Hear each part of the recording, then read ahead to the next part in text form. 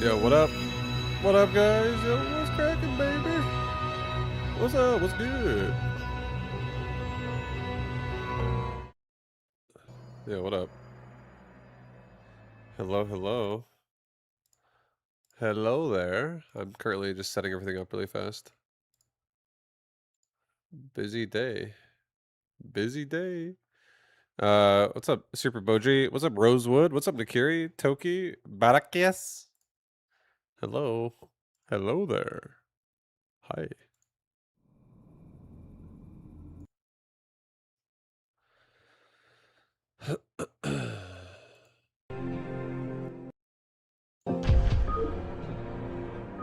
Oh, yeah. My god, our streamer said my name. I always say your name. Nakiri! Nakiri! Welcome, welcome, welcome.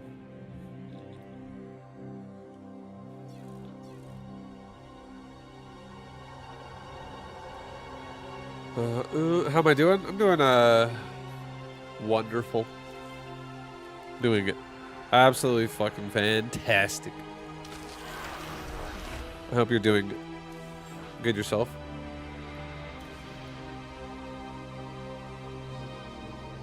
Oh.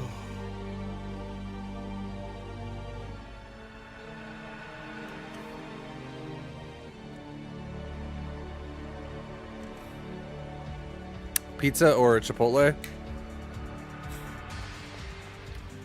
Chipotle is usually pretty decent. It's also cheaper. But pizza is nice every once in a while. I actually just had pizza myself like 4 days ago. 3 days ago.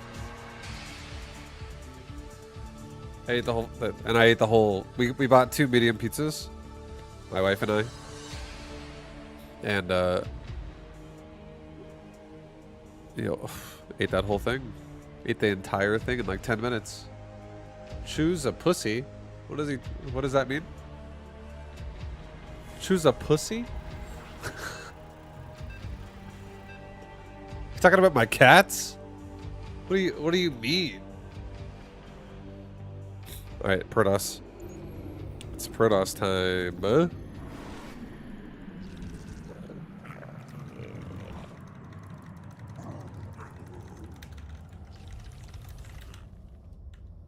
Protoss time.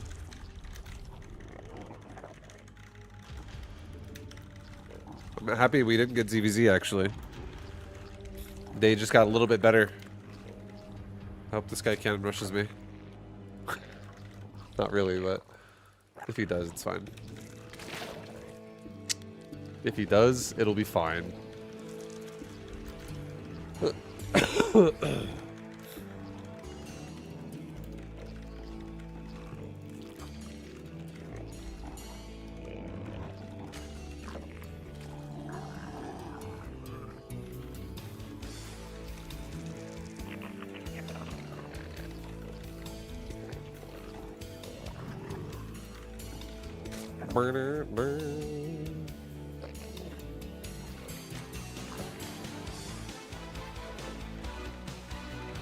Excuse me, drone coming through, looking for a base. My drone just like sped right past that. Oh shit, dude, I got a third base. As my natural. Protoss never wants to ever play normal.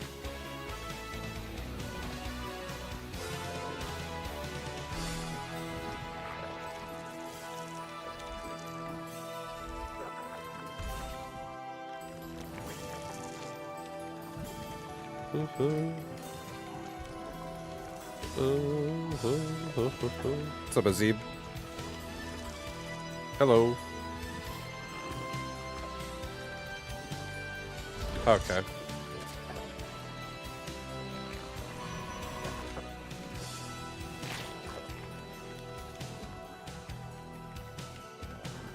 Alright, so it is actually a forge.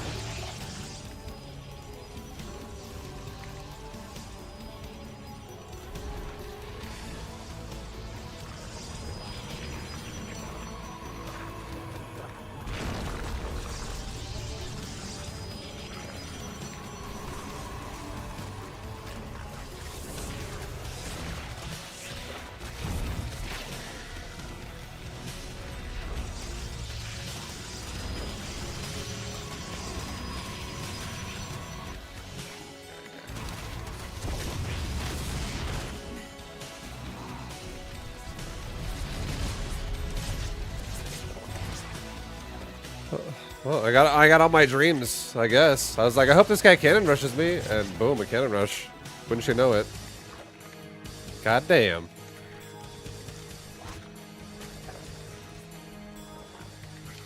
God damn. Good old Protoss. Protoss just want to live. They just want to live. Oh, damn, he made a zealot too. Okay.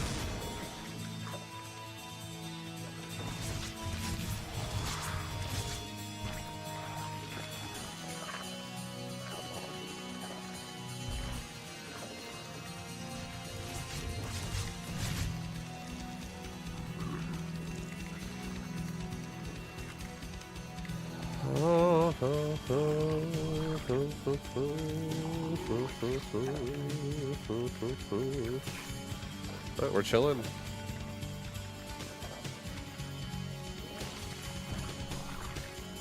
Are we looking at a Stargate? Is this going to be a Stargate, dude?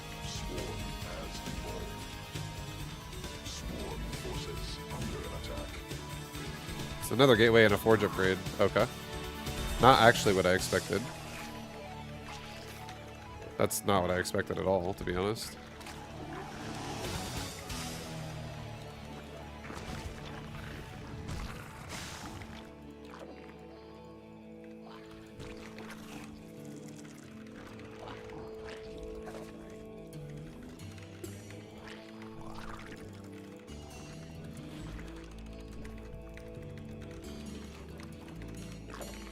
Okay, more zealots. So it seems like he wants to just like do a nice fat timing attack to me with like a +1 melee zealot attack. I'm gonna get Baneling Nest.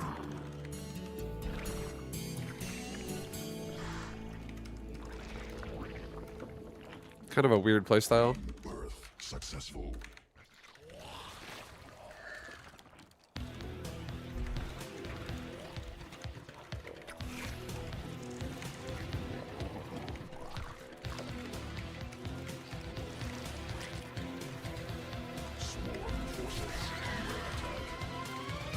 Okay, he's got +1 melee already.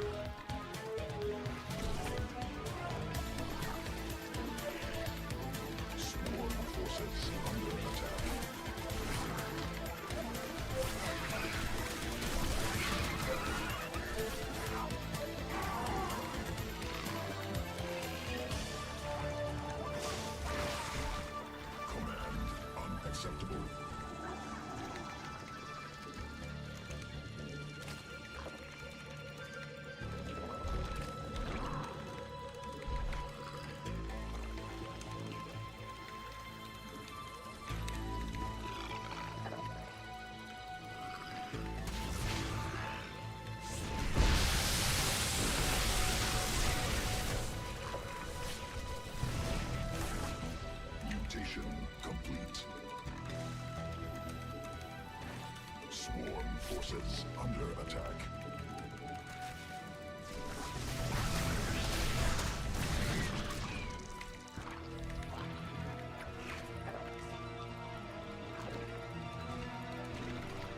Okay.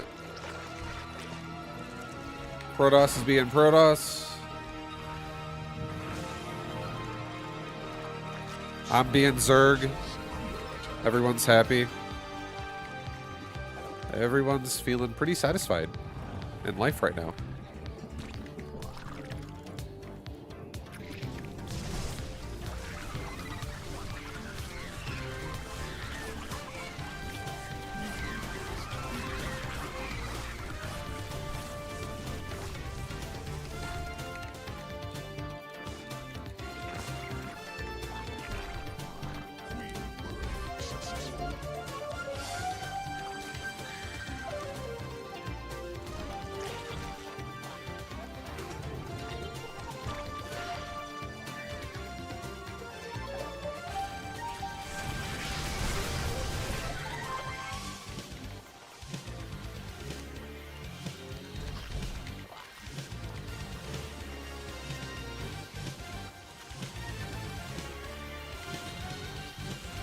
He's going to carriers right away. That's fine.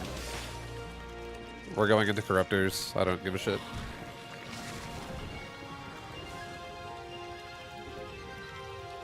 I don't care about the carrier.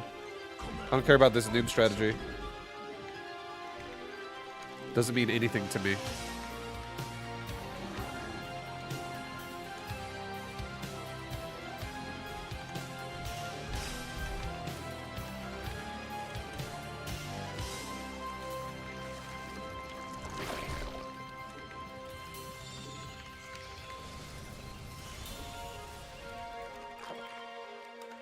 Okay, he's just going for an attack, I guess? With fucking like one carrier? What the fuck? Let's go, dude. Bring it on.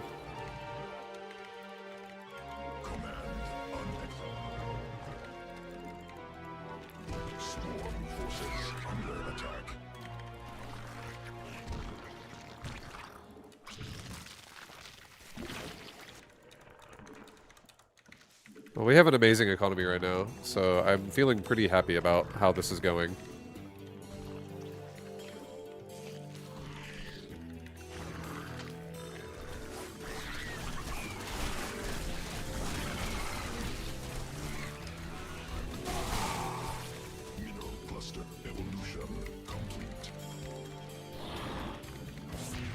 Make sure he doesn't have a fourth base.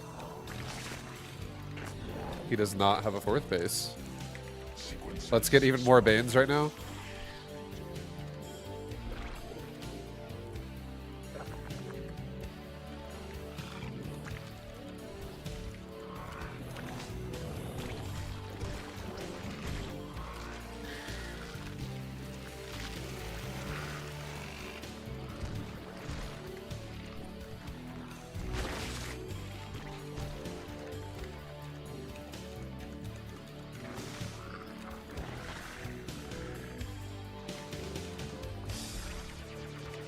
Let's go. Right now. Time to go. Mineral field exhausted. Mineral field depleted. Sequences spun. Swarm mutated.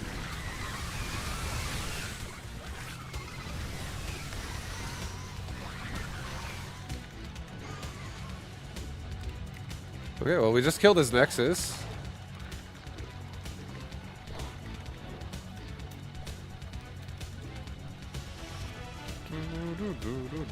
Now he might be like timed all in. It's definitely possible that could be going through this Protoss' brain right now. Can I build creep there? What the fuck?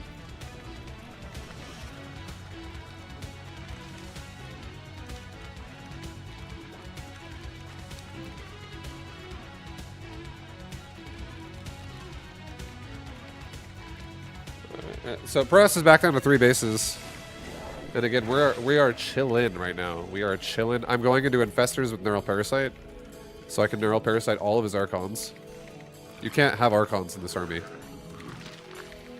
Let's get Overseer speed, so I can not have a problem with a Mothership having fucking Cloak on everybody.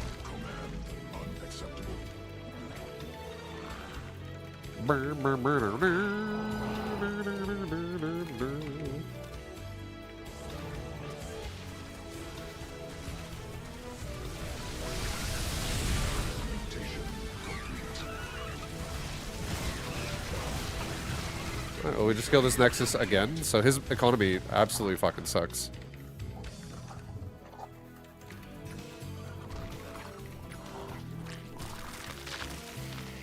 Get some more Banes. Swarm has evolved. Evolution complete. Swarm.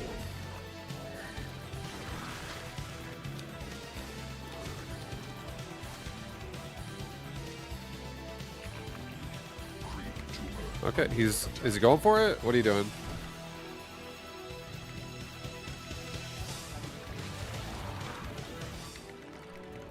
I'm gonna go piss on his main Nexus right now with Corruptor. Okay, he's taking this base right now. Let's put another round of Banes.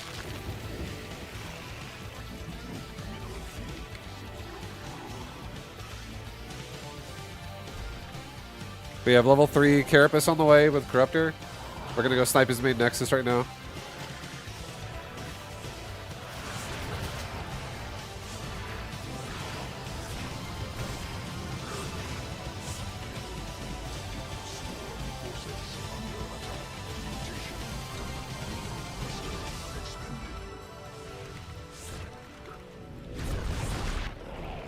Alright. Command on mineral field exhausted.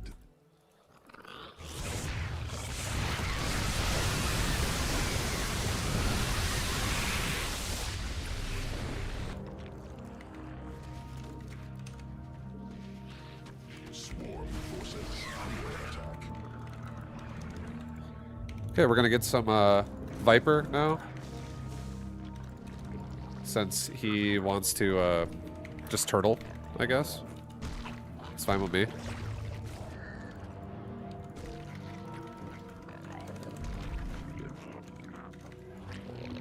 Mineral field exhausted.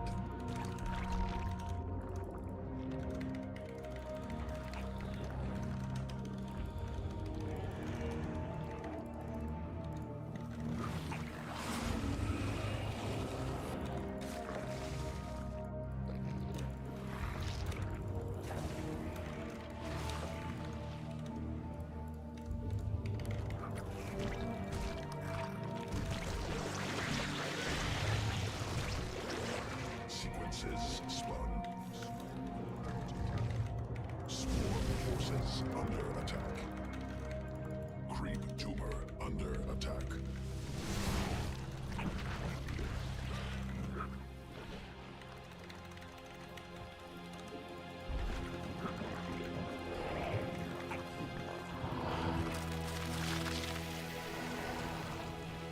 Vespine geyser exhausted. Mineral cluster evolution complete.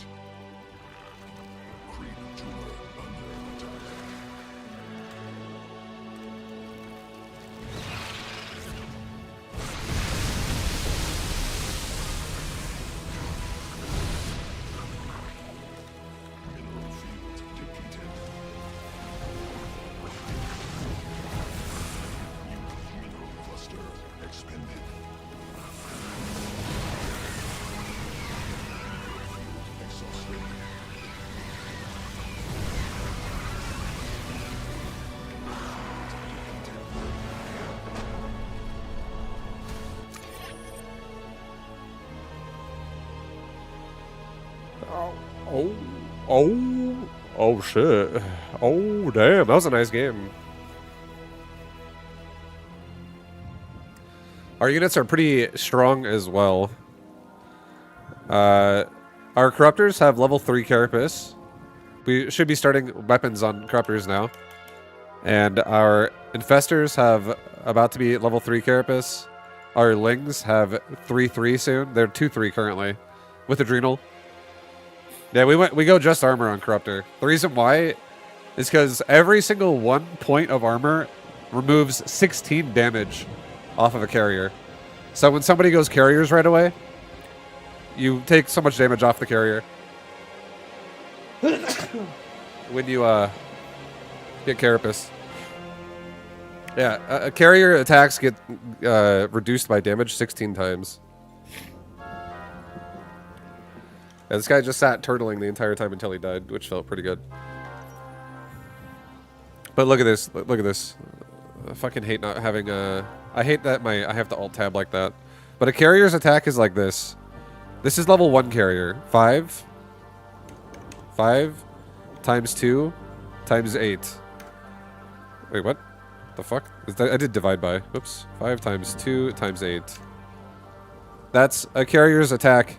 Each volley at level 1. Or at level 1 weapons. Like standard carrier. He had... Because the way it works is a carrier has 5 damage normally. It does 2 attacks per attack. And then it has 8 interceptors that attack. So if you actually do... The current carrier he had level 2 weapons. So his are 7 damage times 2 times 8. Because 7 damage times 2 times per attack.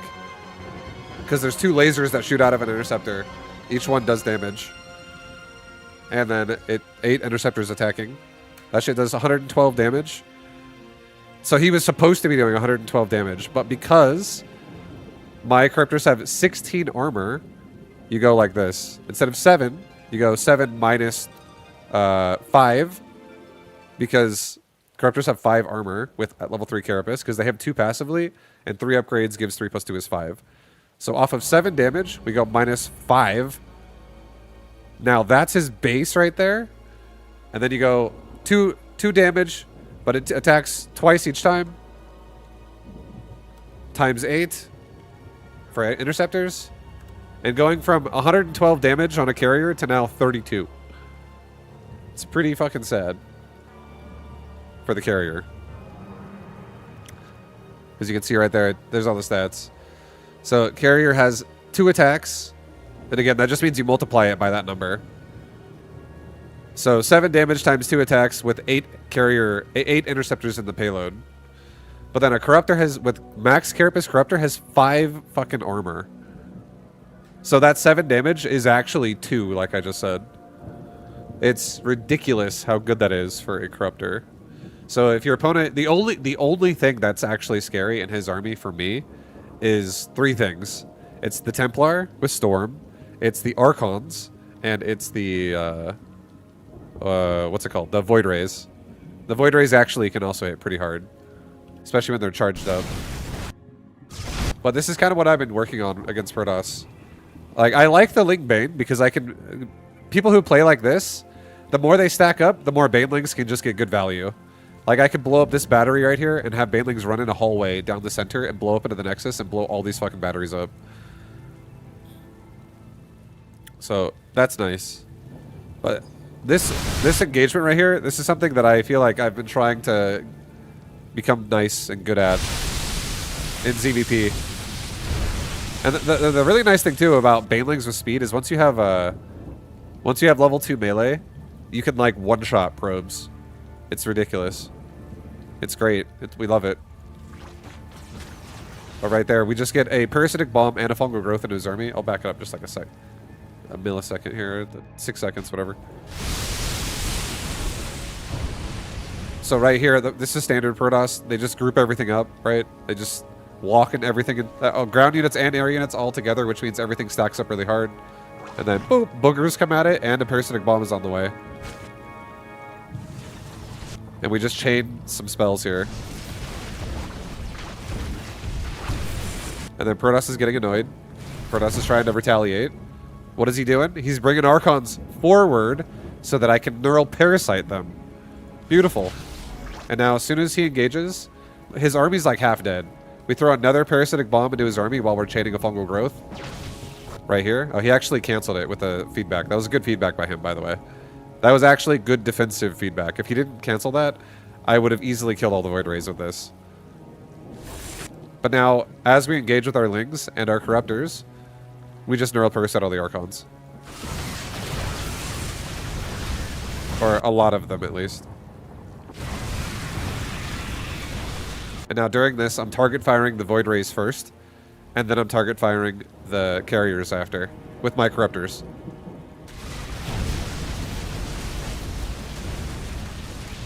Because again, I don't give a shit if Carriers are attacking me. It does, like, no damage. I do care about Archons and Void Rays attacking me. But at this point, he's already lost all of his units. And I could instantly remax on whatever we want right now with a good economy. This is a very good ZVP. This is a really nice game. I feel like this style was a good showcase of how I actually think ZVP for Zerg is strong. I won't be able to do it as easily versus everybody. Also, you got to keep in mind this game started off with a failed cannon rush. But at the same time, I feel like this was really powerful, and I like having a good answer, which is Ling Bane, to just blow up people who make mass cannon battery like this. I don't like going I don't like not having Banes against this. It's really helpful. And that's it. Do you put all casters on one hotkey? No, my casters are Vipers are on 0 and Infestors are on 3. And 0 is rebound to tilde, this hotkey right here. That's the key on the left of 1. Under escape. That's how I use my Viper. So when I'm using my Vipers, I hit tilde, because I bound that as well to that. And when I use my Infestors, I hit 3. When I use my Corruptors, I hit 2. When I use my Lings, I hit 1. So my sequence of attacking into this fight was... And I also bound... I bound all my Banelings to 4 during this fight when I first started it. So the way I started this fight was everything grouped up outside of his base. Like, I put all my units just outside of his base on the edge of my creep. And then I said 4... attack... into the... I didn't say 4 A move. I did 4 right click. We'll do R for right click. 4 right click. I right clicked Banelings into the area. It got his army to come defend. And then I did 3 fungal growth. And then I did tilde parasitic bomb. And then I did 1 auto attack. And then I did 2 auto attack. And then I did 2 right click focus fire on, or like A click focus fire on specifically Void Rays. That was the sequence of micro I just did here. And then it would have been, after this fight, like right now, it would have been like 5SZ or something, or 5S... what the fuck is my ultra again? Is it U? Yeah. I would have either made Lings or Ultras here, one or the other, to remax and like really shove the Protoss's base right now. So that was like the sequence of attack I did. And it all got set up because the Banelings killed... The Banelings killed some probes and allowed me to get his whole army grouped up to try to save his base. Like, that happens because Protoss just A-moved to defend himself. And now that sets up a big balled up Protoss to clump up and cast spells on. So that sequence I just said is literally happening right now again.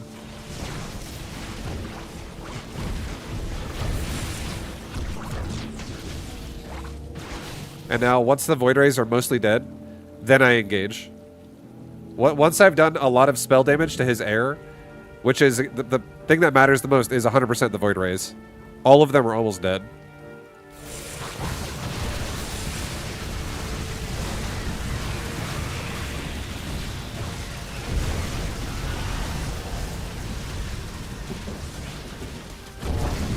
Yeah, that felt really... I want to play more Protoss, man. That felt real good.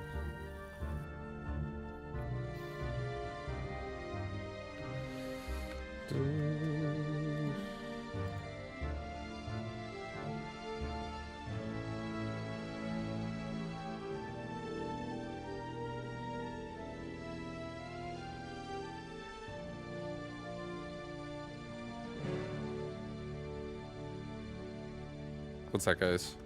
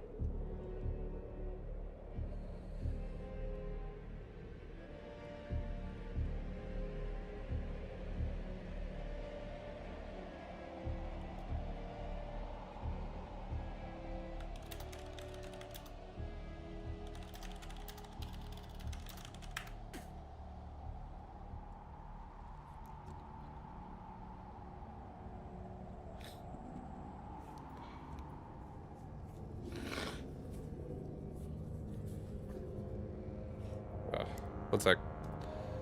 I'm dealing with.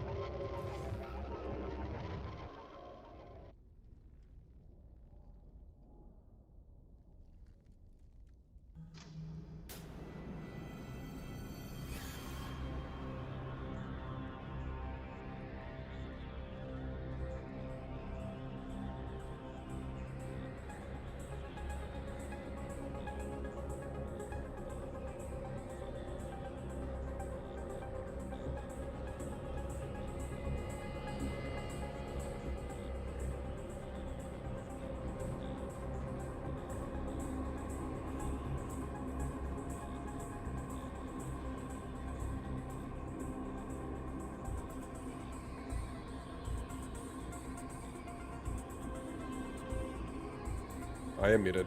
Sorry, thank you. I go to my Discord, SC2 Replays. The channel is SC2 Replays, and then I just put it in there. That's what it's called. And if you don't know where my Discord is, it's right there in the links. The top link right there is my Discord.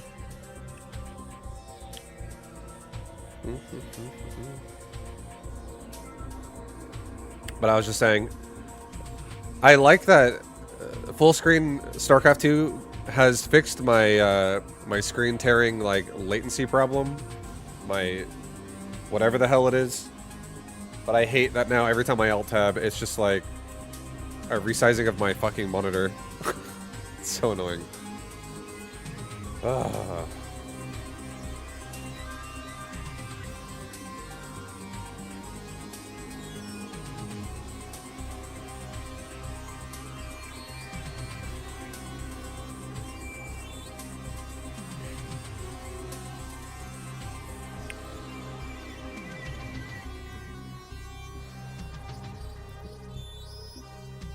No more windowed modes? Not for StarCraft. I was having a problem every single day where I would be playing the game for about 1 hour. Just 1 hour of gameplay would make my screen, my actual gameplay on my end become super fucking like... The screen would freeze and then stop. It would go, freeze, go, freeze, go. The game would just like become very stuttery. And then whenever people would be watching my stream, they wouldn't even see it. It was literally just on my end. It was like the display my stream is outputting still seemed fine, but what I'm actually playing was fucking awful. And I recorded it with my phone and showed it into the webcam to show you what I see. And the screen is literally like, you can't even do this without it like freezing like 6 times. Just like dragging your camera across the screen and panning. It would be like freeze, freeze, freeze, and every time it freezes, it just like jumps like that. That's what it looks like when I drag my screen. It just constantly, it was annoying as shit. It is so annoying. So going full screen fixed that, but now I have to like, every time I alt tab, it's an inconvenience.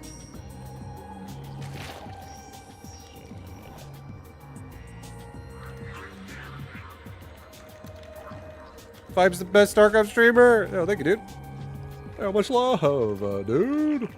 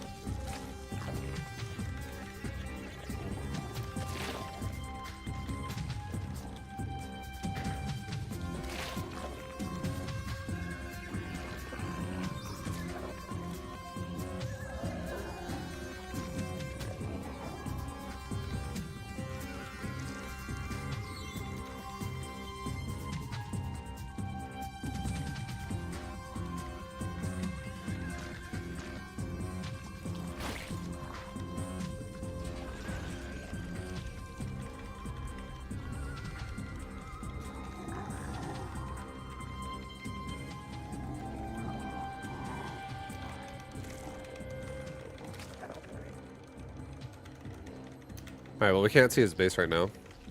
I'm a little bit far away.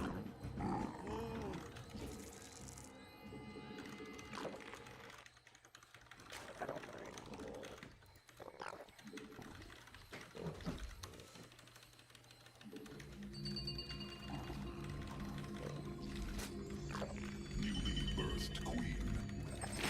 Queen birth successful. Getting some Zerglings right now.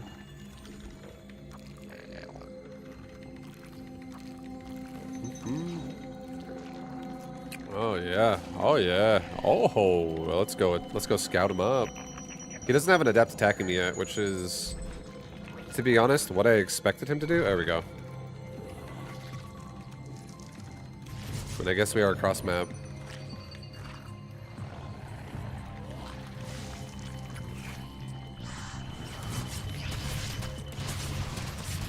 Oof, that's not good for him.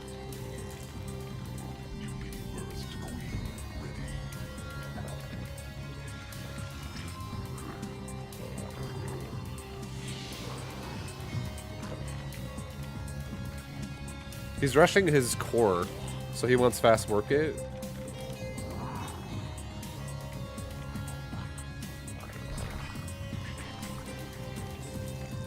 He might be going for a big fat all-in. Let's make a Roach Warren right now. I don't trust this.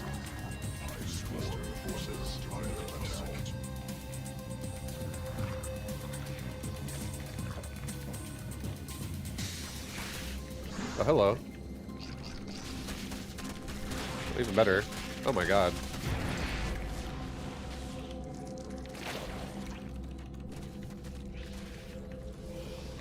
He's just going for like a blink timing. This will not work. I hate to say it, but it won't work. Sorry, Protoss, you're fucked.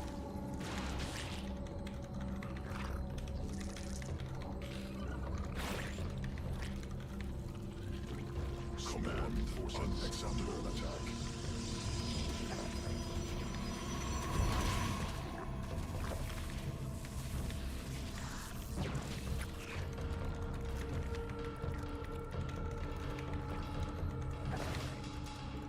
Swarm forces under attack. I mean, the scariest thing that could happen right now would be DTs. But he's not going DTs right away. He's definitely going for a blink timing.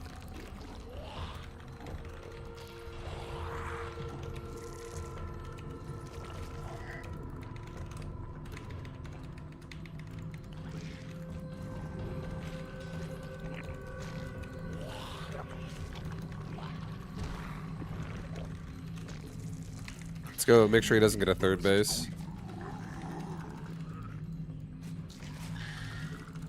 Keep harassing the shit out of him. Swarm forces under attack.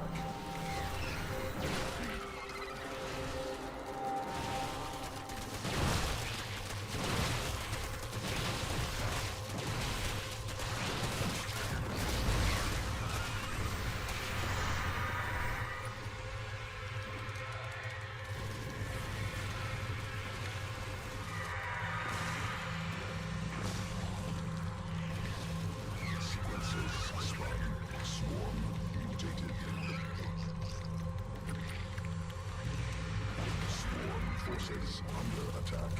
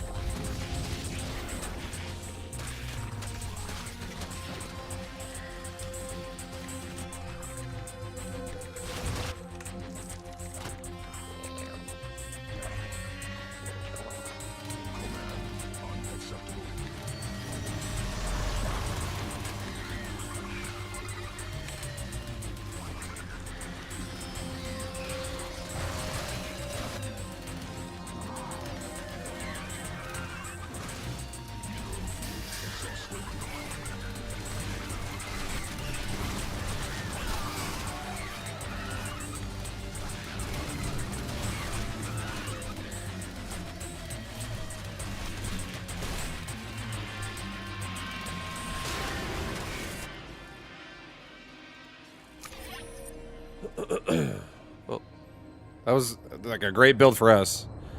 He went Blink Stalker, and I went +1 melee lings. So that was amazing.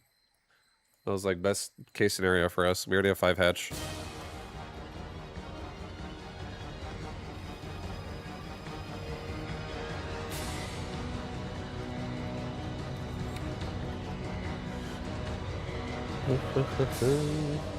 I love Vibe. Yes, good. Vibe, do you think they'll nerf Zerg a bit? It seems like more tinkering to come. They're definitely going to change and adjust things constantly. It'll never stop happening. There'll never be a point when it stops happening. The only way that'll happen is if nobody's playing the game anymore. So they're going to adjust.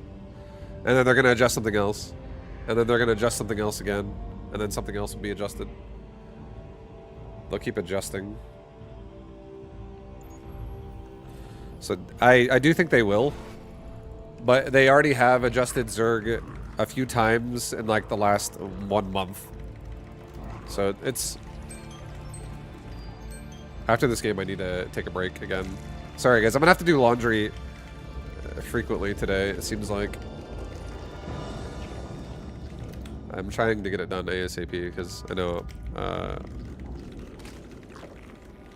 not the only one who needs to use it today. Too much shit underwear? Yeah. I was like, God damn, where's all my underwear? And I looked at every pair in my laundry bin and I was like, damn, it smells like someone wiped their ass in this thing.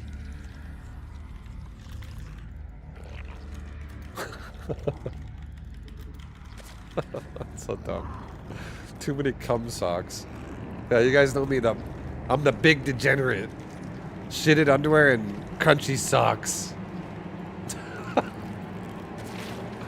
Nadine's a lucky woman.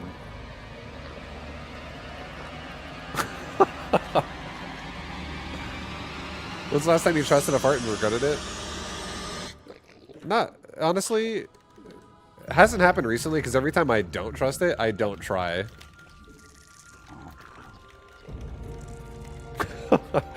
I'll like, just hold it in and be uncomfortable.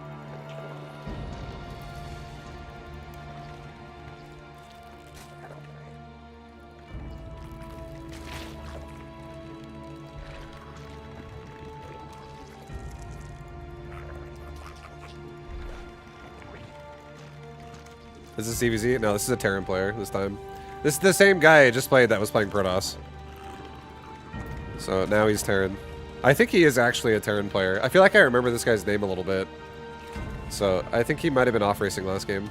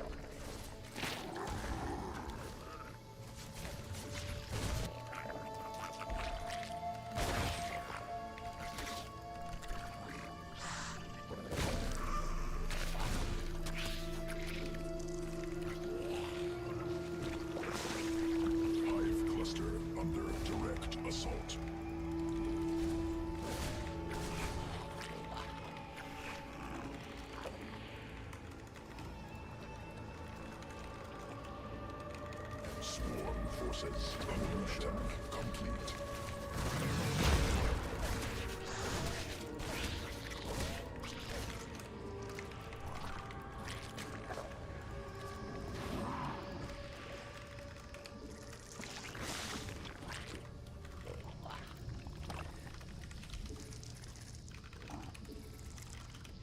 Okay.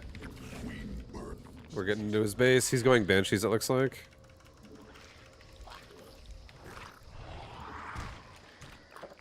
Swarm forces under attack.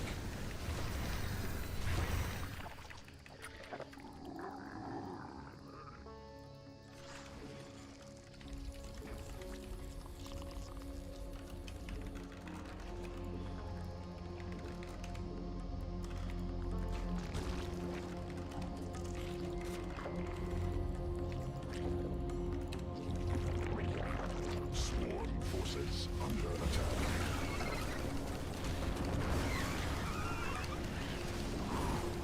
Newly birthed queen ready. Swarm forces under attack.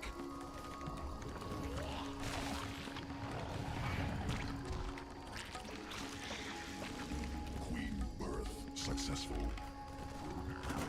Okay, he's got 3 command centers. Everything's looking pretty pretty standard right now.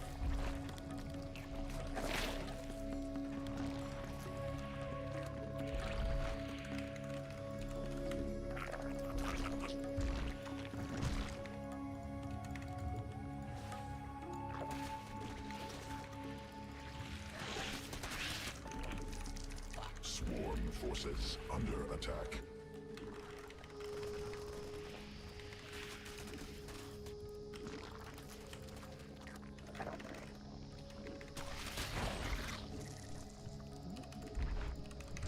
So supply blocked right now. Not good. That was such a long supply block.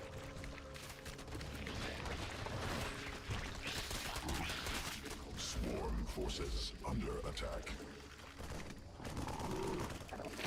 Things like that Overlord dying don't help.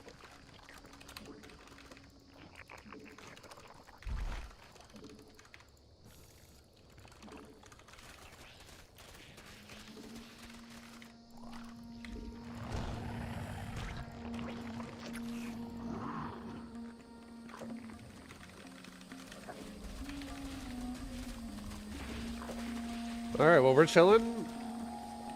We're chilling, guys. We're chilling.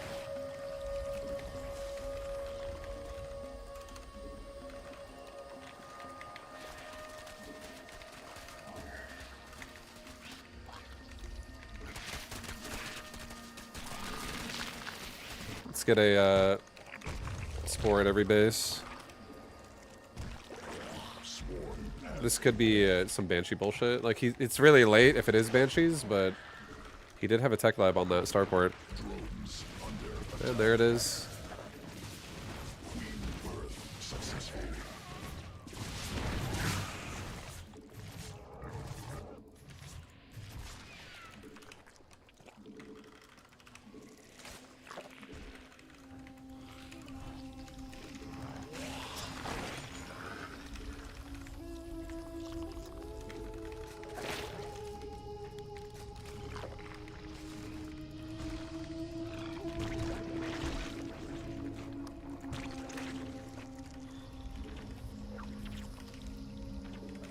Newly birthed queen ready.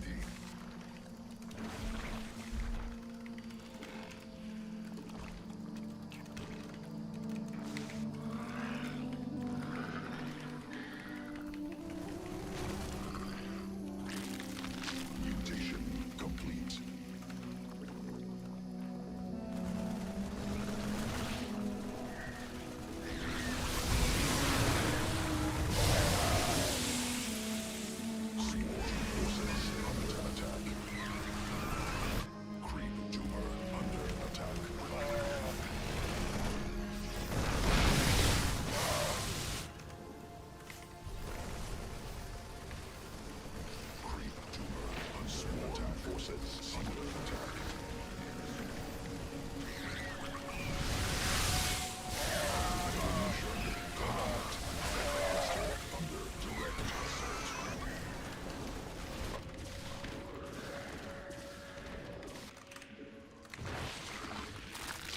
Swarm forces under attack.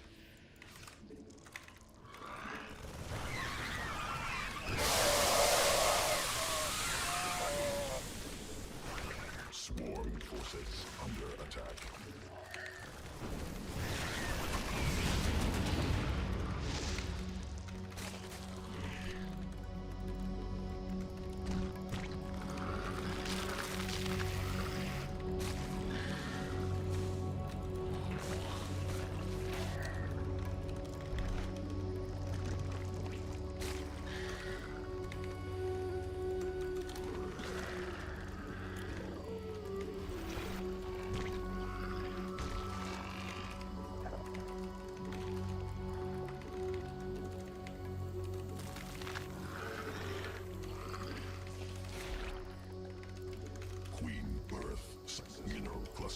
All right.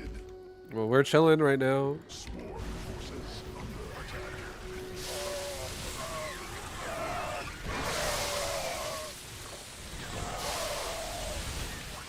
Hey, we killed his tanks. That in itself is great.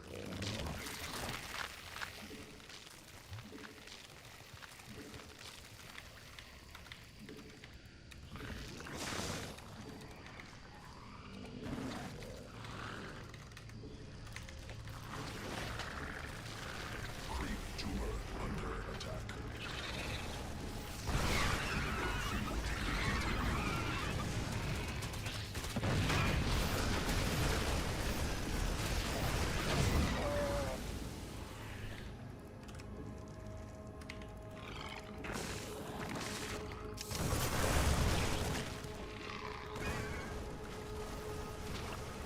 Swarm forces under attack.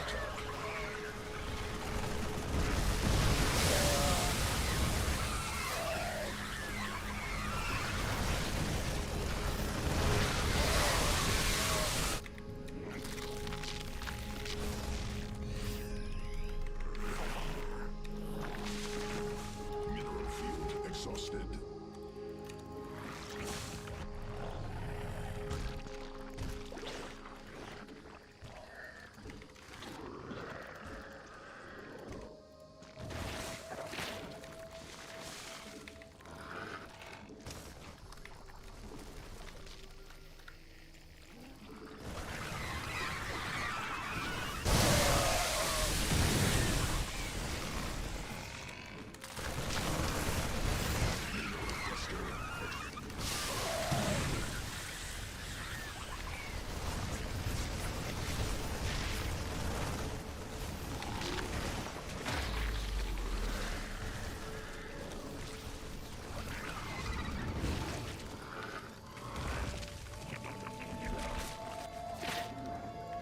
Creep tumor under attack. Mineral field depleted.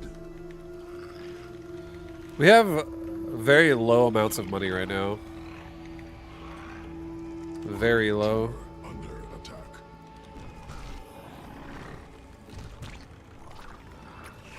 Must be morphed. Mineral field exhausted.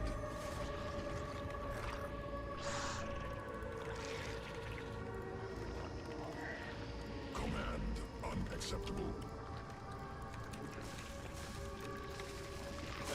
Mineral field depleted. Yeah, this is not ideal. Creep tumor under attack.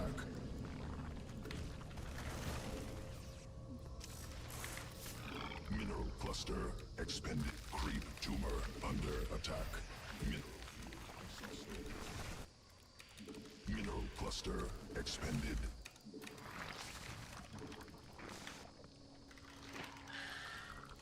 Mineral field depleted. Mineral field command. Creep tumor under attack. Sequences spun. Swarm mutated. Okay, that one Widow Mine just literally killed like 15 banelings. Mineral field Hilarious. depleted. Hilarious.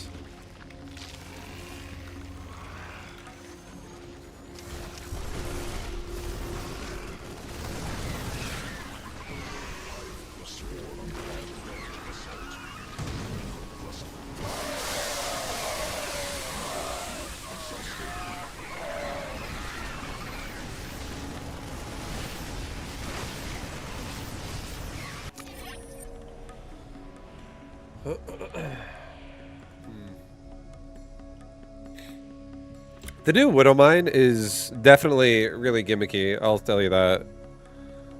The new Widow Mine is super fucking gimmicky.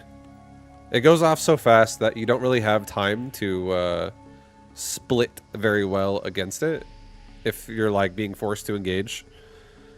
Really, not allowing Terran to just like do whatever they want is important, honestly. But yeah, against Lingbane, the new Widow Mine is fucking absurd. It's absurd. It definitely can change the fight in like 1 second, and also Terran's having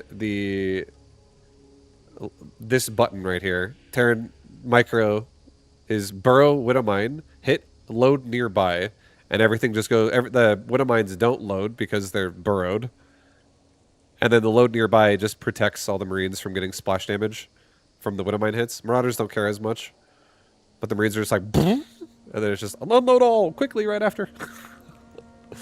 I think Infestors can definitely beat this.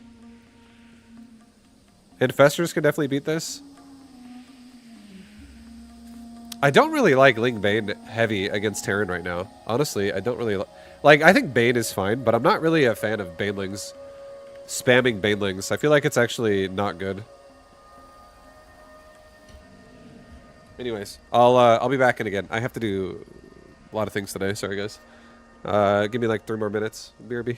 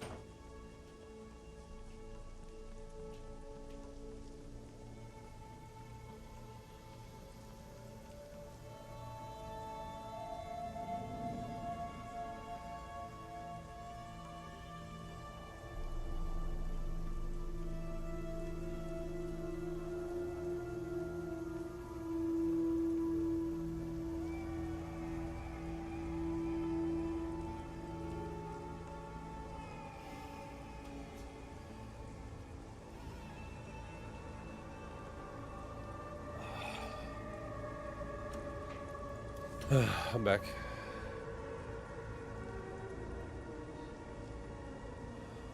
Why, what's your keybind to select all units? I don't have it bound. I don't use the hotkey very much. It's rare I use the hotkey, and you can literally click it if you want to. I'm not saying clicking it is good, but I don't mind clicking it because I only use it whenever I have like 6 different skirmishes around the map, and my units are scattered everywhere, and I want to recombine them. Something like that. It's the only time I ever really use Select All Army. I never use it otherwise.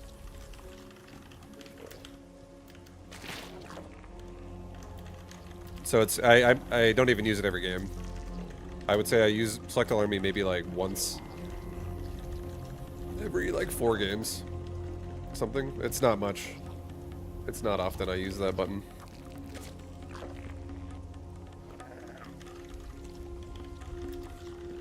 I think Select All Army is fine if you're looking for specific things in your army quickly, but I think it's not good if you're using it in the sense of like you're doing like Select All Army and then like hitting Control 1 or something like that, or you're just not even doing Control 1, you're just only doing Select All Army and that's how you micro. I don't think that's good. That's bad. That's a bad habit. Like for high level play, because high level play is all about multitasking. For low level play, it's fine. Who gives a shit? It might be a bad habit you're going to develop for yourself, but you can always train yourself into something different. It's always possible. So I wouldn't worry too much about everything when you're, if you're lower level, just take it as you go, evolve over time. What's up, Dante? Do I like the new patch? Yeah, it's fun. I think the patch has been fun. I've enjoyed it. I've enjoyed it enough to want to. This is week 3 for me now. Playing it. I don't know how. I don't think I'm going to be back to StarCraft 2 full time or anything like that, but I don't really have anything else I'm doing anyways right now. I'm doing Mechabellum, but I don't actually think Mechabellum is a game I want to play only either right now. Both StarCraft and Mechabellum are 2 halves of the Vaibu coin at the moment. They're both giving me something I can split stream on a daily basis, which is nice. I like playing StarCraft, but not for too long, and I like playing Mechabellum, but not for too long. So it's working out pretty well. Get to play both of these games, but not for too long. Doesn't make them not fun.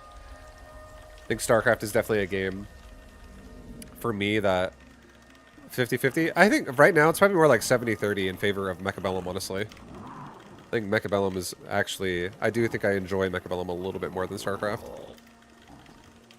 I'm never going to make Muta versus you again. What's up, Nina?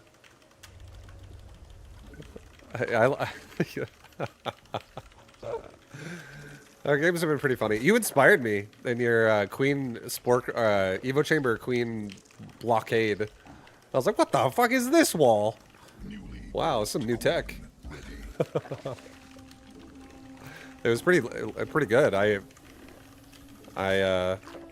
actually thought I was fucked for a second. I was like, okay, this is not good. This isn't what I expected to see.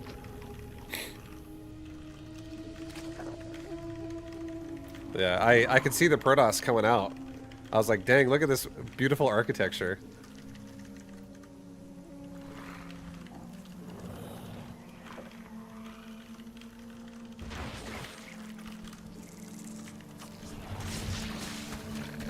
Swarm forces under attack.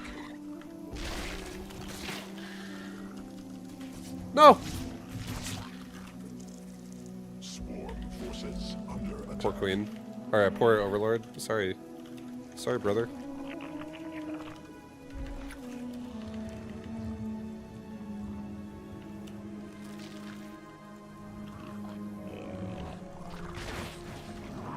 Swarm has evolved.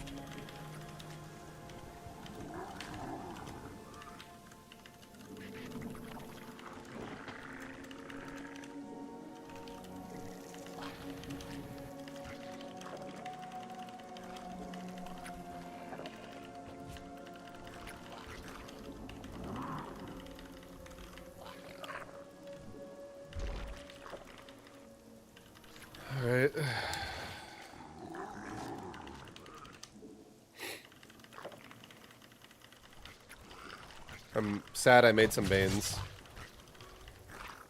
Because now I don't want them.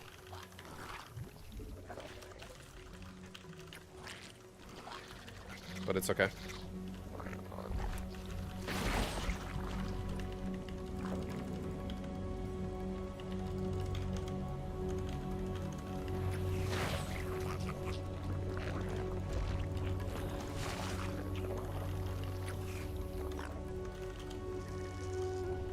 Oh, what if those weren't my Banes? And I'm just like, what the fuck?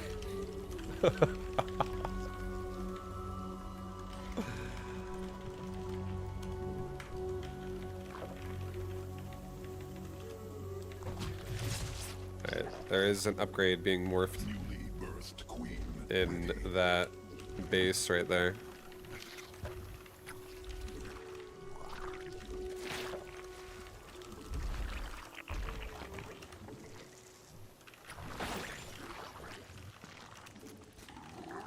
I don't think this is going to be a Nidus Worm. I do think it's probably going to be Mitas, but Nidus Worm could absolutely be a problem.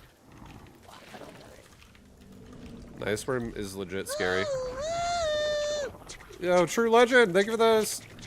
Thank you for the raid! What up, what up? Thank you, thank you. Welcome, guys. Yeah, there's Mitas on the way right now.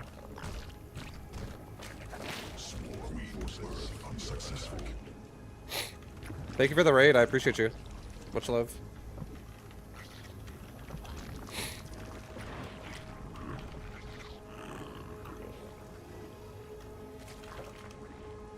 Swarm forces under attack.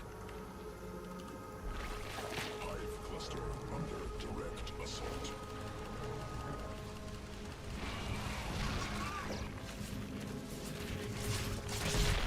Swarm forces under attack. Mutation complete.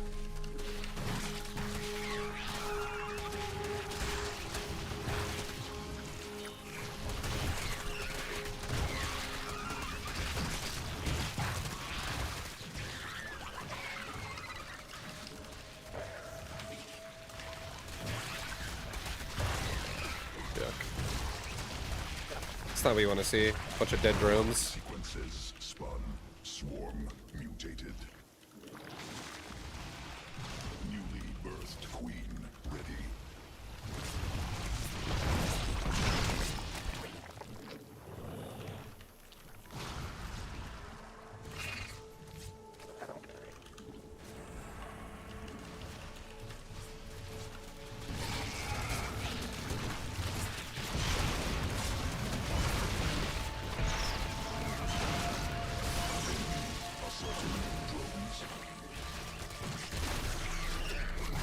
Oops, I just killed my own drone. So sorry! I'm sorry, drone!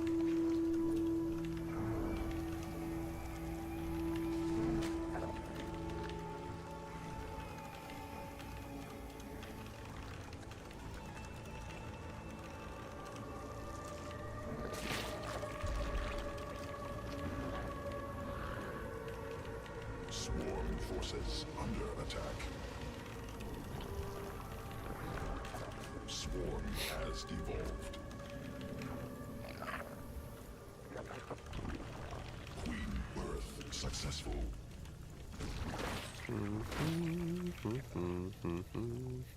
Okay, well, we're okay right now. It's not the greatest position. I'm not gonna lie, it's not the greatest position I've ever been in, but it's a position. We're gonna be able to contort ourselves into something. It's definitely a position. It's not the greatest one, but it is a position. Hive cluster under direct assault.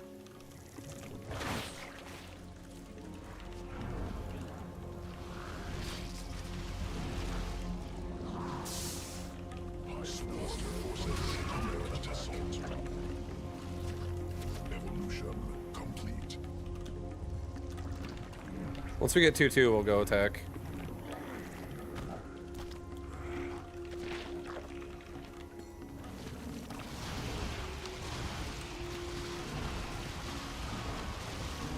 Mineral cluster expended.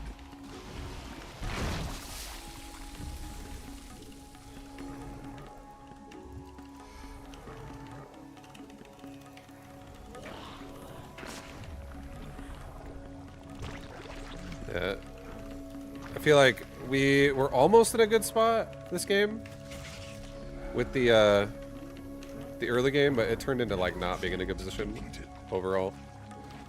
We're almost 2-2 as well, and I do fully imagine there's going to be a bunch of banelings running at my face in a moment when I push.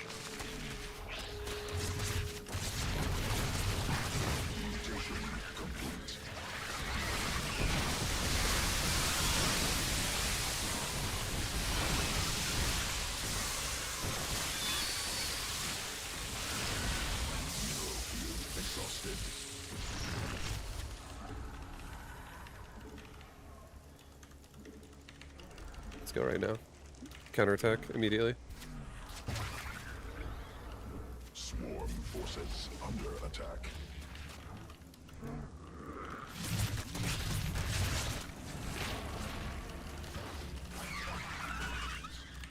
Mineral field. Swarm forces under attack.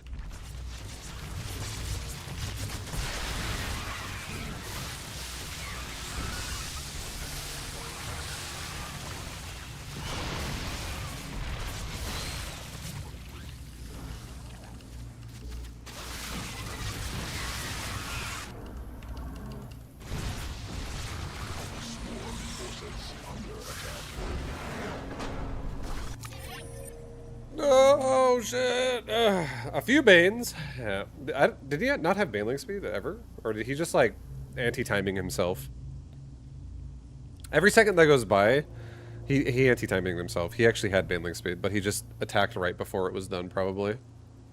Yeah, it's like Baneling speed's almost done. We know Banelings are coming. Like this is a guarantee. But I guess he started it maybe after that attack, because yeah, he's starting it like now, and then he just goes for it. Maybe an oversight to not start it earlier, or maybe he started the Baneling Nest really late, and then he just made Banes instantly. How long ago did he have the Baneling Nest?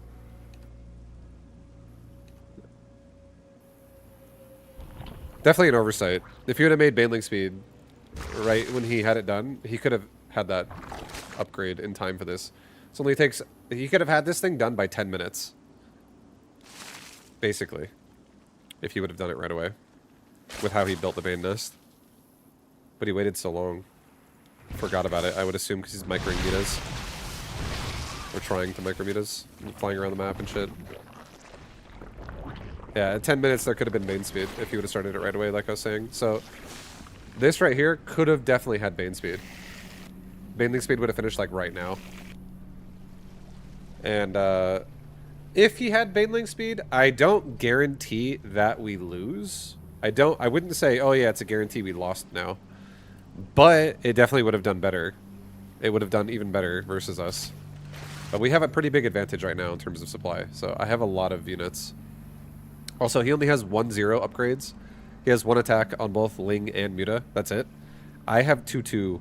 That's going to be done in the next 9 seconds. 10 seconds. 2-2 finishes like right as this fight happens. Like 2-2 finished just now. So right as the fight happens, I'm 2-2.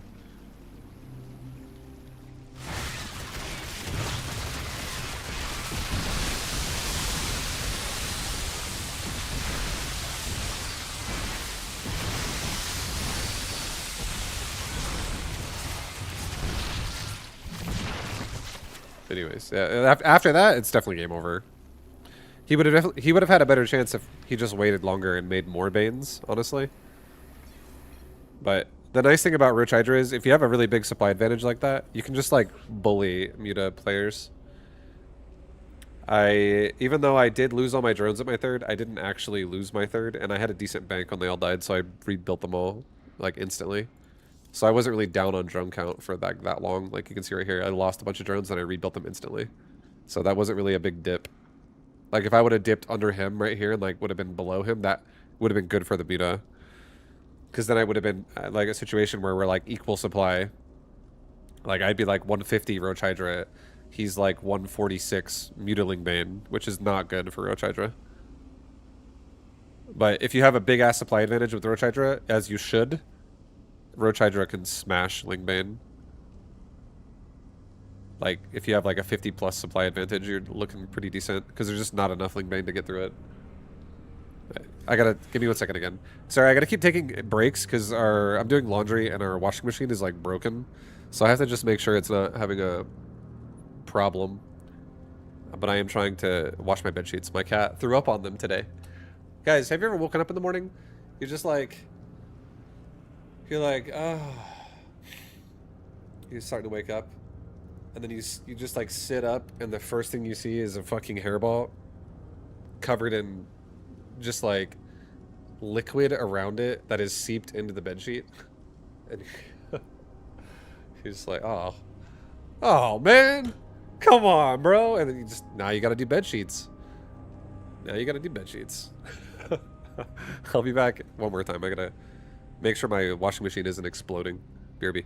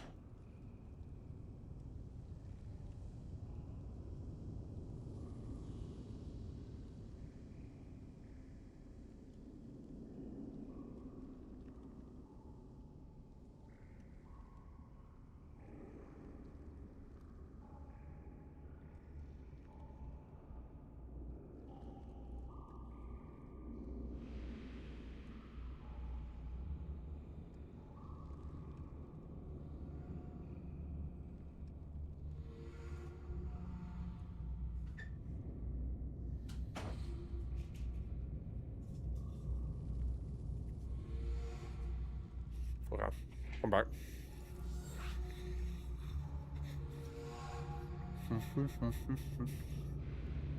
He needs to buy another washing machine for sure. It's possible. We've had issues with the washing machine before.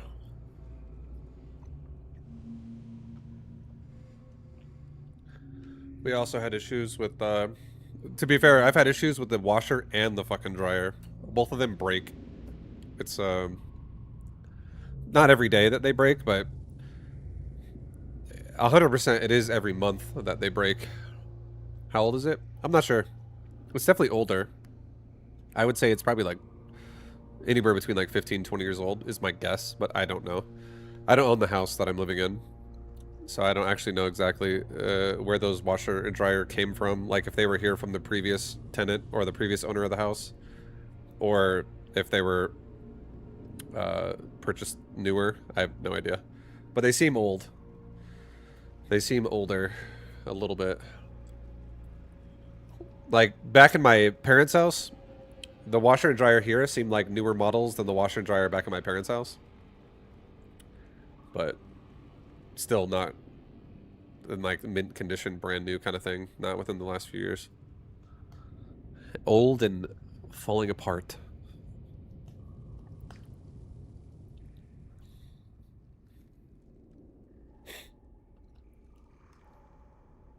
Alright, boys, another game coming up right now. Another game coming up right now. Let's do it, man. Let's do it. Get in there. But yeah, playing StarCraft 2 and playing Mechaballs on a daily basis actually has made both games more fun. Moderation is key. I feel like since I don't have any lofty goals or aspirations with either one of these games, I don't have like any major goals with StarCraft or Mechaballs to like hypothetically like go pro again, something like that. Instead, just playing them for fun in stream content. It's been fun playing them in a way that's not making them feel like a big old grind. I think the least fun is when you play something too much and then you're just like, I don't even want to play it anymore. That's no fun. Vibe, vibe, vibe. What up? Yo, what up, Seeking?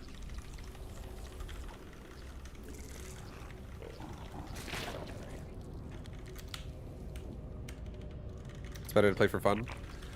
It's definitely more enjoyable.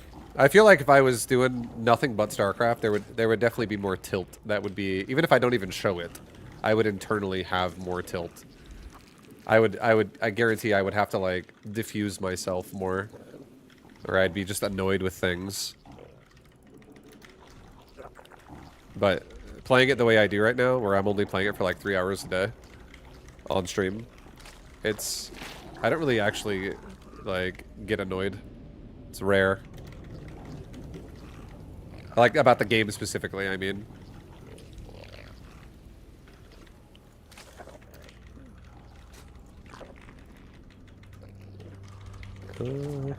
But I remember when I used to play this game full time, all the time, it would annoy me.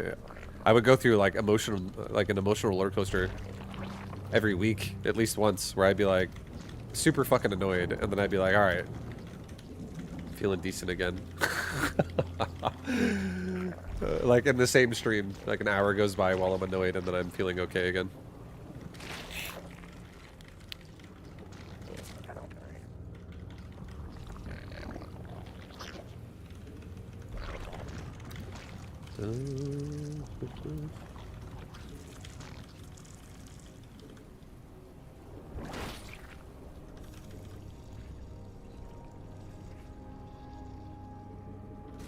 I think I might go +1 melee really fast this game. I feel like doing a Ling build. Like really fast +1 melee before speed. There's no Lings attacking me, so I can afford to do something like this.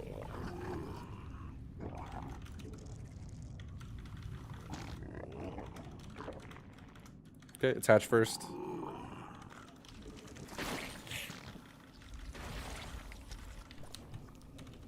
Almost as if the game gave you a bad vibe sometimes. It definitely did in the past. Or it could in the past. It didn't definitely do that to me, but there were days where it could.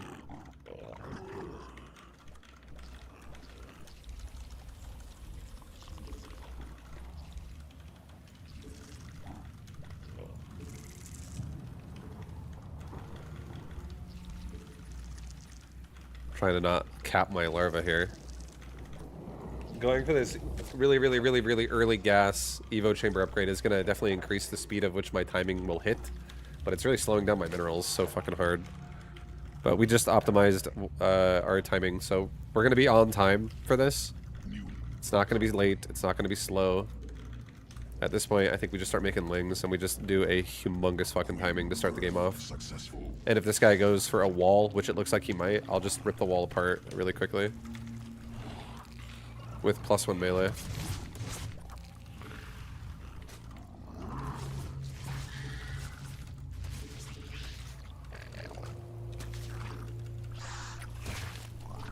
Okay, well, he doesn't know exactly what's going on right now, so... Lings are already dead. He did see my Evo chamber, though. So, I mean, he at least knows that, right? He knows about the Evo chamber. Vibe loves StarCraft again! I have been enjoying it. I have been.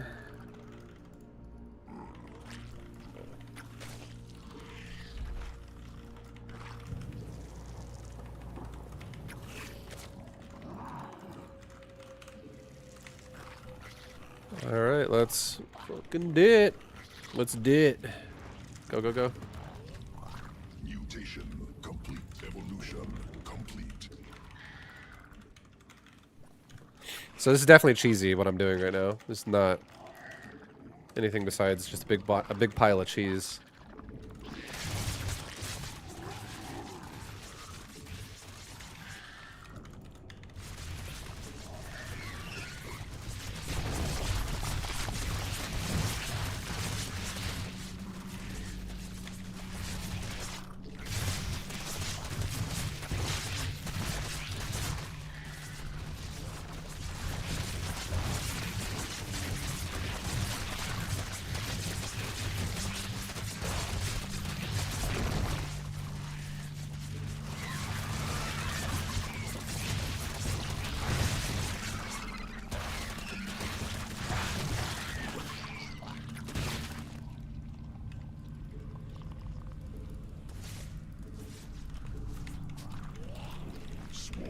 forces under No, what the fuck? Okay. Not what I meant to do. Exactly.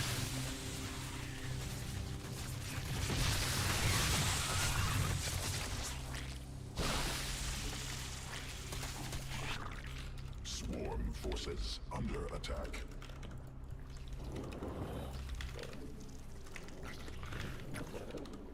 Swarm forces under attack.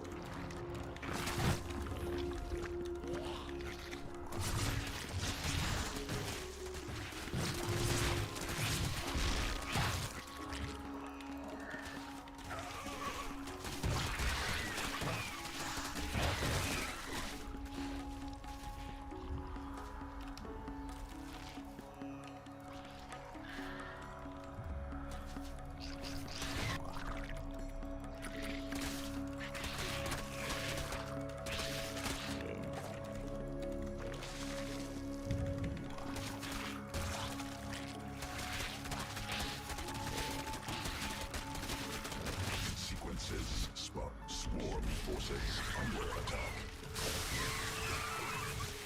Newly birthed queen ready.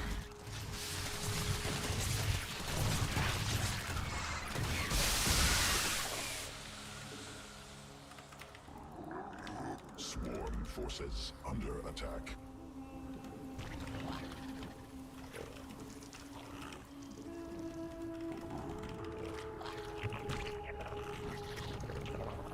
Swarm forces under attack.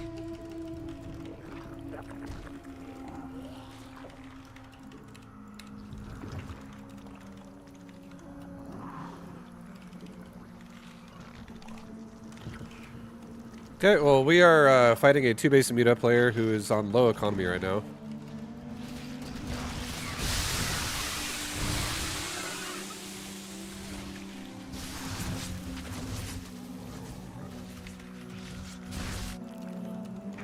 Every time we kill something, it makes me feel good.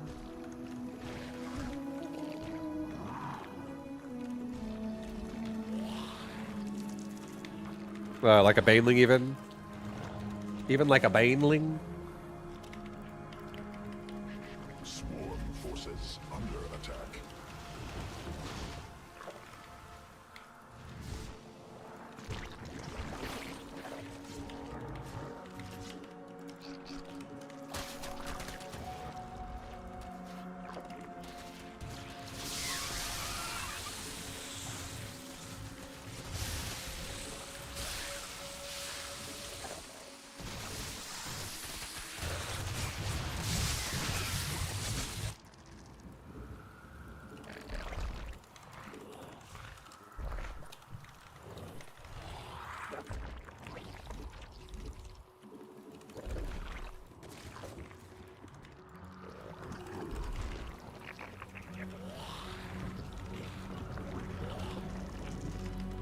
Okay, so right now what we're kind of doing is we're kind of just like alternating ling, drone, ling, drone, ling, drone, ling, drone.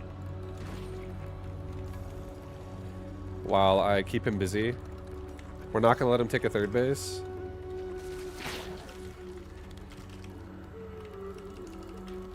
And we have spores to defend our base right now from the meta. So he can't really like counterattack me. And his economy is really not strong. So he can't really like drone. Or sorry, he can't really like make lings against me because he doesn't have a lot of drones himself.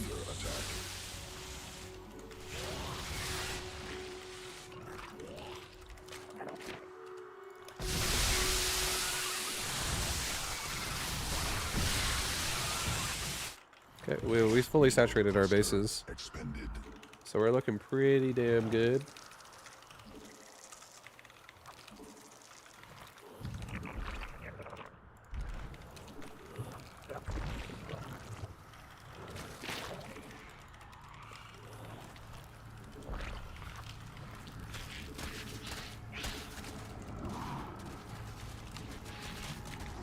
Swarm forces. Mineral attack depleted. Mineral field exhausted. Mineral cluster successful.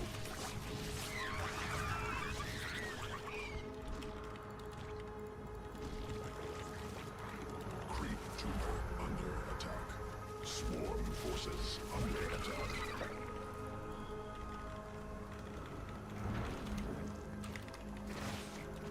Swarm forces under attack.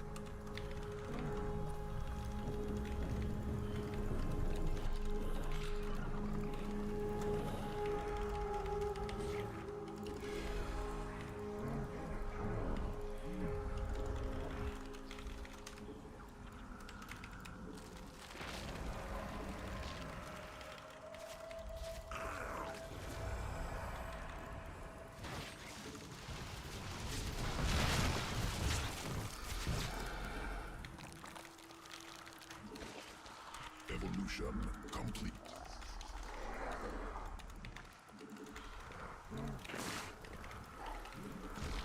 Mineral field depleted.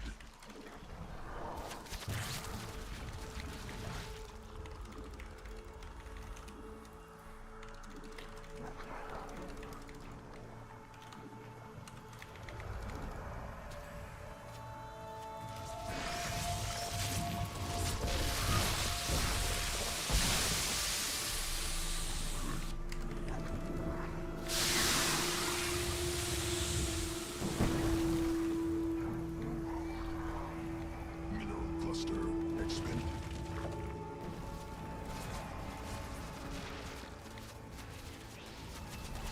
Mutation complete.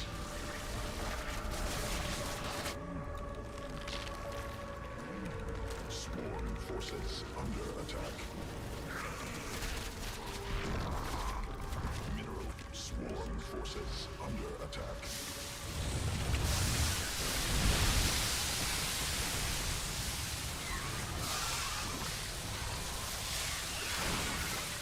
Mineral field depleted. Sequences spawn. Swarm mutated. We just sniped off the overseer, so he can't. He can't kill my lings. Or am I sorry, my lurkers is what I meant to say.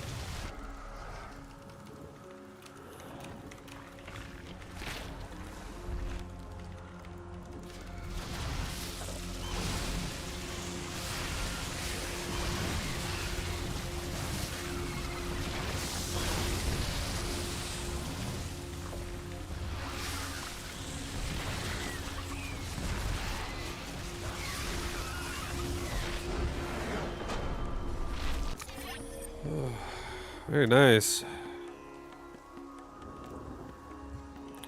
Yeah, he didn't have a lot of money. I'd say that for sure. I had so much fucking money this game. Resources lost. I actually lost less, which is nice too. But yeah, the Muta's only having 1-1 or a 0-1, and the Hydra's having 2-1 it's so insane. We won that game. I actually was in a really good spot all game, honestly. Like, look at when I was attacking his base. I thought we were going to get clapped. No, not at all. I was on 4 bases when he was turtling on 2. So I was pretty, I was feeling pretty fucking satisfied. And I kept just, like, growing my drone count. I was alternating Ling Wave with Drone Wave, Ling Wave, Drone Wave, Ling Wave, Drone Wave. And he was spamming drones into walling and rebuilding and trying to just make Banes and Mutas. I definitely killed a pretty decent amount of drones as well. I probably killed, like, between making him force buildings and killing those buildings and then also killing actual drones, I feel like I killed probably, like, 20 drones while he was on 2 bases.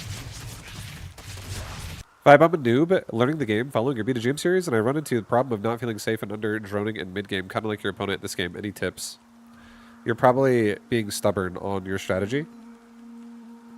Like, I know you said you're following BTGM, which is totally fine, but BTGM is like, if you, I don't know what race you're playing, but I'm gonna assume you're just playing Zerg. BTGM is like 2 base roaches, but when you go 2 base roaches, I would say all the time only make like 8 of them max, like 6 to 8 roaches, and then it would be another drone wave. So at one point in the game, you're supposed to be 3 bases saturated while only having like 8 roaches. And if you do that, you're never going to get stuck in your base, and like you might die in the process of making drones. That's possible. That is possible. But you're not going to get stuck in a way where it's like you're getting contained and you're just making units.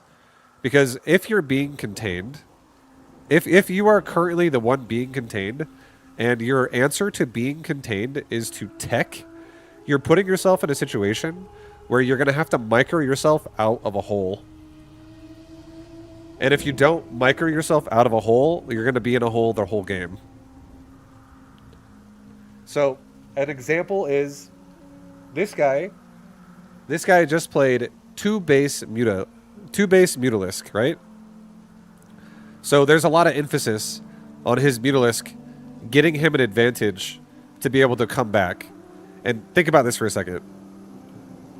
Why is he actually going to be needing to come back versus me, even though he has more drones? Blah, blah, blah.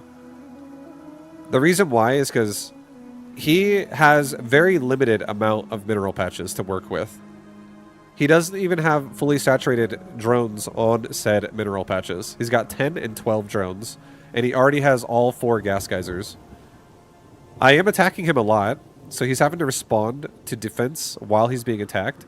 But if my opponent caps out on 16 mineral patches, 8 per base on 2 bases, and I have 32 mineral patches to work with, 8 per base, and I have 4 bases, and if the game stays, like by the time I make drones, if he's still on this like he was, mineral-based income is what gives you like your infrastructure overall to support everything. So although Mutalisk Zergling Baneling is 100% a viable strategy, if you're doing a version of Mutalisk Zergling Baneling where you have very low minerals, you're not really going to have anything to supplement, like to support your Mutalisk. It's just going to be mostly Mutalisk only. Like the amount of supply you're going to have that's not Mutalisk is going to be less than 20. You're going to have like 12 supply of Ling Bane and like 40 supply of Muta. You know what I mean? You'll have like 20 Mutalisk and like 18 Zerglings and 6 Banelings. That's not a lot of units. Realistically, what you want to have is you want to have like 20 Muta, but also you want to have like 80 supply of Ling Bane. You want to have like 160 Zerglings, which you could maybe turn some of them into Banelings with. Maybe you have 100 Zerglings and 40 Banelings. Or something like that. Or like 60 Banelings and 100 Zerglings. Like, you want to have a large amount of shit. And you can't afford it. You simply can't afford it if you don't have the availability of income. And when you're... So everything I just said, the reason why it makes sense and the reason why it matters is if you put yourself in a situation, like I just said before, which is low economy tech rush, it puts a lot of emphasis on your Mutalisk to do everything. It's like Mutalisk now need to not only exist, but they also need to like make me fall behind. They need to be able to counter pressure me so that I can't control the game anymore. Like if he made Mutas and he was able to kill my 4th and kill my 3rd and also expand to his 3rd, and now he's on 3 base versus me on 2 base, it would be fine. Then it's like he dug himself out of the hole and he's okay now. And maybe he has a major advantage because now I have a really hard time dealing with the Muta. But if the Mutalisk are made in a way where I can literally keep them defensive, because if he ever leaves his base, I'll just fucking kill his base with Zerglings. And he doesn't have enough minerals to also have a ground army with his Muta. It means he can never really attack me, and he's always on defense. And then it allows me, while I keep him on defense, to just rotate in drone waves myself, which you'll see. Look, watch the drone count. Blue is obviously less right now, right? But watch how my drones just keep going up, and his don't. Because he's capped out pretty much on 2 bases. So I'm going to keep harassing him with Zerglings, and the drone count will keep rotating in my favor. More and more, and now I have drone lead. And now I really have drone lead. I have an even larger drone lead. He's trying to stabilize. I'm here again. We're attacking. We're being annoying. I have drone lead again. Mutas are crossing the map. We have now made some spores right as he's crossing the map. So we didn't make spores super early because it would have been really expensive to save for that and build one and save for it and build one. We made them after I was really well saturated. So I'm looking great on my economy right now. And although his Zerg has caught up to me a little bit, again, he's still capped out on 2 bases. He's just now taking his 3rd, which I am trying to kill. We don't fully kill it, but I am still attacking him a lot. But I've had drone lead now the entire game going forward. And he's super threatened, right? He's super scared.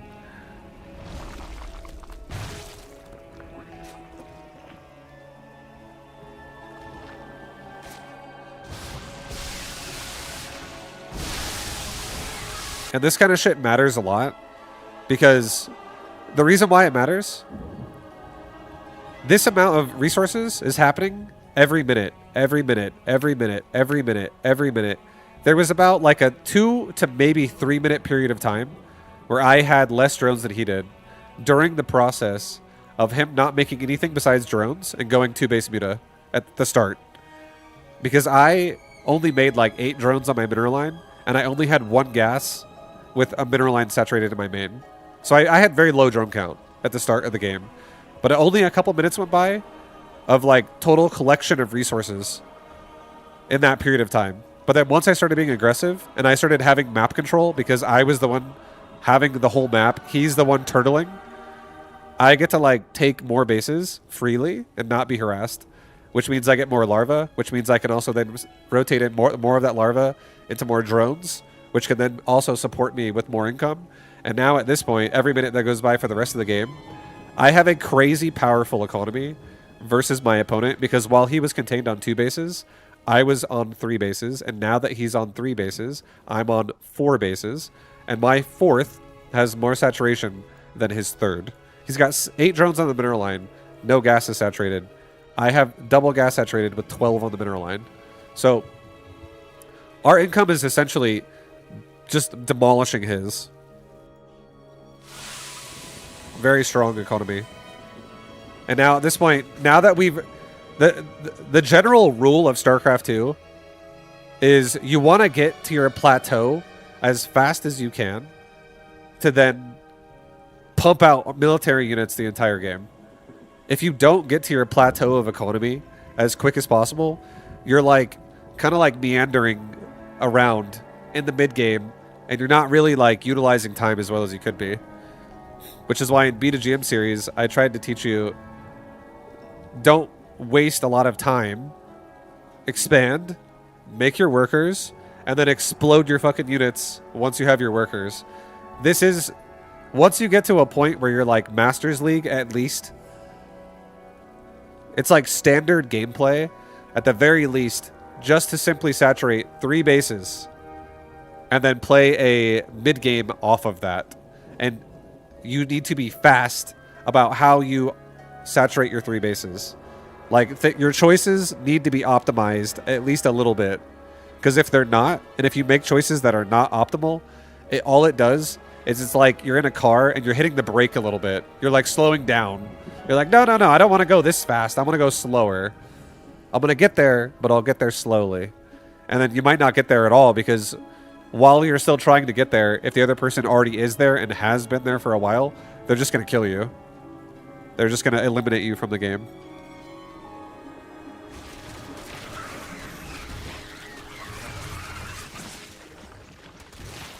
is a lot to digest. I know. But with everything I just said, I think that also might help you if you continue to watch Bronze GM series, because I I work around the point that I just was talking about in every single game in Beta GM series. Every game is about economy management and how to maximize time with your production. Because if you don't do that, you're going to have situations where your games will feel messy and bad. And you obviously aren't supposed to be perfect at it at low level. Just do your best and always have the mindset of how can I optimize what I'm doing faster? And the easiest way of all, the easiest way to optimize it is to just look at the actual clock, look at time, and compare a good version versus your current existing version of what just happened. So if let's just say hypothetically, you play a game where you're like, wow, I did so good this game. I did amazing. That could be your new base. It's like, let's just say you got to 70 drones by 7 minutes. And it's like, damn, I got 70 drones by 7 minutes. And then look at the next game, and let's say you got to 70 drones by 9.5 minutes. Or let's say the next game after that, you got to 70 drones by 8 minutes and 45 seconds. And it's like, these are different times to get there. And it's like, what's going wrong in the games where it takes longer to get there? So time is literally also like your strongest ally when you're learning how to play StarCraft. If you just pay attention to the clock, it'll make things make more sense if you actually have something to compare to, as opposed to like having a game where it's really slow and you don't realize it, and you're like, I don't know what happened here. Why was this bad? Time is massive. Because you can see what happens right now in this game. Like, the supply is going to start exploding for us. So, a second ago, we were similar supply, somewhat. See this? This is similar supplies. But this is not similar incomes. He did just kill a bunch of my drones at my 4th base. But again, we're a base above my opponent. So, I have way more production value than my opponent does. Also, I have way more larva than my opponent does. Because I just simply have an extra hatchery being injected and my opponent doesn't. So it's a pretty big deal at how fast that can explode your economy and how fast that can explode your production. And we've now remade drones. And the supply was 10 supply difference a second ago. But now we're going to hit max like so fucking fast comparatively to my opponent. And now there's a 50 supply difference. It went from a 10 supply difference to now like a 50 supply difference in literally a matter of 1 minute.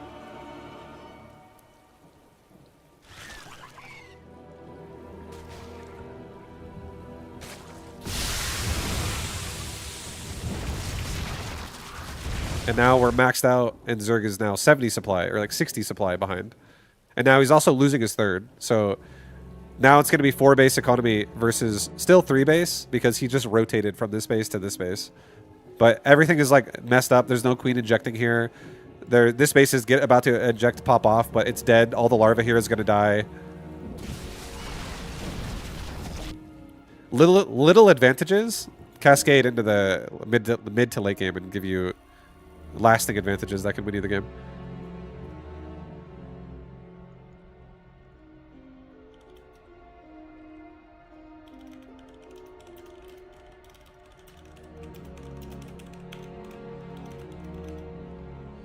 What's that, guys? Sorry, I'm doing a lot of shit besides streaming right now.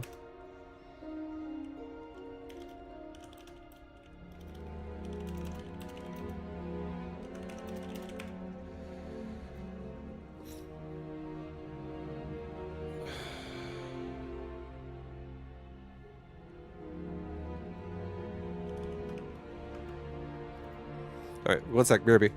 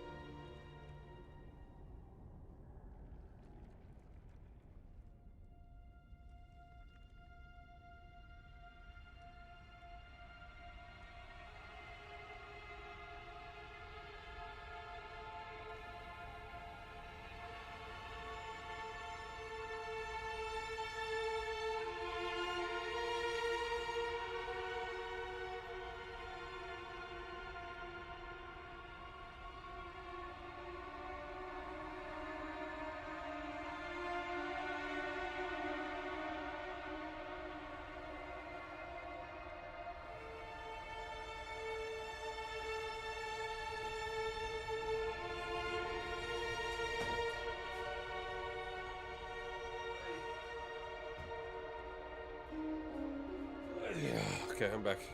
Sorry. I have to keep going AFK just because doing, just, yeah, chores and shit.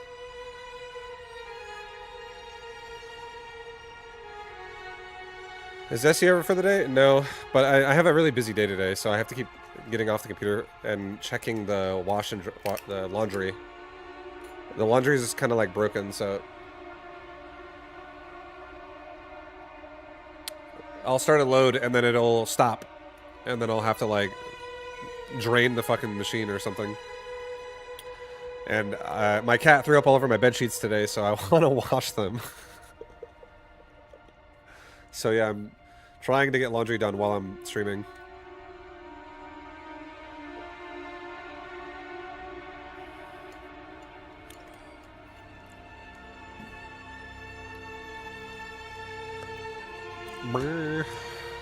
Is that a Red Bull? No, it's called Ensure. It's like a mini protein shake thing. It's basically like a small meal replacement, and it's worth 200 calories, 220 calories. So I just drink these because they're literally fast and easy. Is your cat sick? No, it was just a hairball. It was a hairball that was surrounded by a decent amount of stomach acid. So it was like a very wet throw up.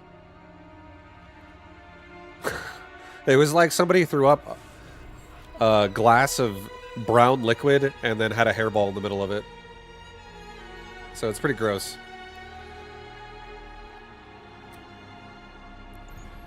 But he didn't mean it, obviously. He didn't mean to throw up on the bed. He sleeps on the bed, so he probably just woke up and was like...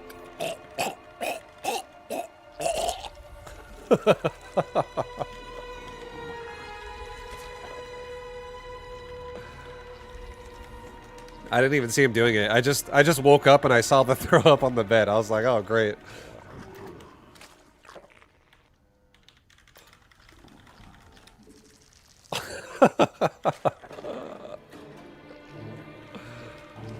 Yeah, it's another ZvZ.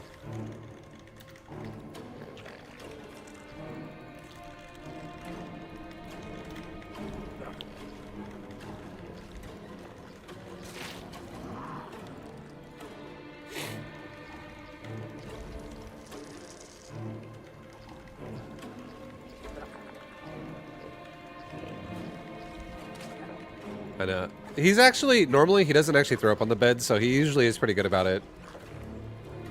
But there have been a few vomits where, like, the cats definitely like to vomit in a place that's inconvenient. And you're like, why?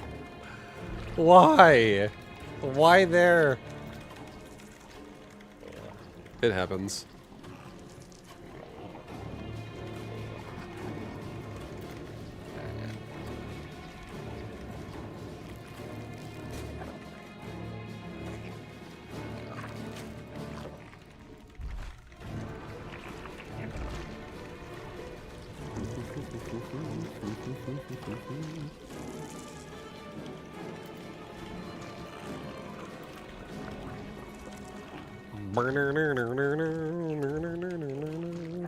Seems like we're not getting cheesed.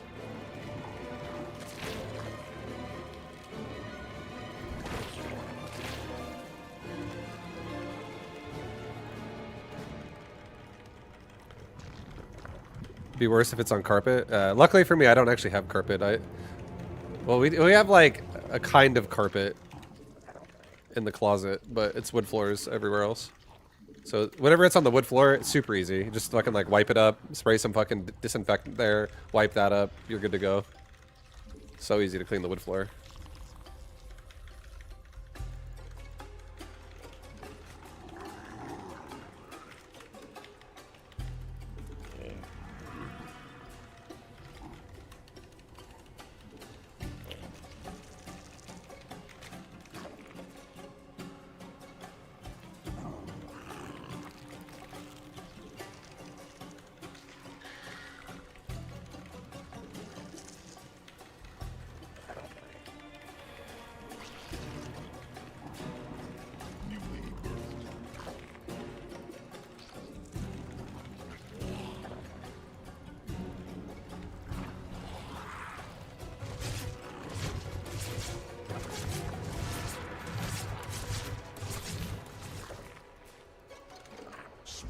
forces under attack.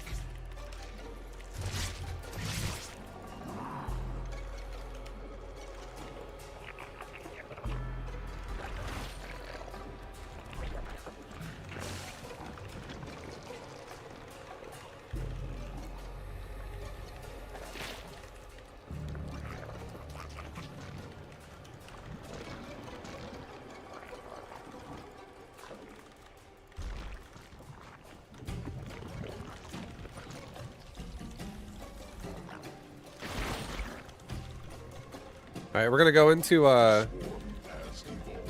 Carapace melee again. And I'm gonna go into Ling. I'm gonna do the same thing again, honestly. I'm gonna do like a Ling style into Hydralisk if he goes Meta.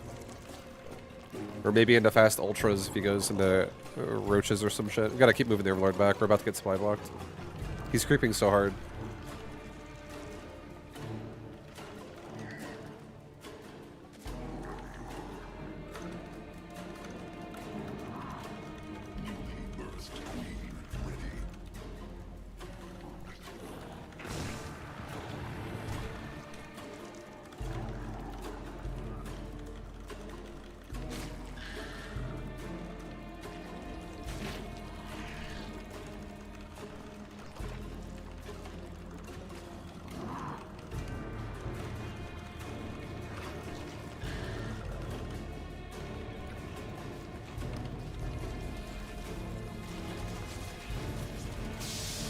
Well, we can cancel his Roach speed, which is good.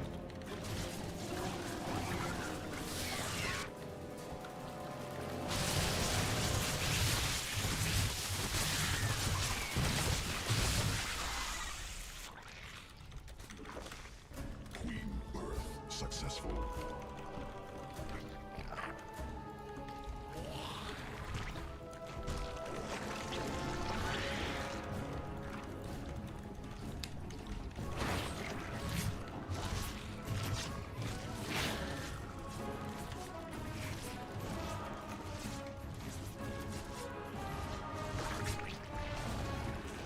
Swarm forces under attack.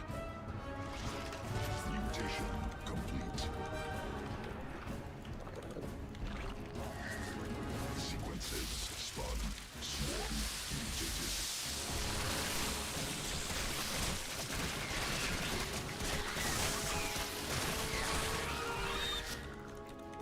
Swarm forces under attack.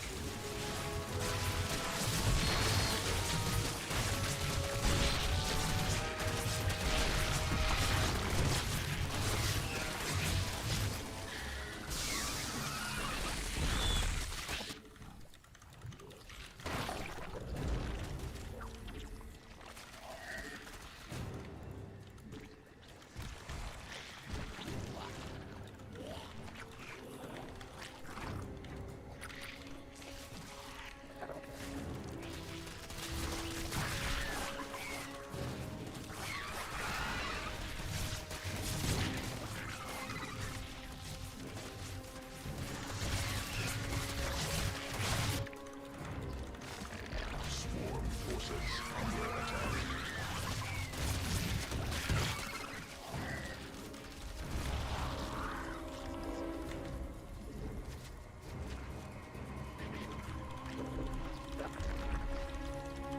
Swarm forces under attack.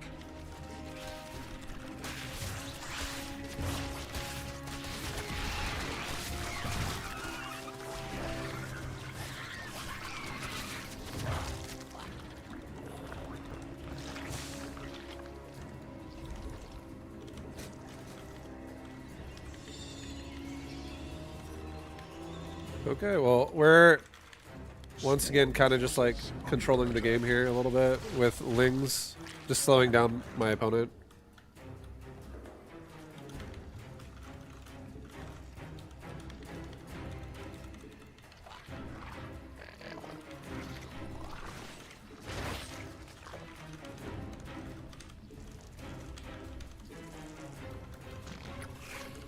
Queen birth successful.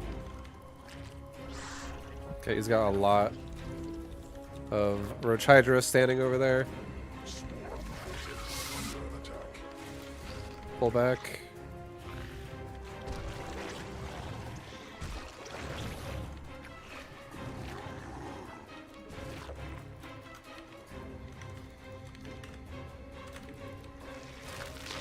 Creep tumor under attack.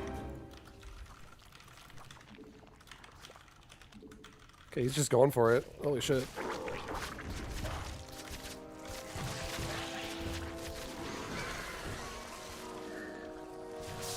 Field exhausted.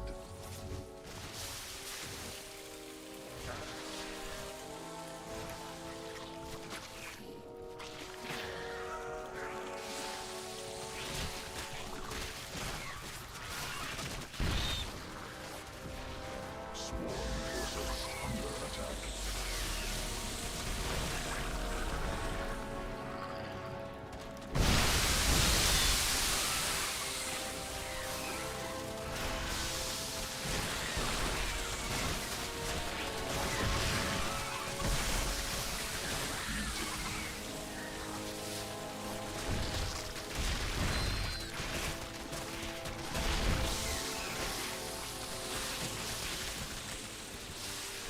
Evolution complete.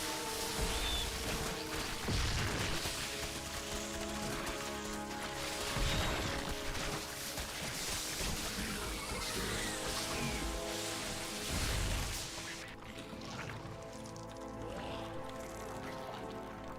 Swarm forces under attack. Hive cluster under direct assault. Yeah, now we're the ones who had the problem here. Enemy assaulting. My mutas aren't gonna kill this shit fast enough.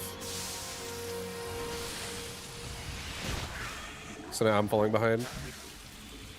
Swarm forces under attack.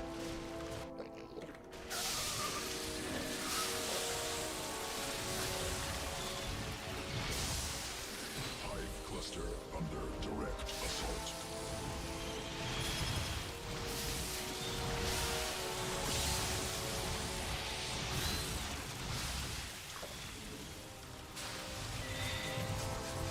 Hive cluster under direct assault.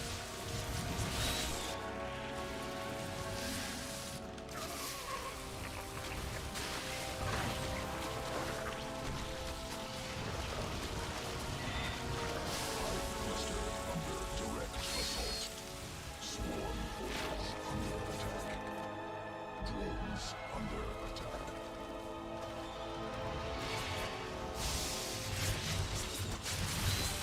Hive cluster under direct assault. Swarm forces under attack.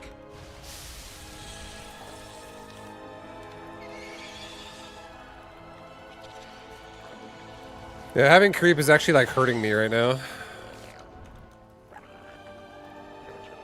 cluster Because it's making his roaches really fucking mobile. under attack.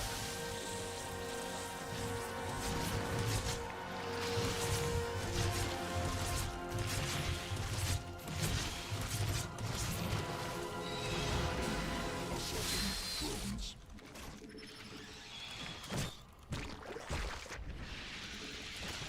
Alright, well, we're gonna go for a Baneling bust right now.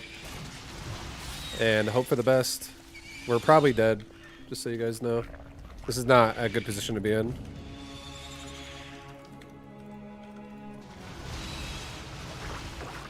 At least he doesn't have a fourth base. That's like the only thing I have going for me that's not awful. But it's literally the exact same thing I said last game where it's like, oh, we're the ones with less economy now, so what do we have to do? We have to use our tech advantage to actually like control the game now. Otherwise, we're dead. There's no choice. I don't have a choice anymore, otherwise I just lose. Cluster expended. Swarm forces under attack. I don't know if those rushes just crossed or not. I don't think they did.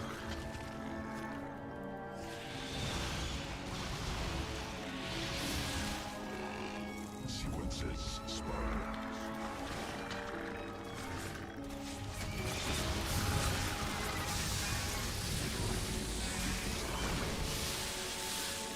Cluster expended.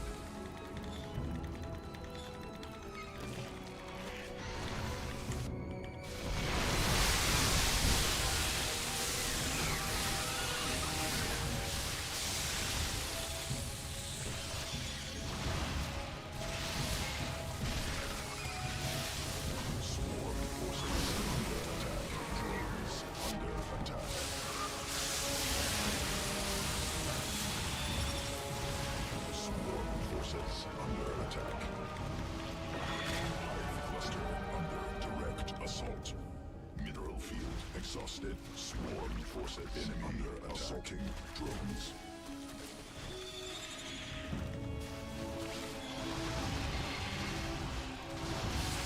Drones under attack.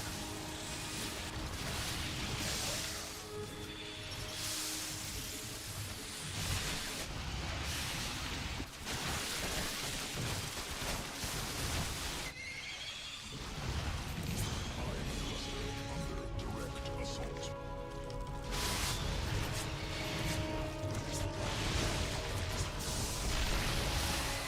Cluster under direct assault. Hive cluster under direct assault. Swarm forces under attack.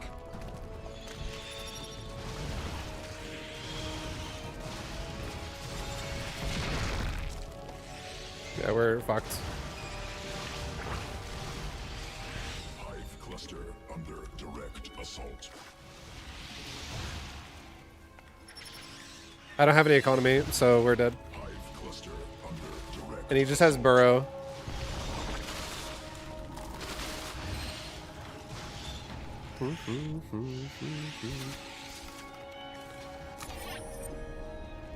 Did I see an orc watchtower? Yeah, this map has orcish towers.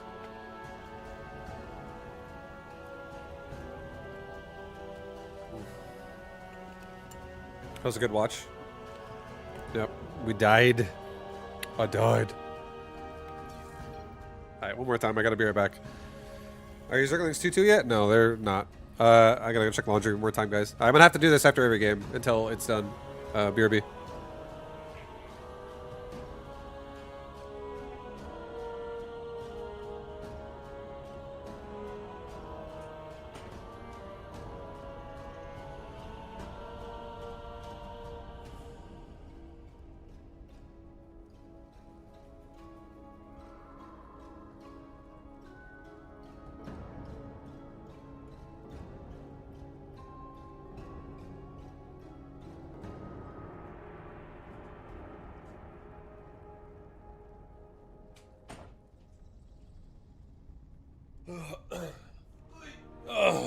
Alright, let's go. Yeah, I barely didn't have enough time to get my Banelings out. If my Banelings were done defensively when I had my good economy, it could have been actually a decent fight for us. But like right here, I was in such a nice spot. This is the start of the death when he pushed me. That was like while my lings were building and while my Banelings were morphing. So we were just slightly behind on that. If I could have been faster by maybe 15 seconds, I could have probably defended. Because I could have broken his push before it gets into my mineral lines. So I could have overwhelmed it. Because I did have 5 hatcheries. But it's okay. It's how it goes.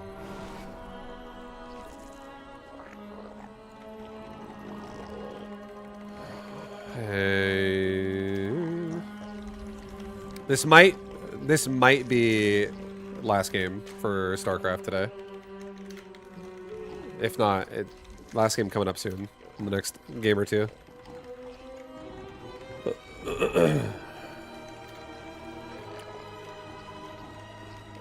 Then I'll play some Mechaballs.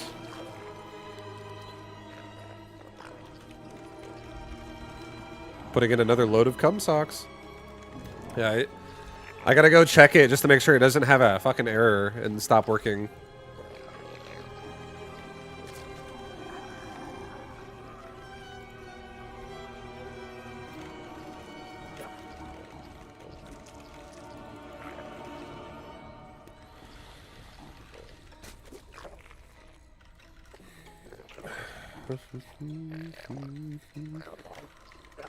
Put in another load of cum socks. Yeah, that people are making jokes earlier that me doing my laundry means poop covered underwear and cum covered socks. I can assure you that's not what's in my laundry load. My loads are not in the laundry load. What about poop covered socks? I hope not. I just track that shit everywhere. That's gonna be all over my house at that point, dude. Gross.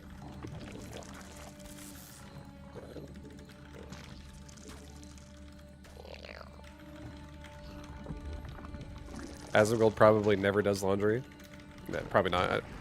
I don't think he, I think if Asmongold really wanted to, he could just be like, I'm gonna hire a maid to clean everything for me and not give a shit. Asmongold has more money than he knows what to do with, honestly. That guy can do whatever he wants.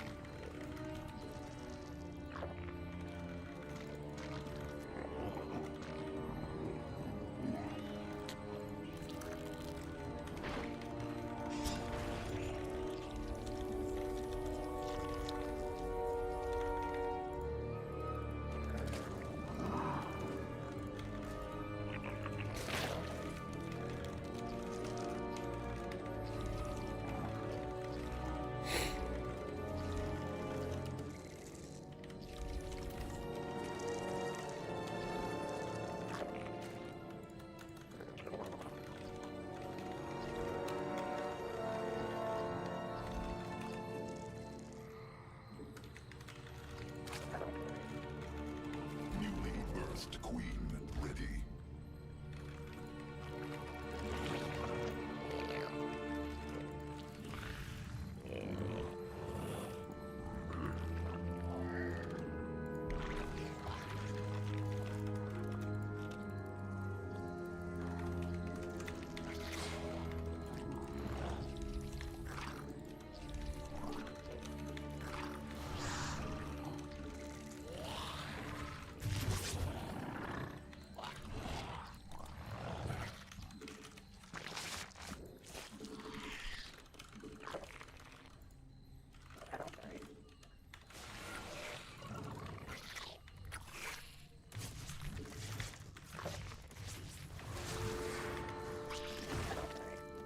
What? Oh, okay, yep.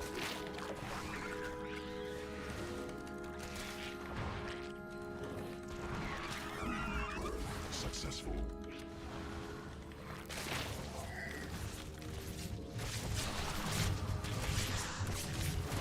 Swarm has evolved.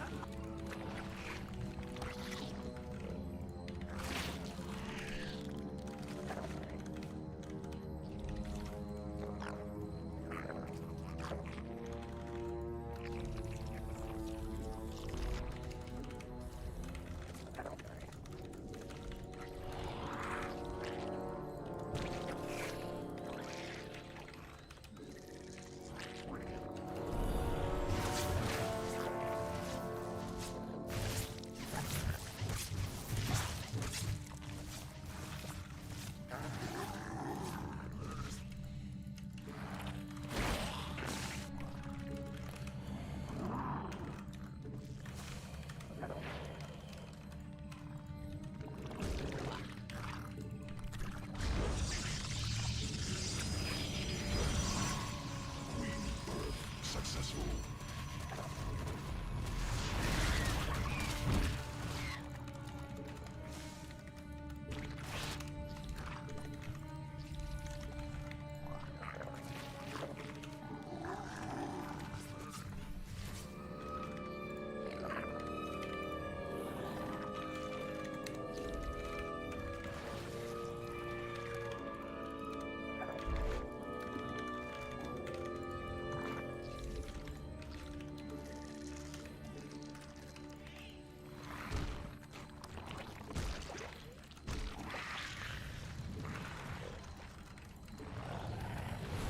Swarm forces under attack.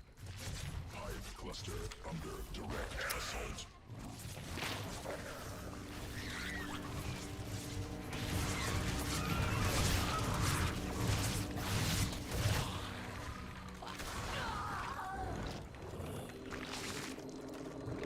I'm being so greedy, but he's being so aggressive. It's unfortunate.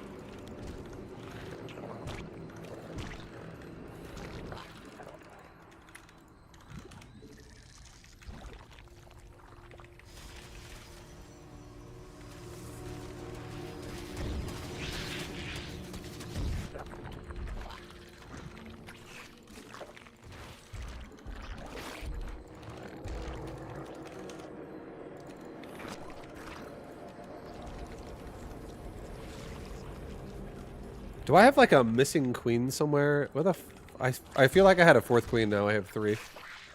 I don't know what happened to my queen. I feel like it died. Maybe the oracles killed it? I don't know. Not ideal though. Sequences spun. Swarm. Alright, well now he's gonna have oracles just camp this fucking area. I'm gonna make drones, unfortunately. Sorry, drones, you're gonna probably die.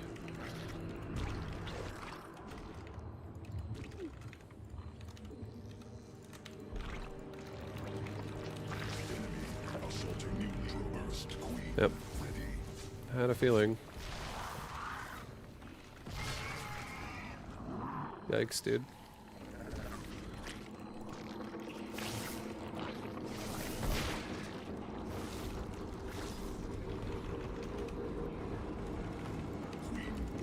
Successful. Well, that's how it goes. Sometimes the oracles just are always in the right spot at the right time and fuck you Swarm. in the butt. Under attack. Not ideal. Birthed queen. Queen birth successful. Swarm. Kree forces under attack.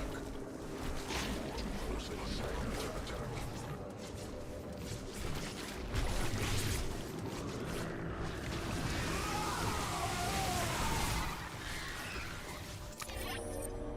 Alright, well he went for a Archon charge lot. Okay. Yeah, I need a Roach Warren. This game is a fucking mess.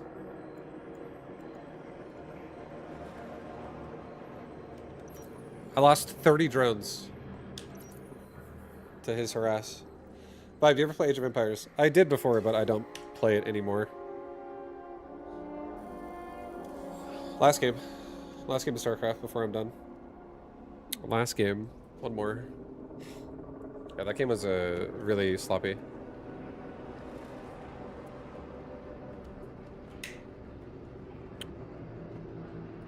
Last game ever. For the next probably 16 hours. Yes. Do you think people of that high wealth get trapped into having to make that high wealth? No, not always. Like Kai Cenat quit. Did he come back because he misses it or because he realized, shit, I need to make another $500 million to keep my lifestyle? Yeah, it depends on the person. If somebody's like, oh, I'm gonna live above my means right now and you know, this is my new standard of living, and they just run out of money in like fucking no time flat. Sure. But if we're talking about Asmongold, and Asmongold definitely is not that kind of a person. At least from what he portrays. I feel like Asmongold just sits on wealth. Just sits in his fucking bank account, and he doesn't fucking do much with it.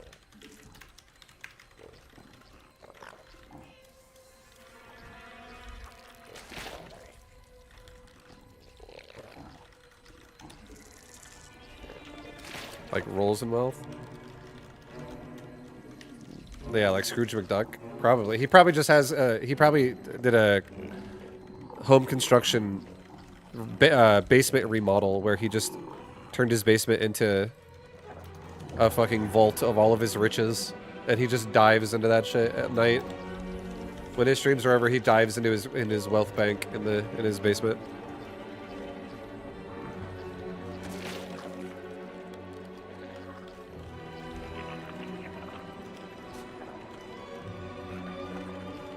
His basement's probably gross as fuck. Probably. I don't think Asmongold gives a fuck about house maintenance. At all.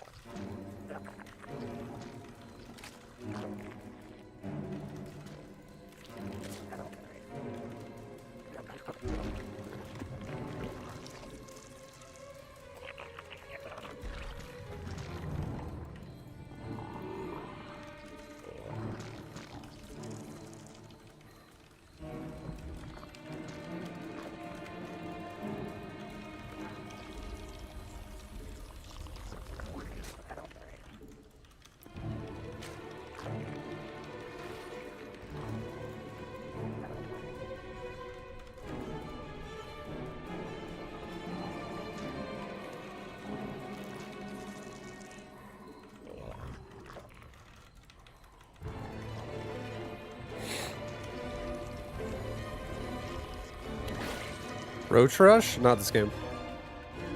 I wanna feel good about my ZVP right now. And I'm not, I don't want to just do a Roach Rush. I'm actually trying to optimize what I'm doing a little bit.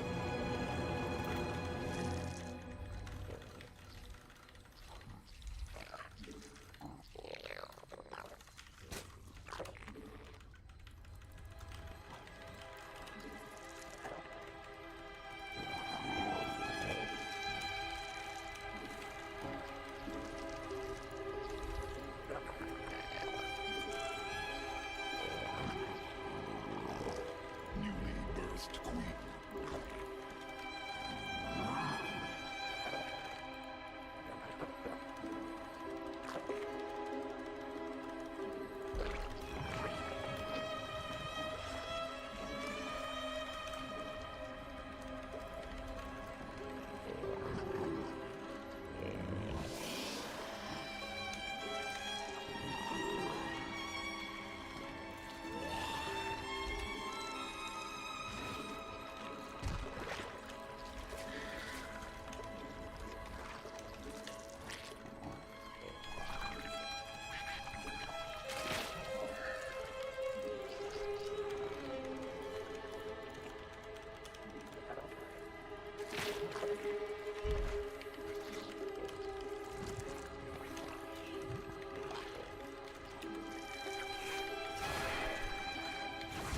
Evolution complete.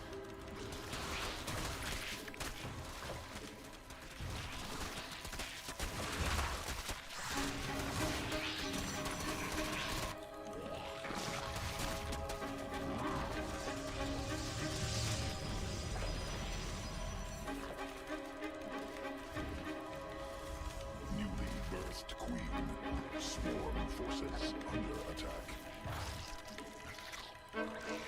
At least I got him to turn his Oracle Energy on defensively this time. Different player.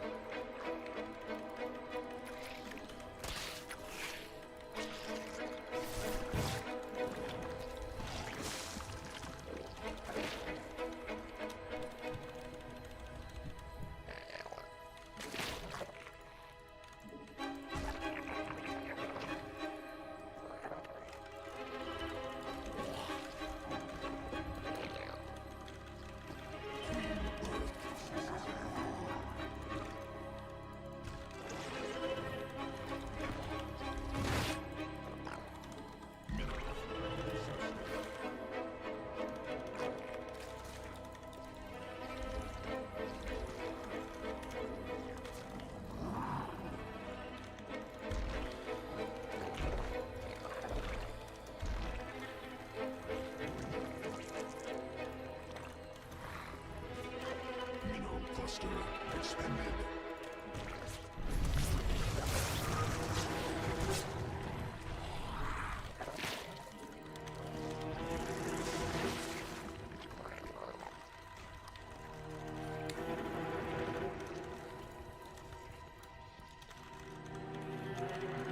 Mineral field.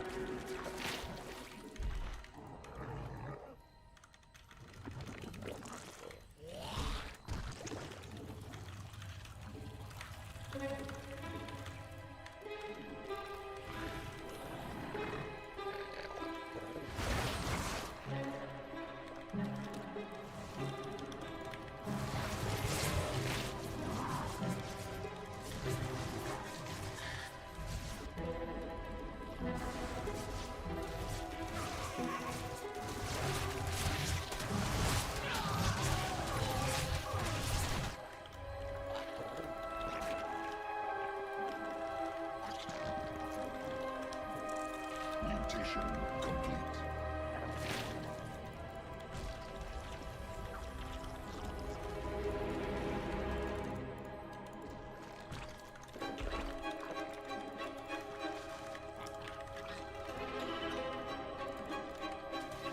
Mineral cluster expanded. Mineral field.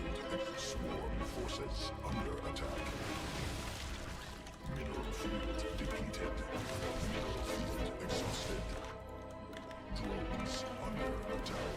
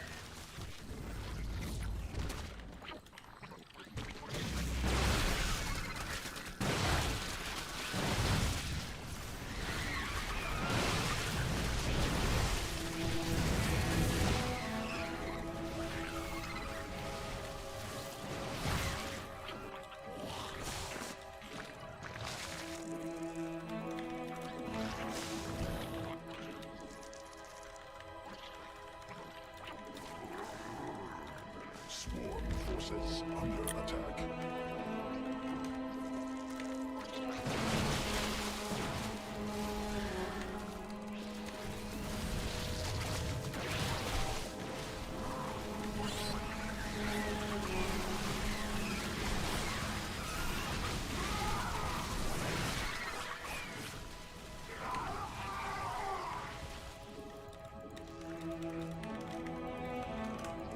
Swarm forces under attack.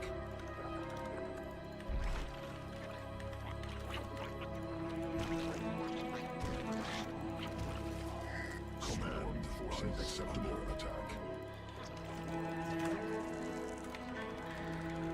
Swarm forces under attack.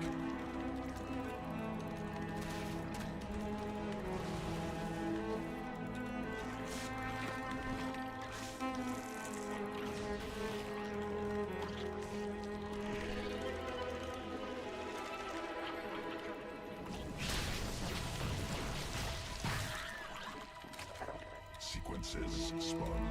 Creep tumor under attack.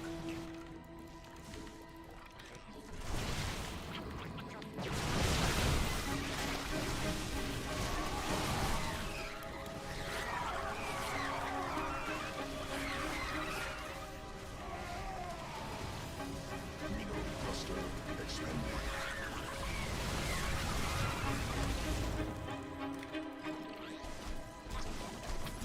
Mutation complete. Mineral field defeated. Swarm forces under attack. Swarm forces under attack.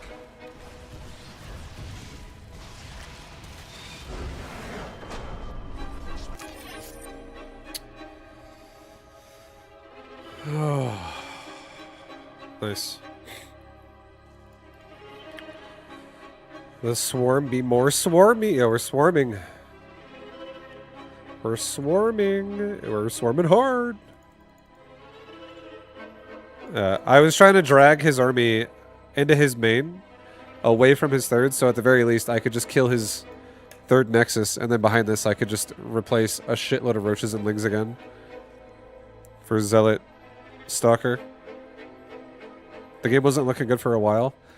I feel like a lot of times the way it'll go, and this is how most players try to not let Zerg do this,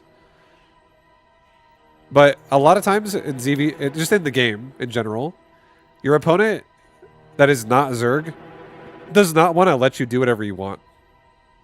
Because if they do, you can literally out-macro them. You can just straight up out-macro the shit out of like Terran and Protoss if they don't ever harass you. So having to balance safety with also greed is going to like potentially slow a Zerg down a lot. Or if the Zerg does it really well, then it doesn't slow the Zerg down that much. But like in a situation like this when we get attacked, not this one. This was definitely not, this was kind of annoying, honestly. I was like starting to make units again right now, but it's like just barely late again. I'm really greedy. I've joined up to like 70.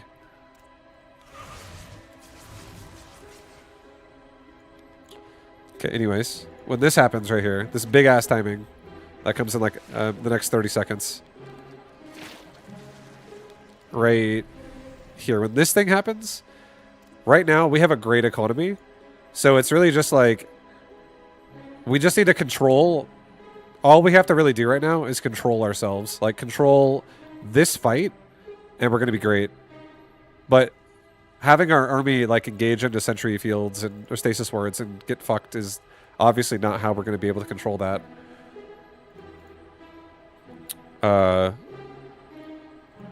But yeah, right now we're producing like crazy. We have 7 roaches in production, and we currently have 6 lings and 3 roaches. He has 11 stalkers. So he literally has more army supply than I do. Actually, not really, because queens count as army supply, so never mind. Even though they're not really part of the army.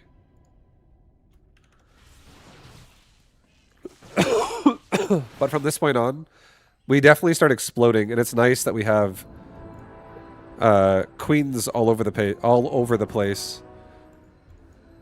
to really inject the shit out of our hatcheries. We go to 5 hatch, 5 queen.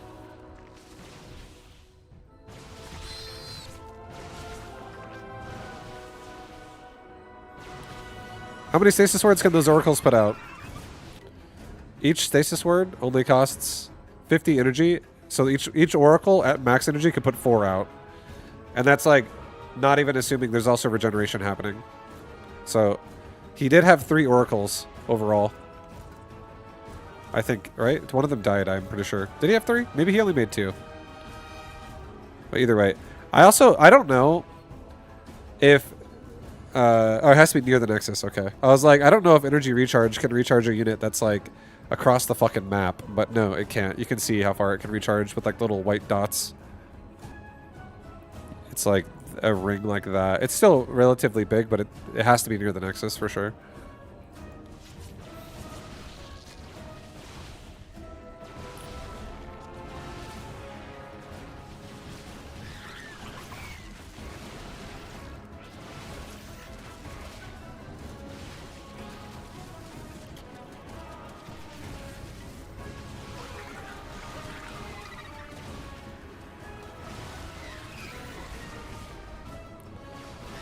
The only thing that's nice about a stasis ward is at least it makes your units are immobile or invulnerable. So it would be awful. I would never let this happen if my units would just get stunned for 21 seconds and be killed while stunned. That would obviously suck ass.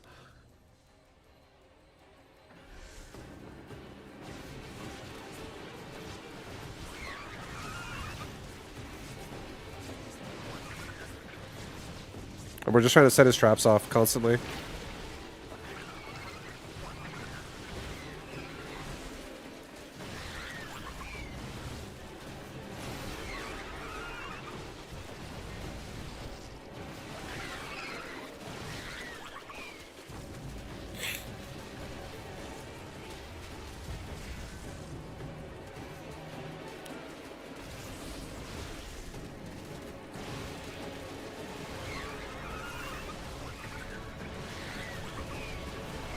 But like right now, he actually has probed up to the same count as me, to be honest.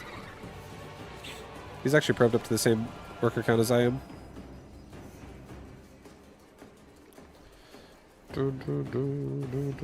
I do like that we have a 4th though. 4th is helping a lot.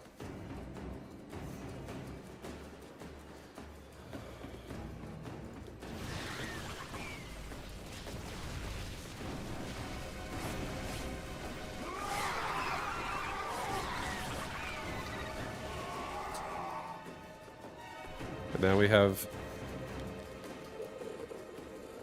I feel like this game became pretty decent once we didn't lose the 3rd base or the 4th base, and the Protoss is now defensive. This game became good for us, I would say.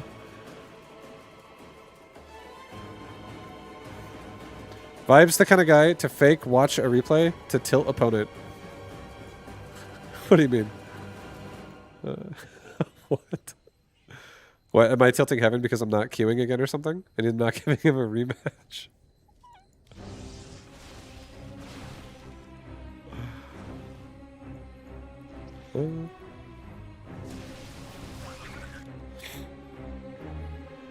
Yeah, I don't know how much I still like doing this. Like, this is okay.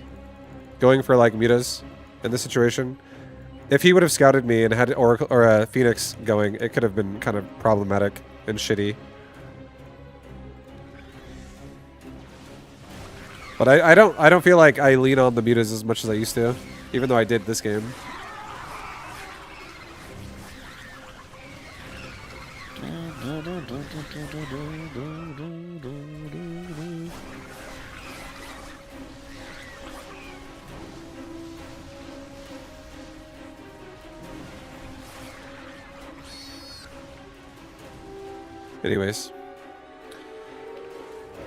Anyways. Feels like Hydras would be strong instead of mutas. Yeah, Hydras are not bad. Hydras are fine. But if in that game, Particularly if my opponent is not going Oracle, or sorry, if they're not going Phoenix right away, mutas are definitely stronger. Mutas are definitely stronger than Hydra. Like a lot stronger. But if he already had, let's say, like 5 or 6 Phoenix in the main, and he like made a second Stargate, it could basically shut down my muta pretty hard. It could. It doesn't guarantee it would. There's actually a pretty annoying thing you can do when you have like a big muta lead. You can actually target fire a Nexus and kill Phoenix with bounce damage, because a glaive bouncing off a Nexus is actually longer range than a Phoenix with range upgrade. Like a Mutalisk range is like 3. A Phoenix's range is like 4. A Phoenix range with upgrade is like 6. And a Mutalisk attacking a Nexus from one side and bouncing its glaive with that arc slop into the other side of the Nexus is like 9 range. It's so fucking far. And if you have enough mutas to like 2-shot his Phoenix with glaive bounces, you totally can. In this patch, and that would be like 25 mutas, by the way. In this patch, you can hotkey your creep tumors at the beginning. It will always select your active ones later on. Yeah, in this patch, you can hotkey your creep tumors. Yep. Do I do hotkey creep tumors? I do not, but you can. Play with your cat on your lap. True Grandmaster. Oh shit, I would, but I don't think either one of my cats wants to sit on my lap right now. They're just gonna fight me the whole time. Alright, I need to... What time is it? Alright, I'll do one more game, fuck it. But I need to go AFK again. Laundry time, guys. I gotta make sure the washing machine didn't break down and explode again. So, I'll be back in 2 minutes. It won't be very long. I'll be back in like 2 minutes, and then I will do another one.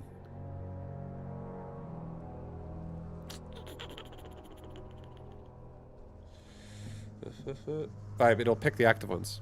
Are you telling me that, Lugia? I know what it, Luigiat. I know that if you hotkey your creep tumor, it'll always keep the creep tumor that you hotkeyed active, so that you can spread it again. I still don't want to do it. I don't want to. My creep spread is flawless. I'll be right back.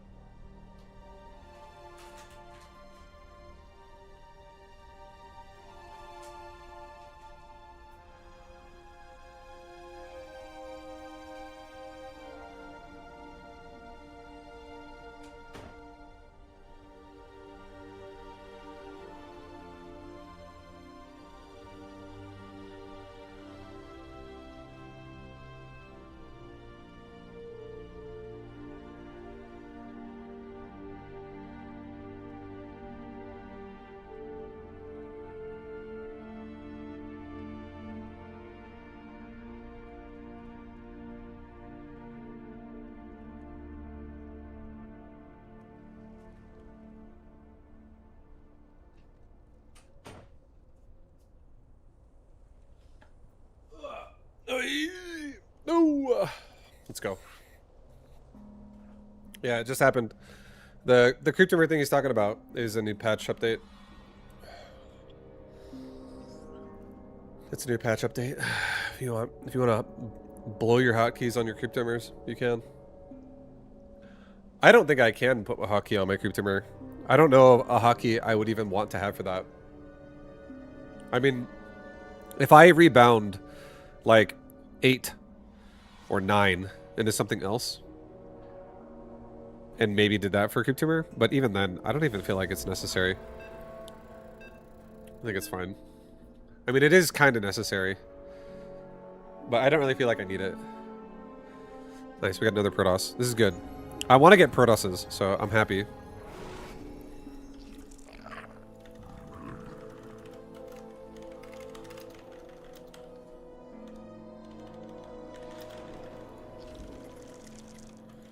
I'm happy. Guys, I'm trying to help Zergs everywhere. Don't worry. I'm gonna try and inspire you with this one.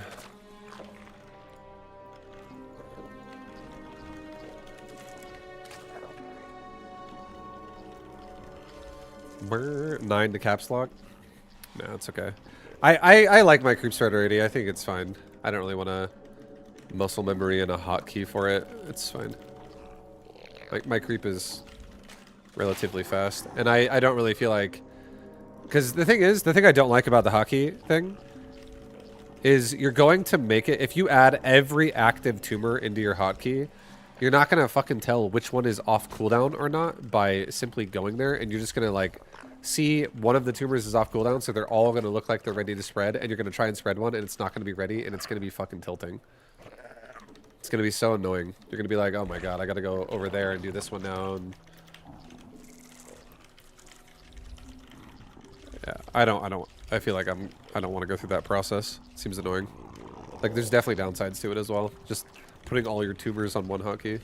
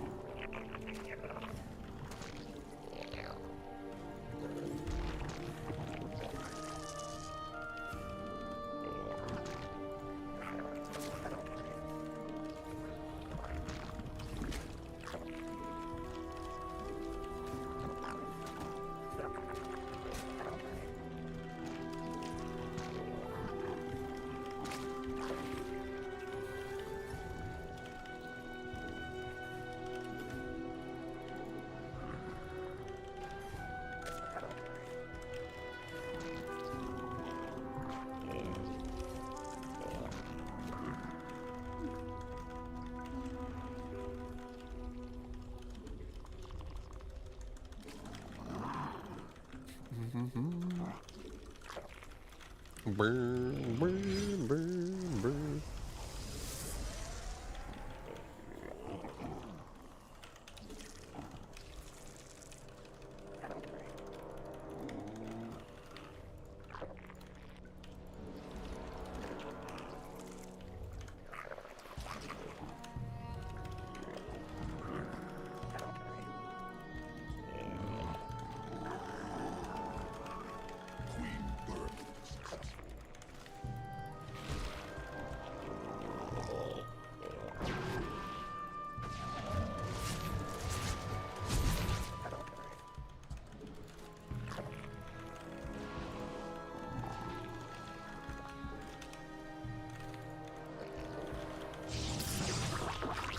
Okay.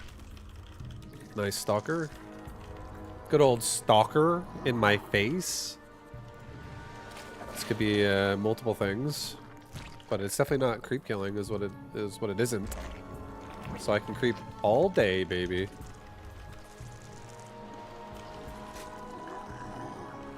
I can creep all day. Newly birthed queen ready.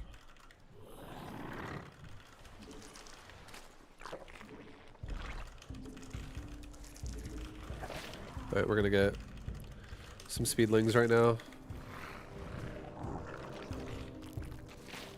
Go scout, poke, identify. Evolution complete.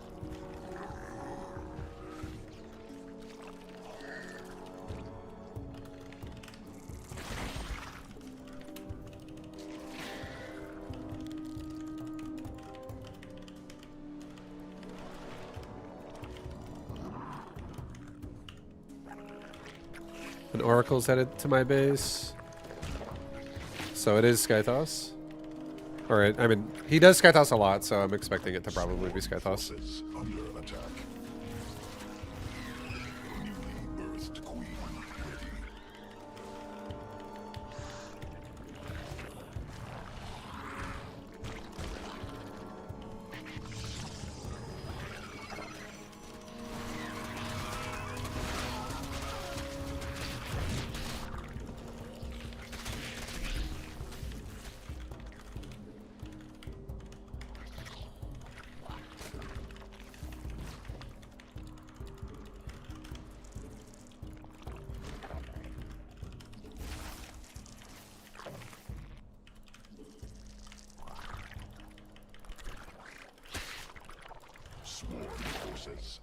attack.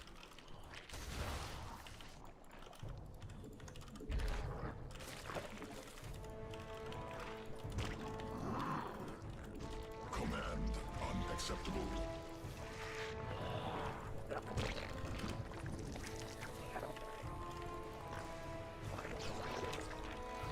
Swarm forces under attack. Swarm forces under attack.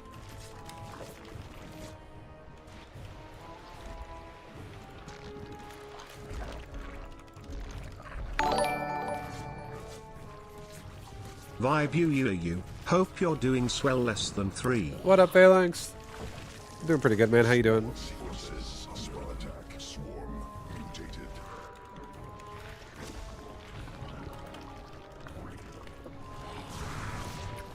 Swarm forces under attack.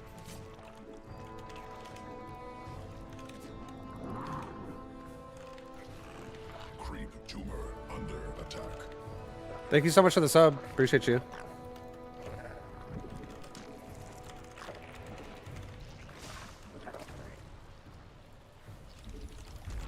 Creep tumor under attack.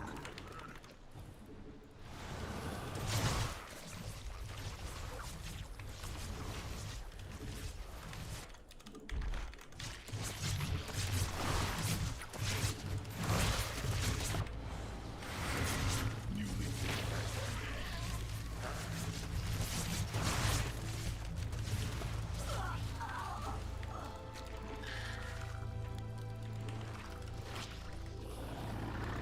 Creep tumor under attack.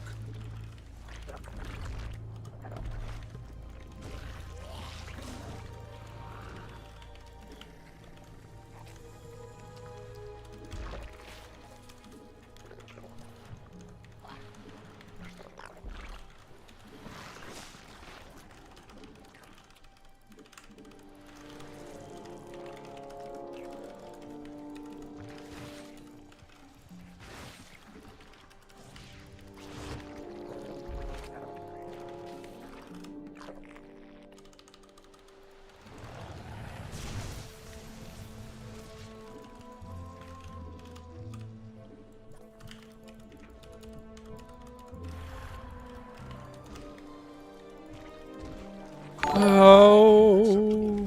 Swarm forces under attack.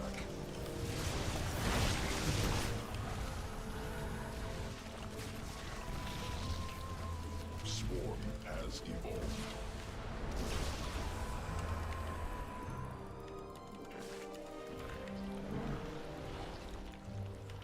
Thank you, Cosmic Kong, as well, for the sub-bola. I appreciate you.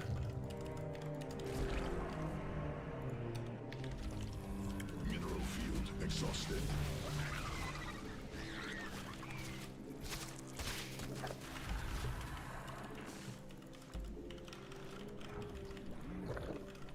Queen birth successful.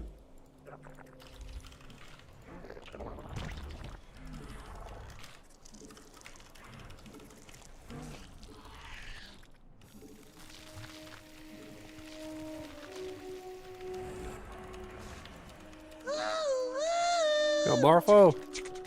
Thank you for this, or the raid as well. What up, guys? Welcome to my nice Protoss game here. Evolution complete. Mutation complete.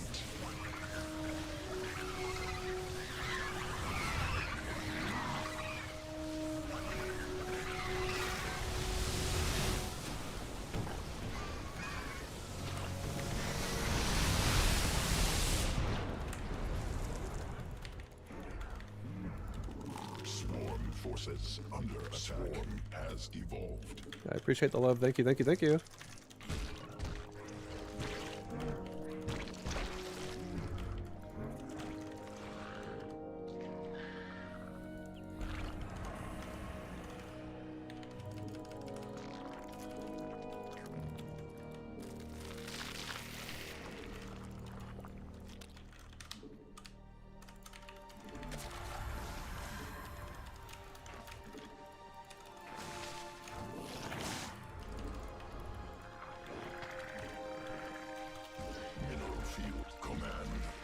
Unacceptable.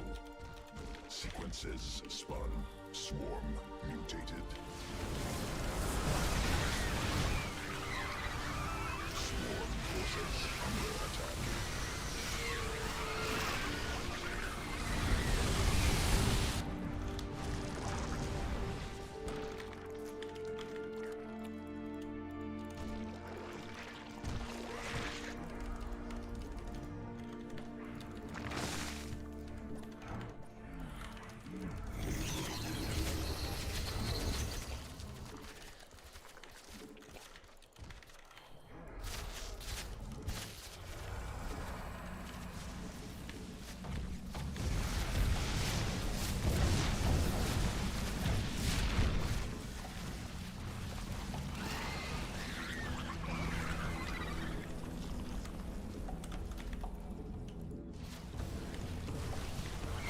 That Mothership Cloak ability is pretty funny. Attack. It's actually pretty funny.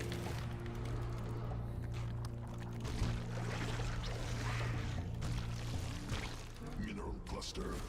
Creep tumor under attack.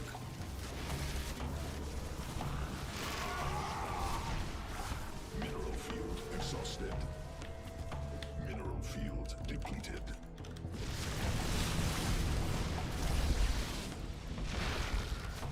Mineral cluster. Swarm forces under attack. Swarm forces under attack.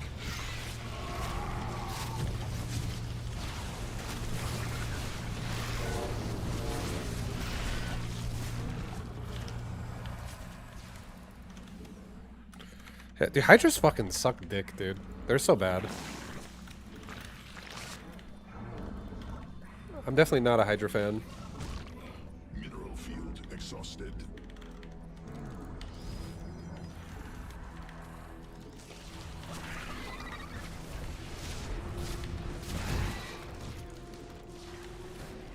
Creep mineral field depleted.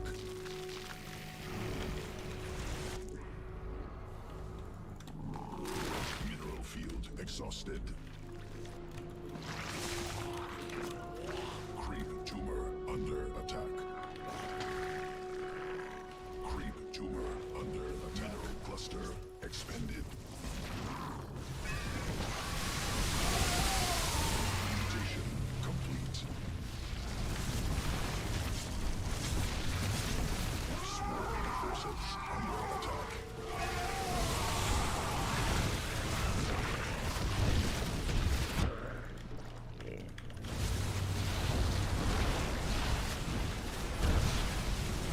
Creep tumor under attack.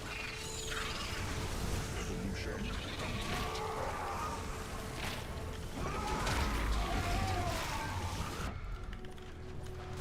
Swarm cluster under swarm has evolved.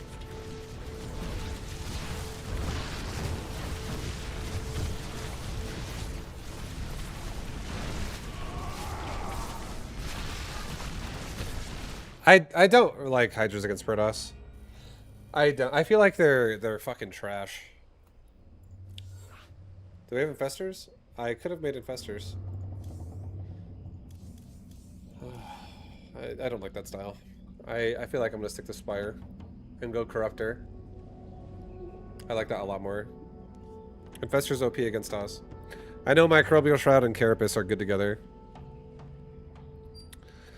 Vibe, it's been like 4 years since I last played SC2. Vibe, are Lurkers good against this? Lurkers could help against Zealot, Templar, Archon. They could also help against Wall and create Siege. They could also help with Microbial Shroud and High Armor against Carrier Focus Fire. But all of these things require me to tech deeper and deeper and deeper into Hydralisk. And all I wanted to do with Hydralisk that game is I wanted to break his fucking expansion and then rotate out of them. I did not actually want to commit to Hydra like permanently. And even if I did, it was more of like I was trying to pressure his bases with that style, with the Banelings, and just like take away his economy. But it's too easy to just turtle against Hydras. I feel like Hydras are dog shit. Hydras are not good.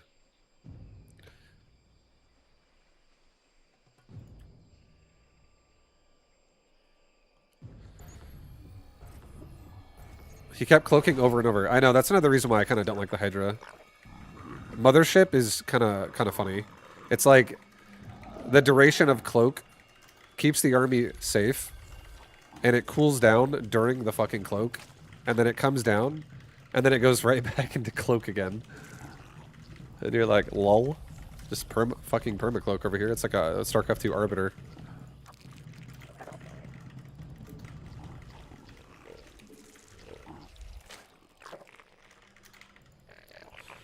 Yeah, that game was unsatisfying.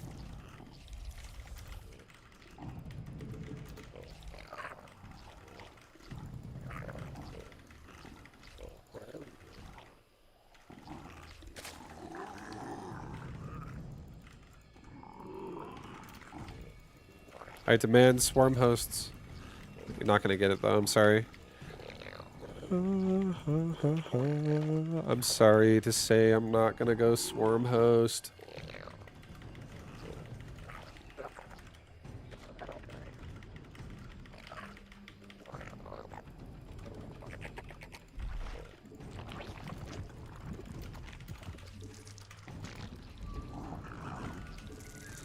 What if I told you Sorrel was building them? You know, I would say you don't know who you're talking to.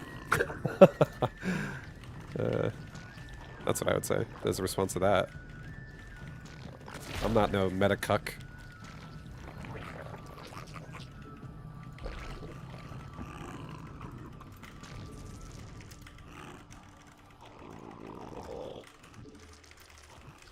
Cock, cuck, C-U-C-K. The point I was making was, I don't give a fuck about anyone's meta. I do what I want. That's what I'm saying, guys. You could tell me anyone under the sun is doing something, and I'm gonna go, that's fine. I'm gonna do my thing still. What a Chad. That's how I've always been. That's how I've always been. If you're new to the channel, you might not know that.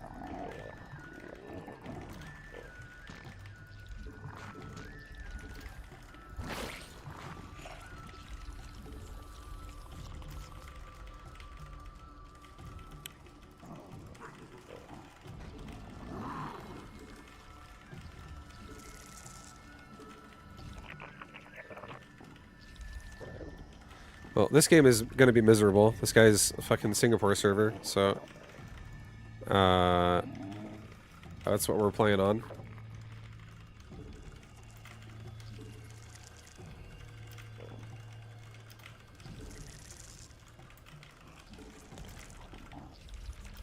Queen birth successful.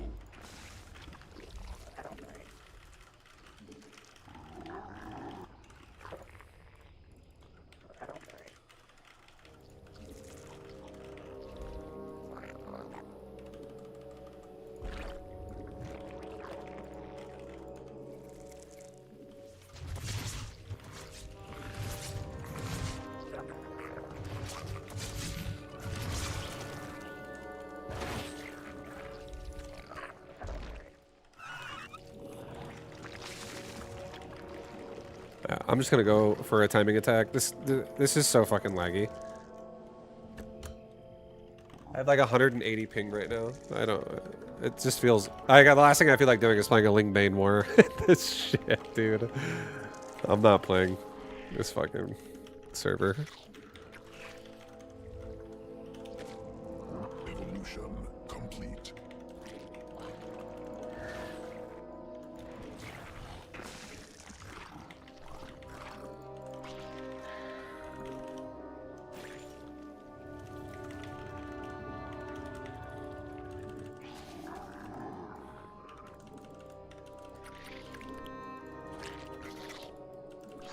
Swarm forces under attack. Swarm forces under attack.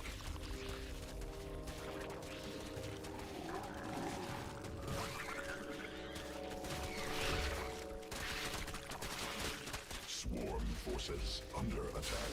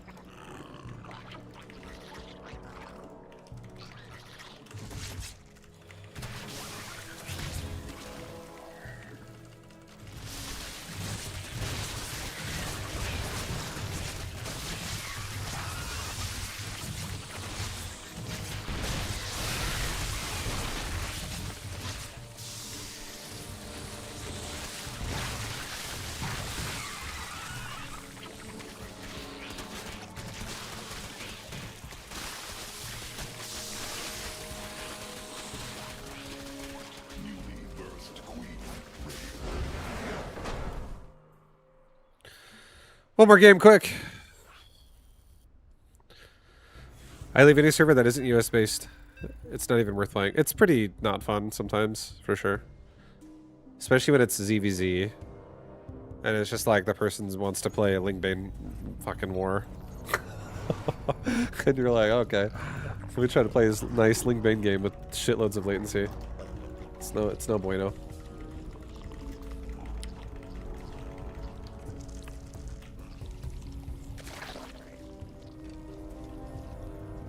I did say I wanted to make this my last game like 3 games ago. I think this is probably last game.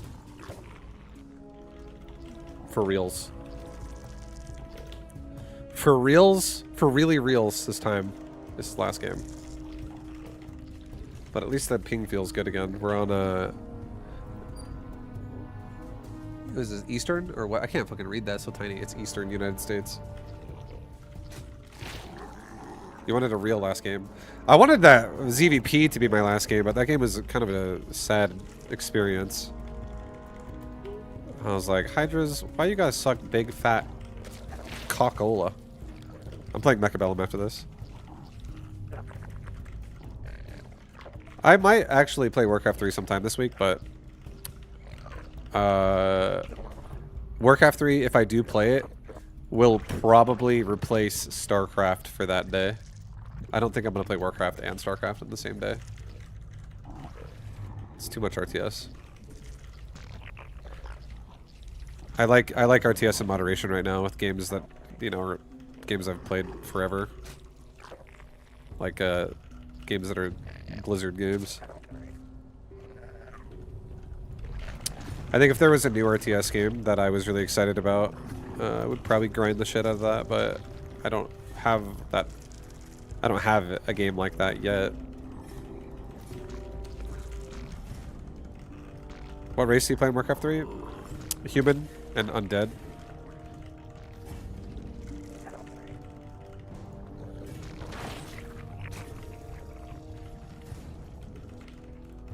Okay, he went hatch first. He went for the hatchery first, Mike. Hatchery first. You ever do a Hardcore Classic WoW to get to 60? I have. I got a priest and a rogue to 60. Trying to actually get to 60 this time. Just got to level 30. Nice, dude. Hell yeah. Good luck. Good luck. It's fun. I'm actually making another character on WoW, believe it or not, to play with my brother on Burning Crusade Classic Arena Anniversary servers. And I'm just going to play Arena with him. It's a lot of leveling. I'm not buying a boost. Gotta fucking pay 15 bucks and then $60 to boost my shit. Am I gonna go Warrior again? Yeah. Yeah. Warrior's fun. I like Warrior in BC. I was thinking about maybe going Warlock, but I was like, no, let's just play Warrior. If I go Warlock, it's gonna be a lot of growing pains. And I want to play casually. I'm not trying to play a lot, so I think Warrior would be fun casual to play.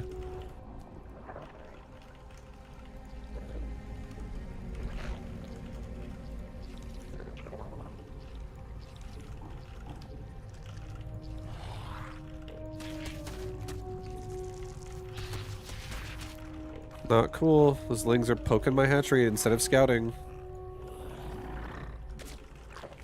Who knows what happens to Stormgate? They ran into a lot of problems with their game. They had high ambitions and didn't really deliver on them.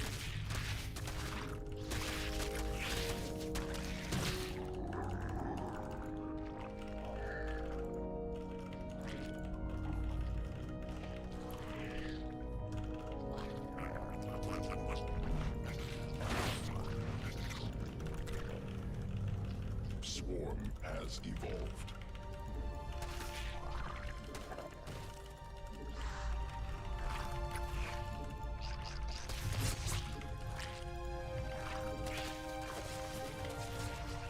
Okay, well, we just forced out a lot of units. He also... I do think he's going for... I do think he's going for upgraded lings early, by the way. So we're going to have a disadvantage right now for a little while. Yeah, he's already got +1 melee. He went +1 melee before speed. So we don't really want to fight him until I also have +1 melee, which isn't going to be for a while. He's also going for banelings. Holy shit. He's going for like an all-in right now.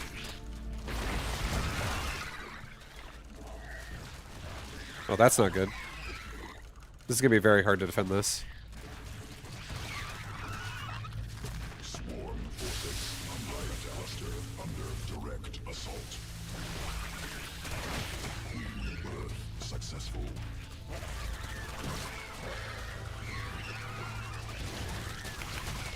Alright, we'll play one more. That game was kind of silly.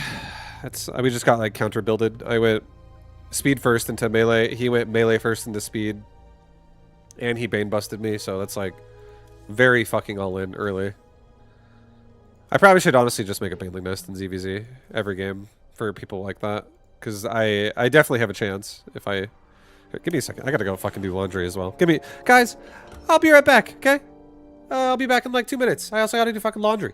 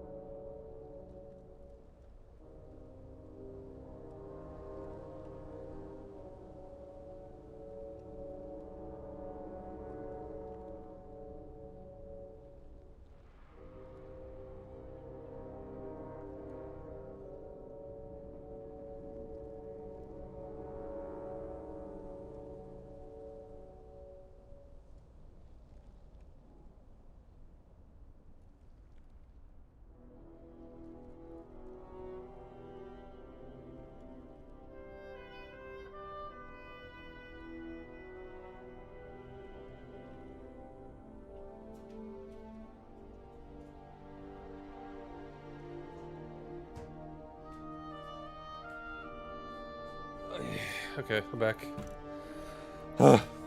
Guys. I don't want to have to make a baneling nest every ZvZ. I don't want to have to do that, but I feel like I have to do that. Like, you could go melee first, like what he did. Sometimes I do that, but Playing that way also makes you vulnerable to somebody who doesn't go Evo Chamber at all and just goes for a all-in right away. Like an early Bane bust.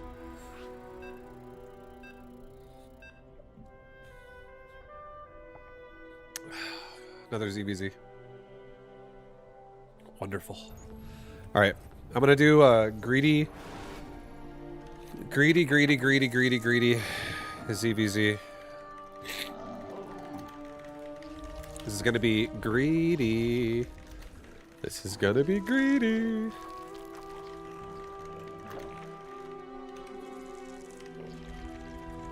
But I'm gonna make a Bane nest. I'll make a Bane nest, okay? Hey, there will be Banes. There's gonna be Banes. You'll see Banes there. Banes are gonna get made. We all like Banes.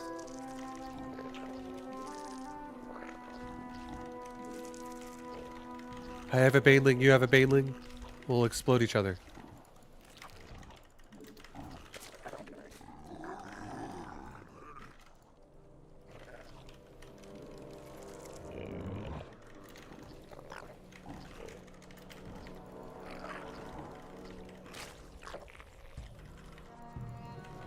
Oh, watch this. I'm talking about doing some mid-game build, and he's gonna walk across the map with 8 lings in the next 15 to 20 seconds. And I'm gonna be like, oh. That's probably what's gonna happen.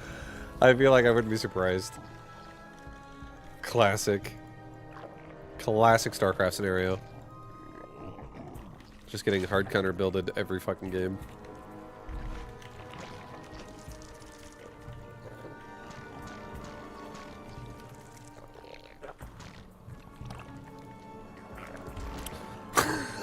Yeah. I knew it. I smelled it. There's a ling rush happening.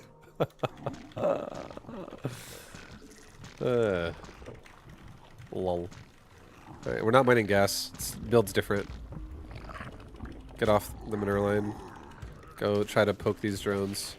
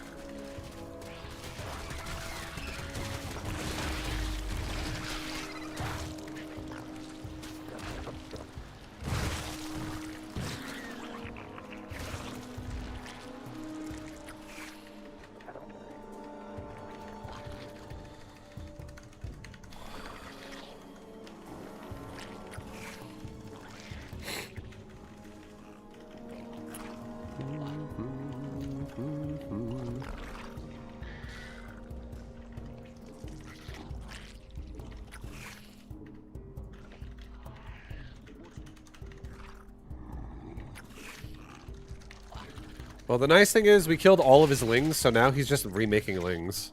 And he's making a spine crawler. So we should definitely not take the fight until the spine crawler is finished. So that he's forced to keep it. And then just don't even take the fight. Okay, run away. Don't even take the fight.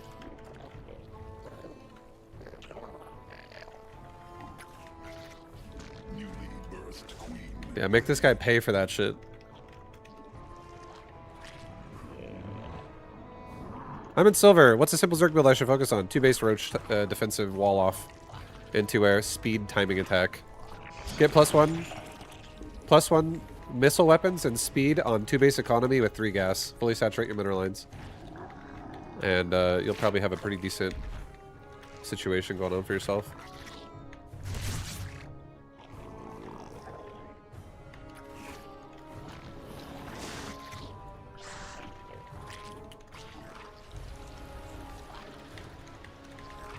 No problem.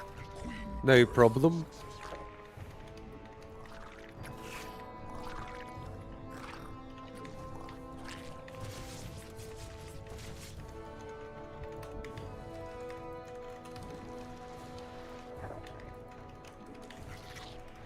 Well, this game I'm not actually going to make a main nest because this game is not normal.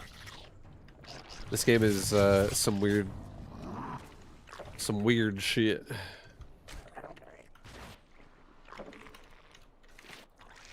Oh, yeah. Ready.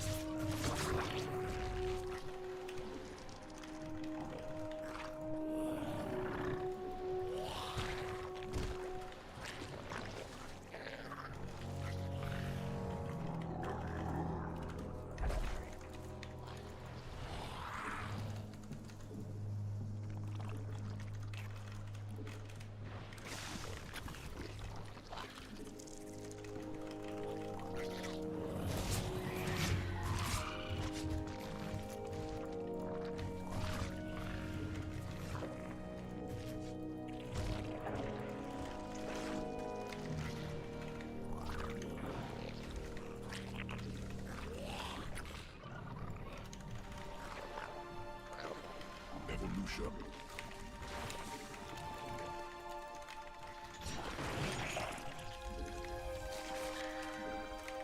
Okay, well, he is trying to take a third now, which is good for us. Sequences spun.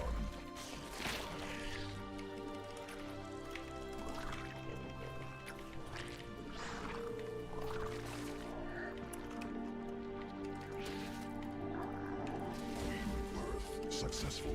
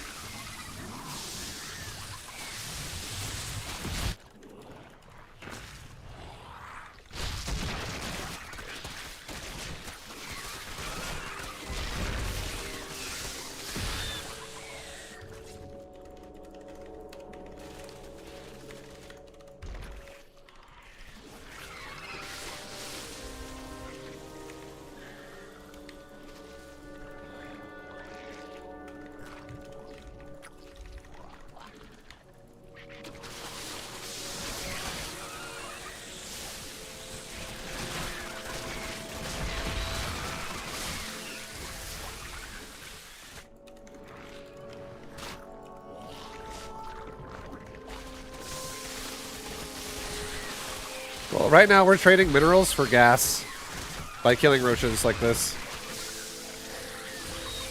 So I'm actually okay with this.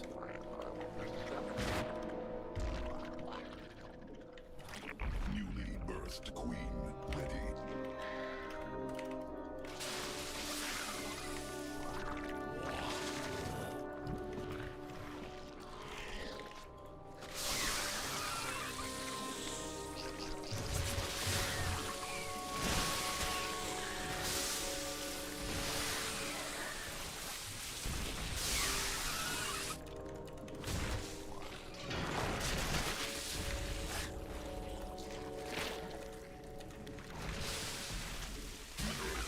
Exhausted.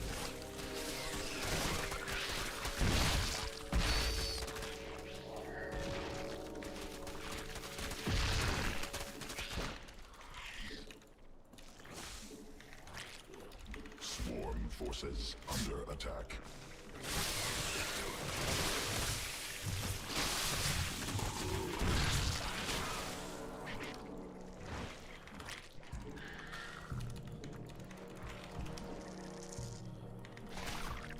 Swarm forces under attack.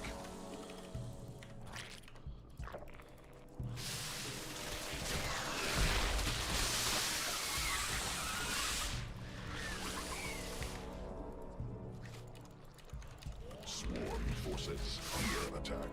Mutation complete.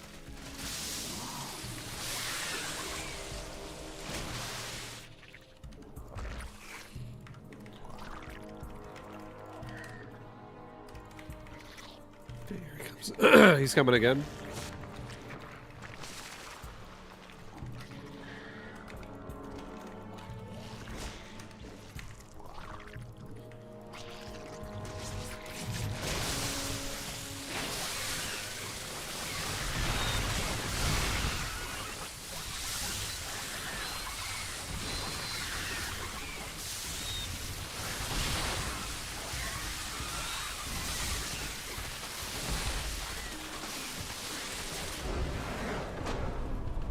Okay, well, we were going into Lurker already. I was going Ling Lurker off of 1 gas with level 2 melee. And this guy was, again, like I said before, he was trading gas the whole time. So that was nice for us. He was trading that gas. Vibe, one more. One more game, Vibe. You want to get another ZvZ? It's fate that the last game of the day I play on StarCraft every day. This will be the last one. Coming up. For real. Even if you ask for one more, there won't be one more. This will be it. But every time I keep saying my genuine last game of the day, I always find Nina. Which is Zerg lately.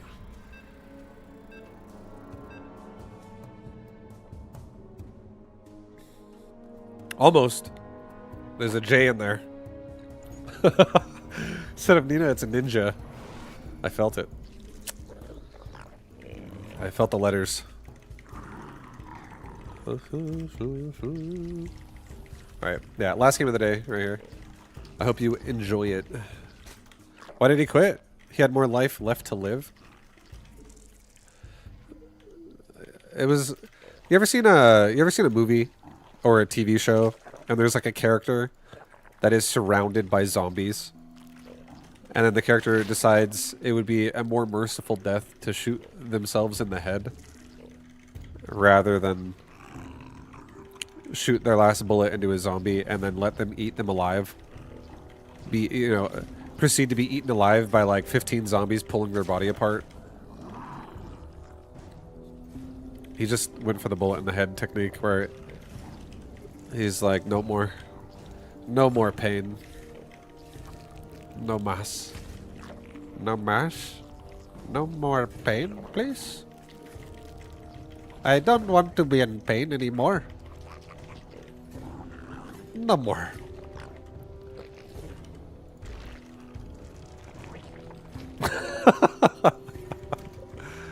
That's what it was, dude. Talking about Jesus. Jesus has nothing to do with this. Talking about zombies. Eating people alive.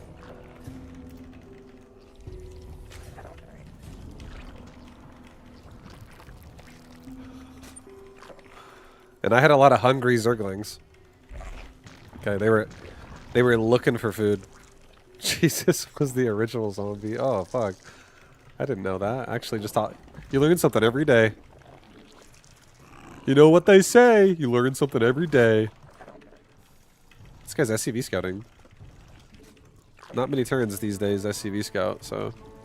I respect it. I respect his SCV. He's like, I don't give a shit about this Double Reaper minigame. SCV! If you had a choice, would you be Terran, Protoss, or Zerg IRL? Probably be Terran. Boring answer. I want to still be able to use the faculties.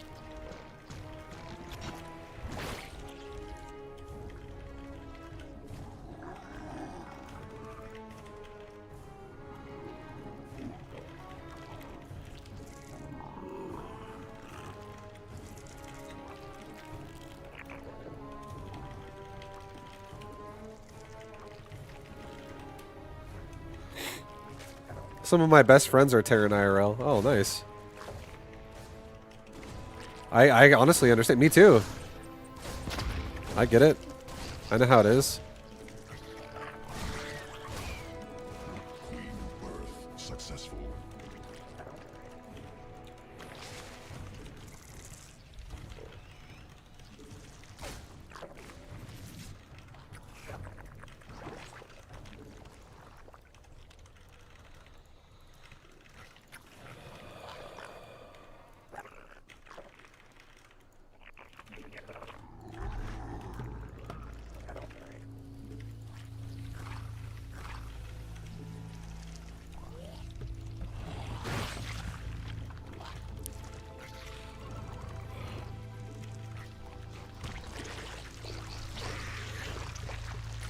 I see you in the bushes. I see you.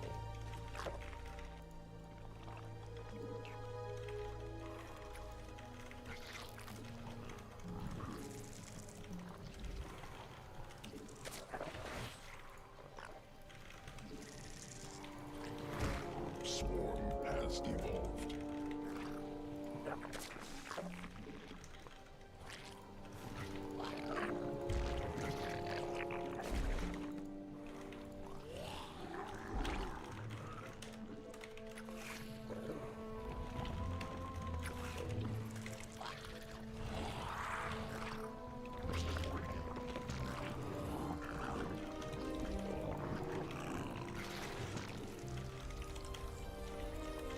Swarm forces under attack.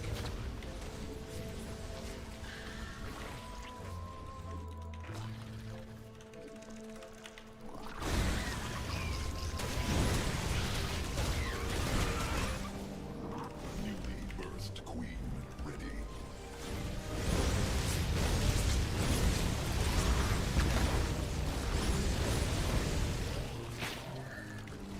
Swarm forces under attack. Queen birth successful.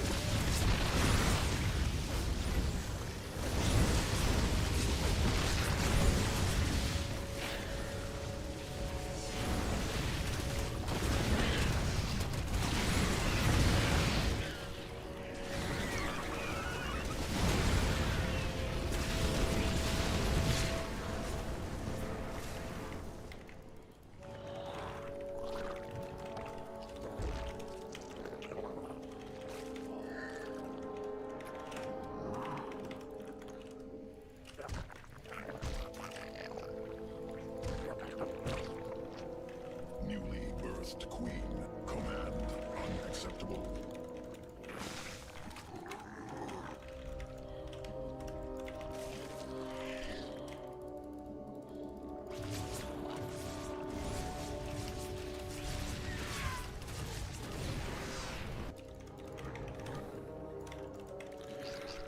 Okay. Cancel the spine. We don't need it. Mutation complete.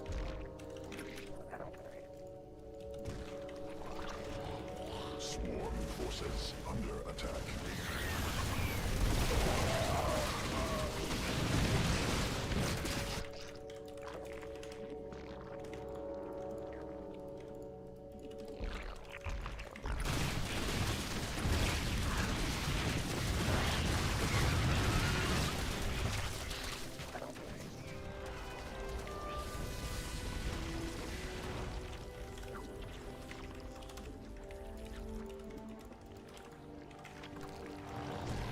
Swarm forces under attack.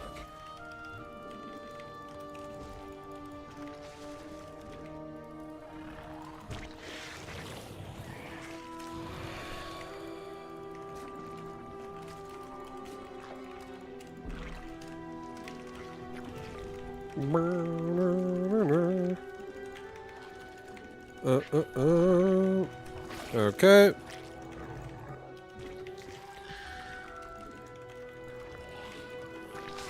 Guys, we're holding. We're holding. Everything is good in Zergland. Yo, make a creep tumor. Thank you.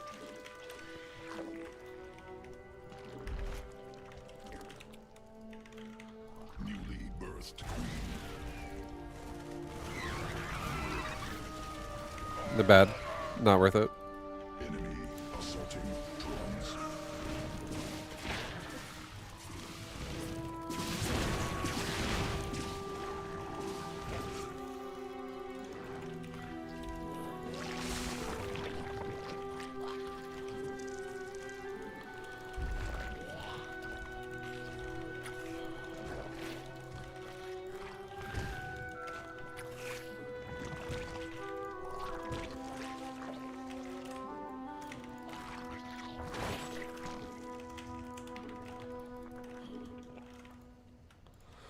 Okay, so what we're doing right now is we're going into a few infestors. Not many. Like 3 infestors.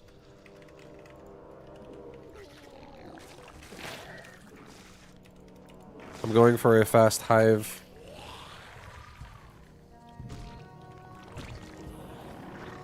Command unacceptable.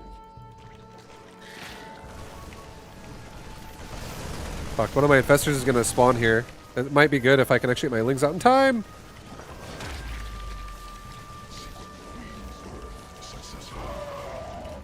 Almost.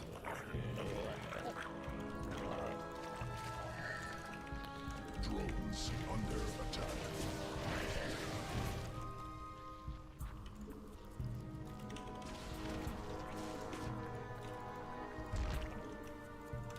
Mineral cluster expended.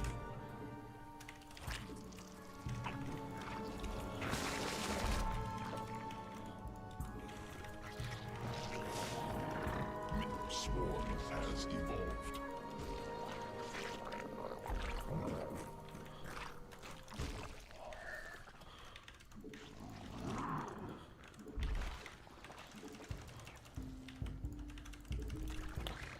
I want to poke him more, but I kind of can't at the moment. I mean, I could, but I'm also being pretty greedy.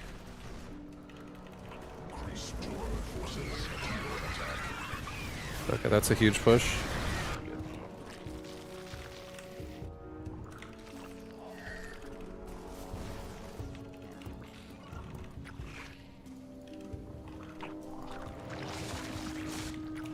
Newly birthed queen.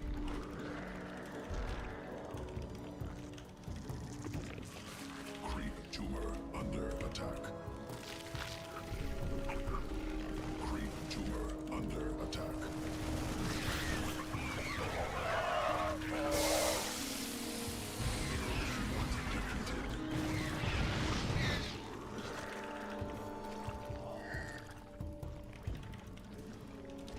Try to fix the creep. Creep tumor under attack.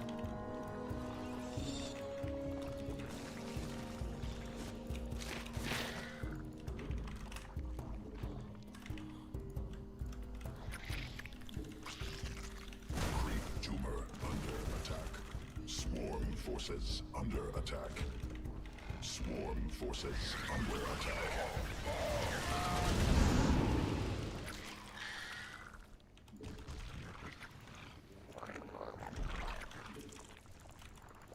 Swarm forces under attack.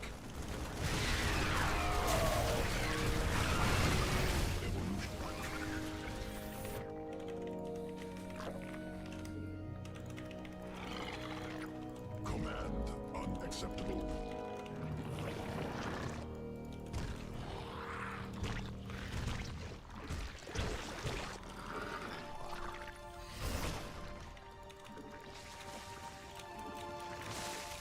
Mutation. Swarm forces under attack.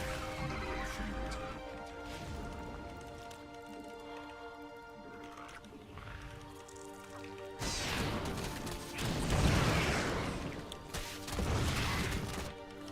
Swarm forces under swarm.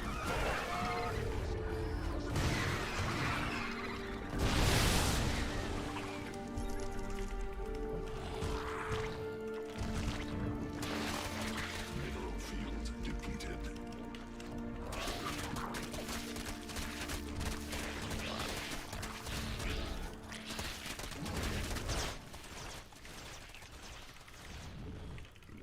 Just trying to keep getting rid of the rocks. There's so many fucking rocks and shrubbery on this map, dude. So many fucking rocks. Exhausted. Swarm forces sequences. Cluster expended. Mineral field creep tumor under attack.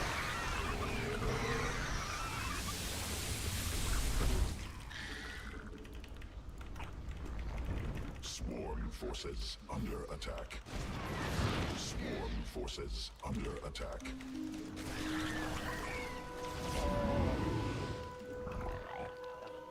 Hive cluster under direct assault. Swarm forces under attack.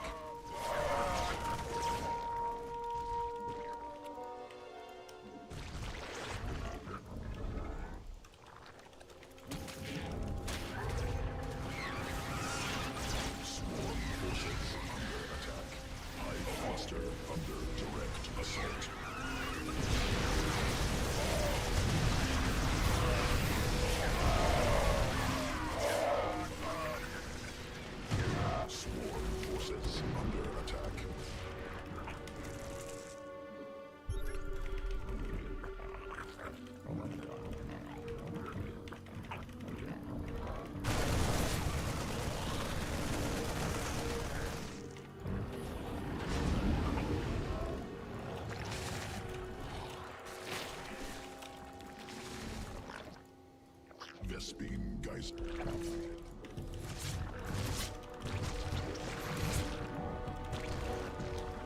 Command unacceptable. Just don't let him expand. Don't let him expand.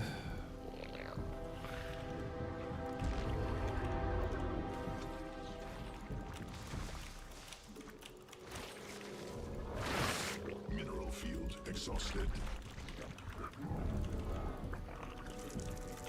Creep tumor under attack. Mineral field depleted. Mineral cluster expended.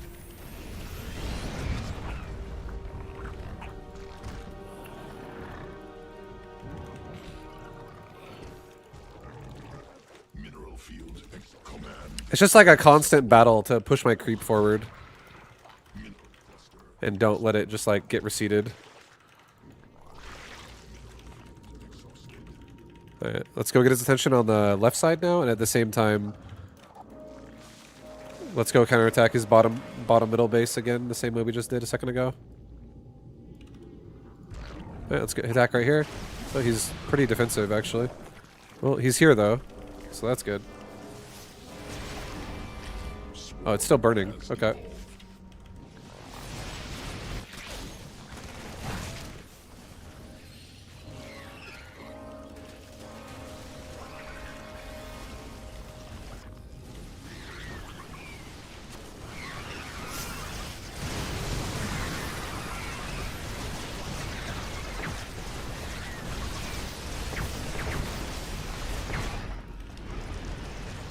evolution complete. Mineral field depleted. Okay, well we just Exhausted. we traded quite a lot there, but I can remax instantly. I have the economy for it. He doesn't. Tumor under attack.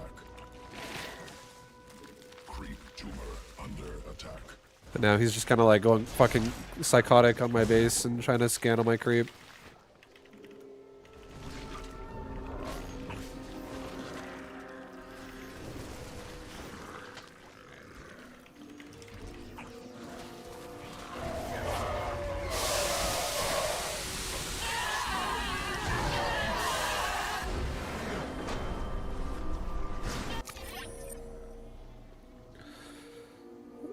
Oh. Oh. That was nice. We tried to retain our creep as much as we could, but this map is like, this map 100% is like, let's make spreading creep as annoying as possible with all these fucking, whoever made this map secretly fucking hates Zerg players. This is definitely a Protoss map creator or a Terran map creator. They're like, fuck Zerg. Every time they want to spread creep, they gotta find someone to run through the bushes.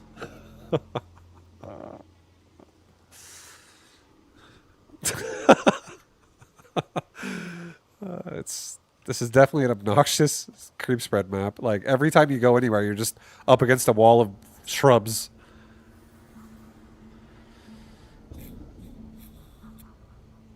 Vibe, I'd love to see you do raised lurkers on the platforms.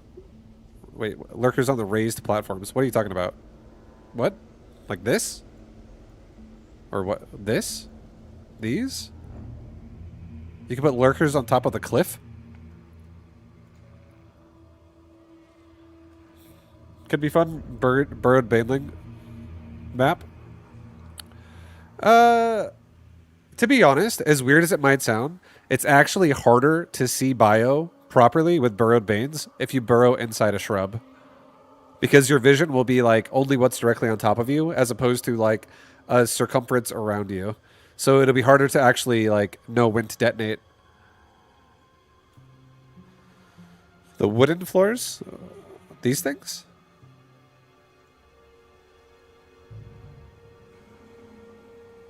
I don't know what the elevated lurker location even is. I don't know if somebody was doing that. I'm assuming like these. The orc tower is in the middle of the map. The ones in the middle that are near the towers and stuff. Oh, these. You put lurkers on top of this. Does anybody actually do that? I feel like that would not be good. The only reason why I say that is because if you put lurkers on top of these, a lurker has less range than a siege tank, and a Terran will just put siege tanks and scam and just kill your lurkers that are stuck on the cliff.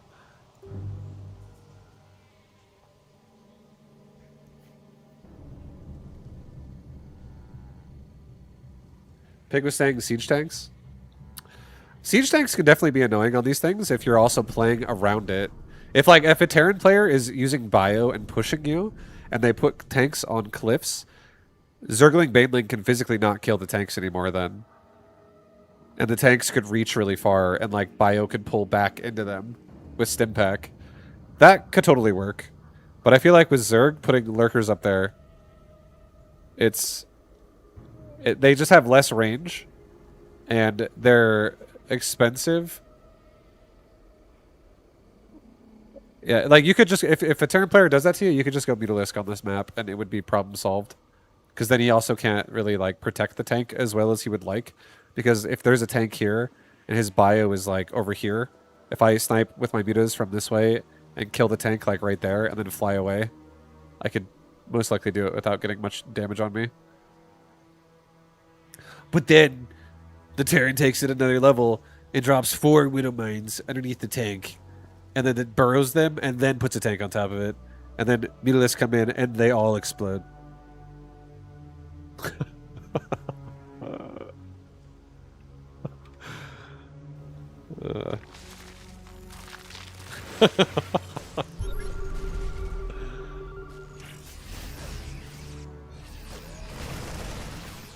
Yeah, he was definitely going pretty ham. He was pretty forward aggressive. He has 12 workers. We killed 73 workers this game, so that was nice.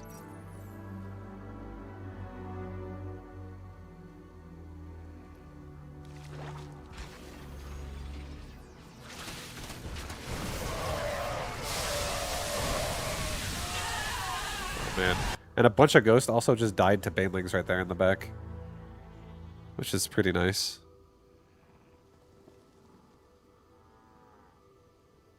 Yeah, that worked out pretty well. That worked out well. And we also are, right at this point too, we already have a Greater Spire, so I could actually just aggressively make Corruptor, wipe out his heir, and then aggressively make Broodlords. I think I actually kind of like... I will say this. Let me say this. I do like going Mutalisk, Zergling, Baneling a lot. I like that style against Terran, specifically. But I feel like the current version of the game, and what I mean by that is the current version of a Widow Mine, really, that's the main thing. A current version of the Widow Mine makes me kind of like the idea of, instead of heavy Lingbane Muta, you kind of skip the Muta, you kind of skip most of the Banelings, and you just go heavy Ling with upgrades and tech. And then going into like Ultralisk with Corruptor into a Greater Spire would be actually insane. And I actually think I should go Carapace instead of attack. I think we should go Carapace. Get like a Greater Spire with level 3 Carapace first, and then just do Broodlord Corruptor swaps whenever the Terran player goes a little too heavy on Turtle fucking Widow Mines. I'm puzzled as to why Widow Mines need a buff. I think it's... I think that Widow Mine is getting buffed because the rates at which you can spawn units for the other races is going up. And to combat that, I think Widow Mines being more efficient makes players have less of a... less of map control situation against Terran. I think it just gives Terran an option to play against people who try to swarm them. And it's really good AoE. Like, Widow Mines are insanely good AoE. Sometimes they can be bad, but in general, Widow Mines usually are really fucking nice. Especially if the Terran doesn't, like, sacrifice the ground they burrow them in. Like, if a Terran player is still playing around it. And I think one of the craziest additions to this game, honestly, is fucking Load Nearby. That, in conjunction with the Widow Mine buff, it is really nice. Like, any time a Terran player is not feeling happy about the larva, and then you watch that Terran player burrow 7 Widow Mines and then load all of their units in one button right as all the Widow Mines start going off, and then none of the units for Terran die, and a massive fucking pile of blood just goes all over the ground because like 78 Zerglings just died. It's definitely a bit of a travesty. It's not nice. Yeah. I think infestors are really good too right now in the game. I think we're back. I think right now, if we're talking about like high level StarCraft, I feel like you don't have to go infestors, especially if you have economy advantage. But if you have like similar economy or similar situations to Terran in terms of like supply and resources, I think infestors are kind of required. Fungal growth is a amazing answer to not allowing Terran, especially if they're going biomine. It's such a good answer to Terrans that have like a blob of bio that it's just gonna like run away. Anyways, guys, that is truly the last game of the day for StarCraft. So thank you for watching. If you guys like the channel, don't hesitate to follow if you want to. I'm a pretty chill guy. Stream a lot, stream 5 days a week. But I'm not ending the stream yet today. I am just gonna switch games to Mechabellum. And thank you guys for watching. I appreciate you. I hope you enjoyed. If you guys also are like looking to learn how to play StarCraft, I do post videos on my YouTube channel daily. Right now it is more on the StarCraft side, but I kind of post everything there, not just StarCraft. It's Mechabellum time. It's Mechabellum time, baby. Yeah, Mechabellum is also really fun. If you guys haven't ever played this game, I do recommend it. It's a good time. I need to do laundry one more time really fast. So I will be right back.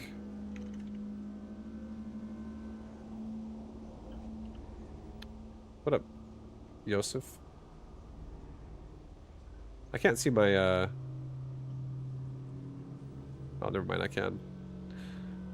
Yeah, what up, Yosef? I think you're the first person on Kick to say something today. I just started streaming there again, as of like 2 days ago. As well. Yeah, I streamed on Kick before. It was a lot of bots before, and now I'm streaming on Kick again, and I just turned it on followers only, so... We'll see if the bots go crazy again. But I'll be back in like 2 minutes, guys. I gotta do the next round of laundry, and then I will queue for a game of Mechabellum. But thank you for watching. I'll be right back. Be right back.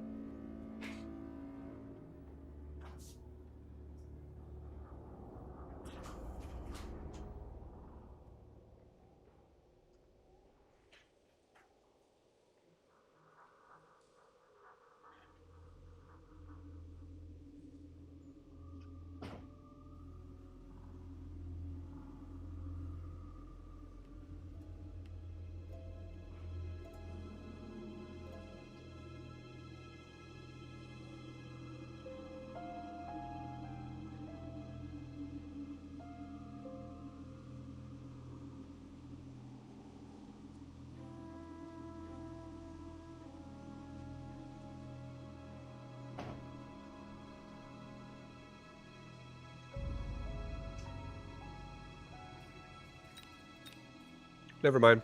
After this game, I gotta do laundry. It's still going. The machine didn't break. The machine didn't break! It didn't break! Vibe, do you have any takes on new Warhammer RTS, even if it just looks good? No takes, currently. I haven't really looked into it very much. But if I'm... when that game goes live, which I think is September, I think people are telling me that game comes out in September. When it comes out, if I'm still not really doing anything beyond what I'm doing now, if I'm still just kind of like Mechabelluming and maybe StarCrafting and Warcraft 3ing or something like that, I definitely, I wouldn't mind taking a look at it then. But I'm not really putting too much emphasis on the Warhammer RTS. I definitely wouldn't mind trying it, but I don't really have expectations there, so I'm happy to wait until the day that game comes out, and then I'll try it then. And if I end up not liking it, then that's okay. And if I like it, then nice surprise. That's my overall mindset on it currently.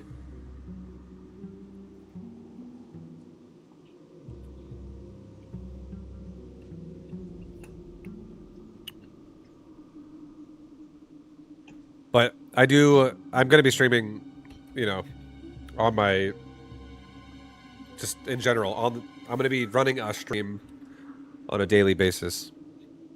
So I'm always looking for something to stream. So it could be fun to play as well. If I end up really liking it, that would be nice. I would like to get invested into a new RTS that that I'm excited about. Or that I could be. RTS, I feel like RTS lately has not really made me feel addicted. I still like StarCraft and Warcraft, just from like younger days. Oh shit, this guy thinks he's gonna win 200. Okay, let's vote for ourselves. But yeah, all the new RTS prospects that I was excited about for myself, I don't feel as excited anymore.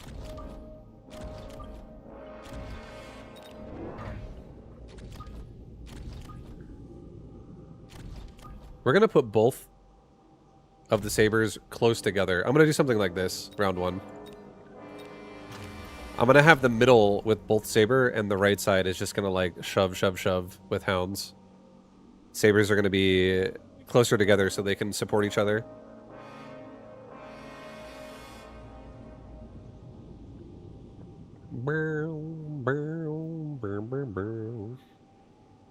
For a second, I thought it was a bot command to kick and ban chatters. Oh, kick? Yeah, kick colon. Yeah, I just have all my chat siphoning into one chat so I can at least read it so I don't ignore people. I do the same thing with YouTube. But the platform is kick, not the command.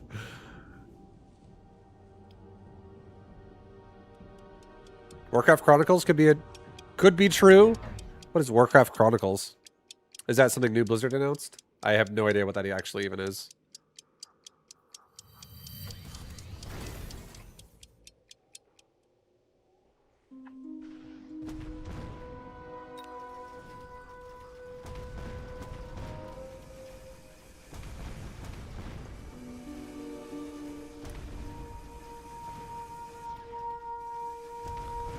No idea if it's even real. It's a leak about a new Warcraft RTS. If it's being made by Blizzard, it's most likely not real. Blizzard's not going to make a new RTS game. Blizzard has, yeah. I would say, if you're someone who is putting weight into that yourself, I think you're setting yourself up to be disappointed. But I'm not going to tell you what to do. Obviously, you're your own person. You can do whatever you like. I would just say Blizzard has no. I personally don't think Blizzard has any interest in RTS anymore. Like, if they did even say they were going to make an RTS, what I would genuinely expect from Blizzard in 2026 is like a bait and switch, where they might say, we're going to make a new RTS game, and then it's like a game that's designed to be played on your phone, and there's not really any RTS about it. Like, did you guys fucking see Warcraft Rumble, the phone game? Actually kind of fun, a little bit. But like that, it's like literally like Clash of Clans or Clash Royale. Like, that's the kind of game I'm going to expect Blizzard to make. Like, I know a lot of what happened with Blizzard and their history. And the people that actually want to make an RTS game that would have been at Blizzard don't actually work at that company anymore. And it's not because like they wanted to leave. It's just because the company got like taken over by a corporation. That company started making money, and then they made too much money, and then they stopped learning how to make games that were good. That's basically what happened. Alright, he's got Phoenix. I gotta get some anti-air.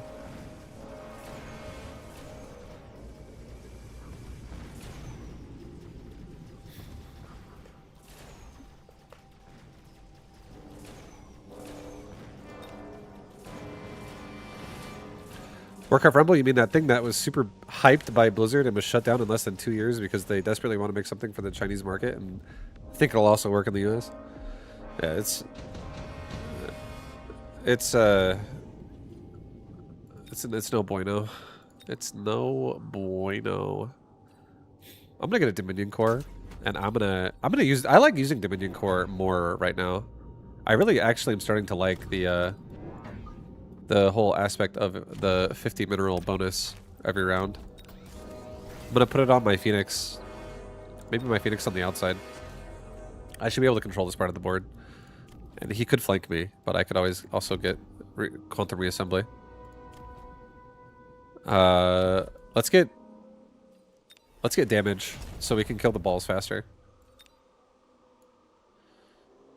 This looks like the beginnings of Fortress Fang. It totally could be. It totally could be. He's really far back on left side.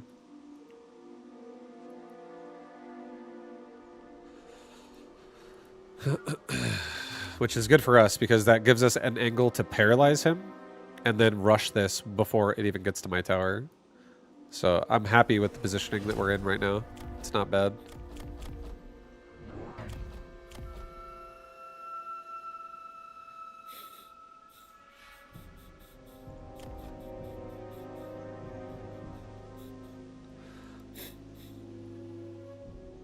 All right, guys. Yo, Leds, what up?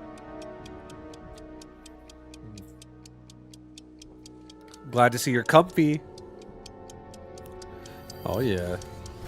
Just pretend that red blanket's straight out of the dryer. And you're really comfy. People super comfy.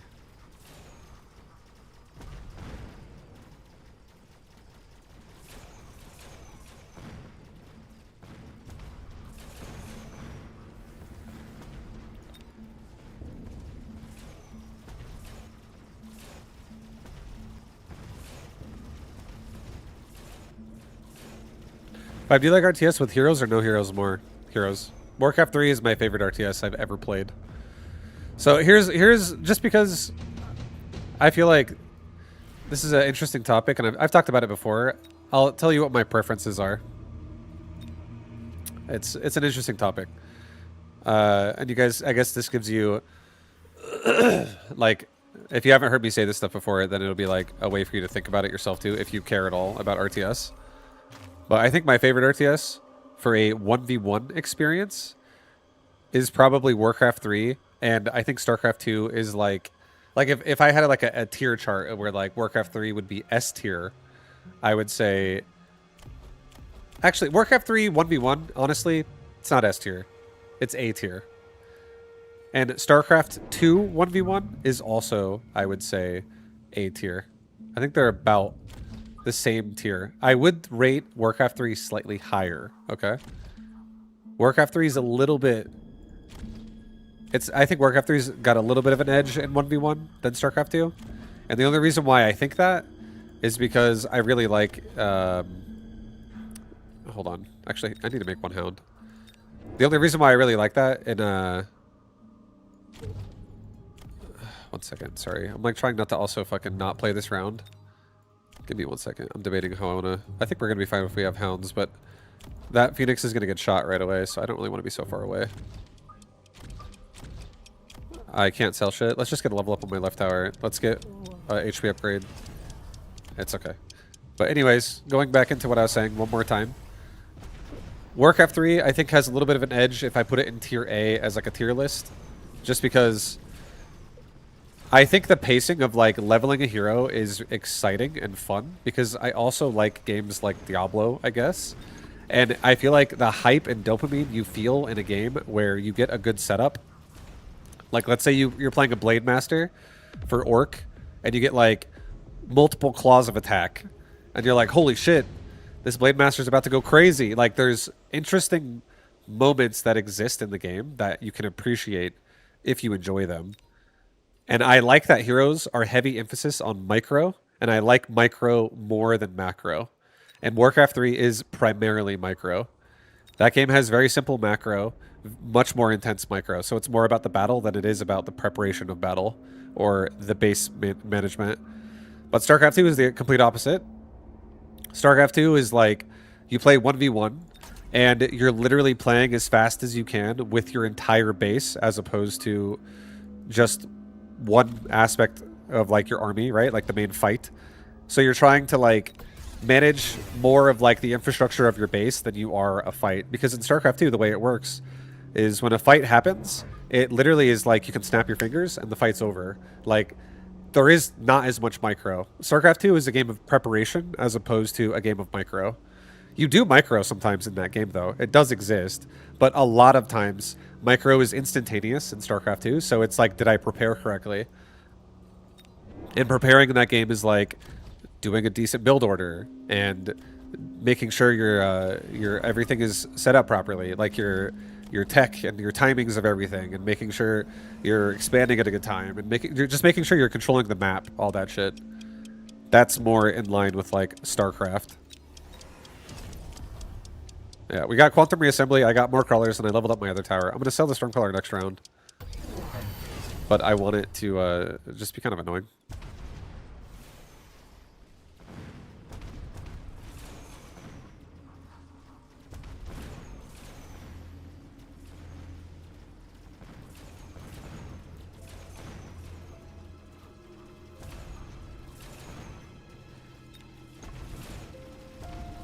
Alright, well, my tower was like, yes! Everyone's like, holy fuck, there's a rhino coming! And then the rhino just turned. Everyone in the tower was cheering, yes! The rhino turned! Why? I don't know!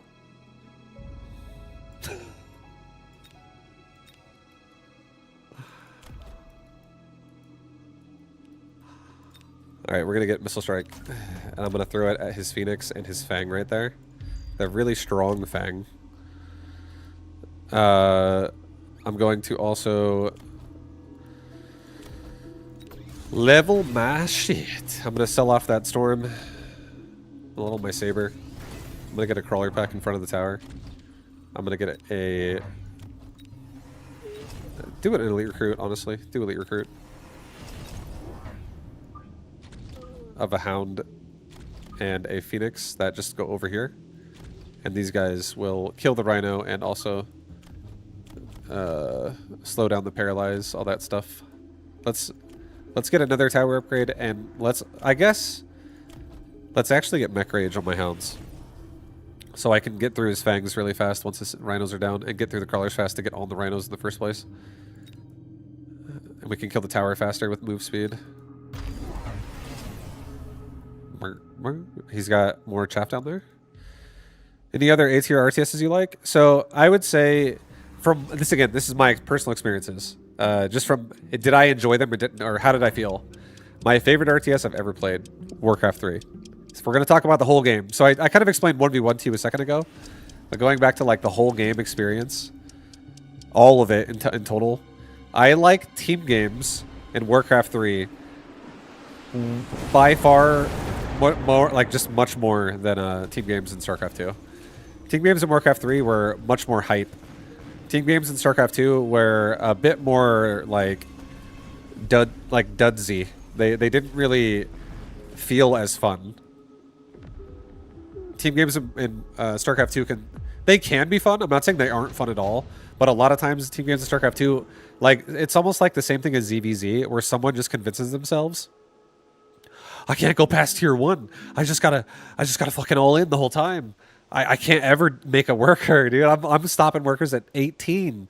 Like, that's what 2v2 can feel like, where like two players do that together and they do it against you and your teammate.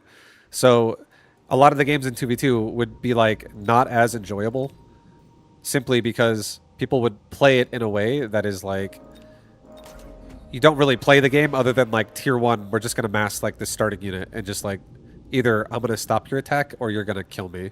Because the game ends even if you defend it. It doesn't continue.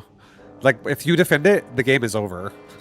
And when people play like that, it's not as fun. And I think heroes, believe it or not, are extremely good base defense early game. And I think the concept of creeping a hero allows you to, like, actually play the map. Like, it feels good to creep a hero because it literally increases the power of your army a lot in Warcraft 3. And if StarCraft 2 had mechanics like that, I think all-ins would be less prevalent.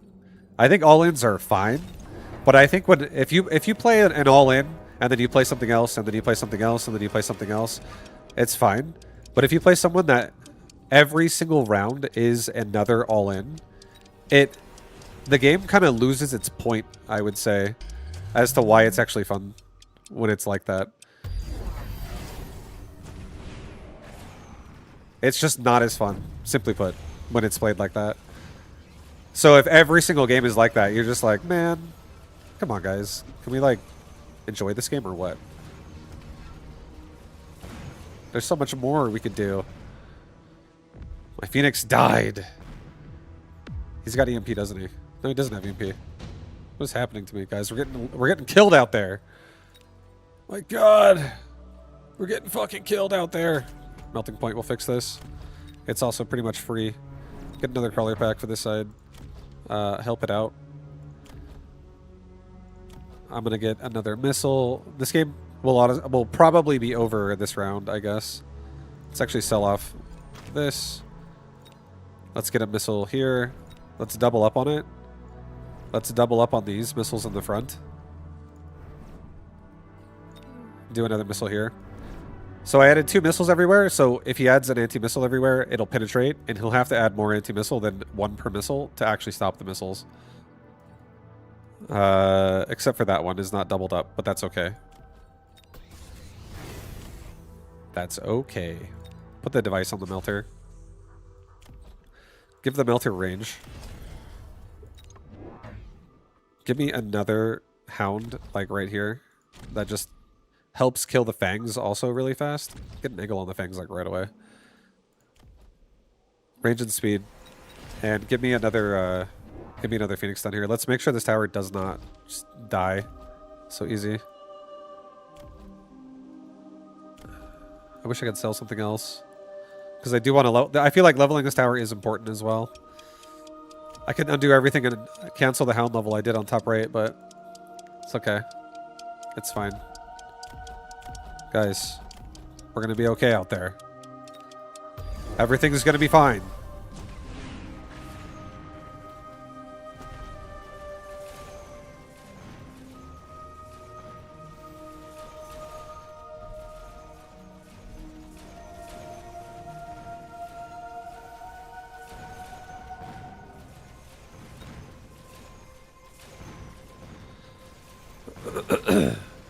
Nice.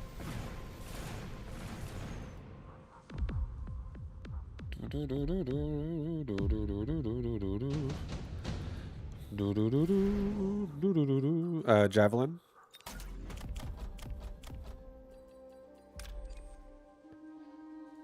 That's a big javelin hit.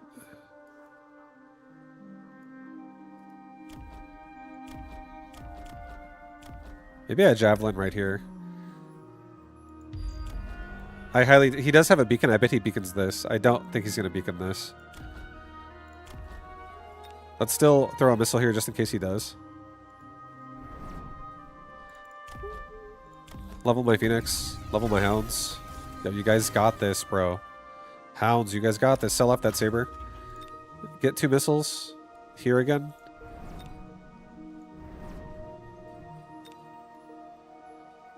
Get 2 here. Get 2 here. Do it again. We killed all of his anti-missile, which is great. Let's get a temp range, temp speed. Let's get a level 3 tower as well on right side now. Be extra safe. I'm going to level my Melter, so it can honestly just like win the round after the round is over. Even if I lose. And I feel like he's probably going to add some Chaffle on the left side, because these Phoenix are kind of doing a great job. So I'm going to get more Hounds, and I'm also going to get a Crawler pack on the side of the Hounds. That will start helping my engage here. I'll Missile Strike out the Fangs here. Those are really strong Fangs. So if he doesn't put a barrier down, that's amazing for us. Put a missile there too.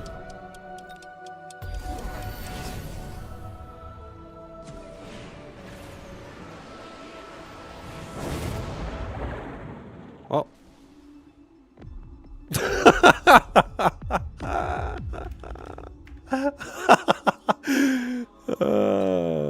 GG. I should have sold my Phoenix, dude. I should have sold the Phoenix.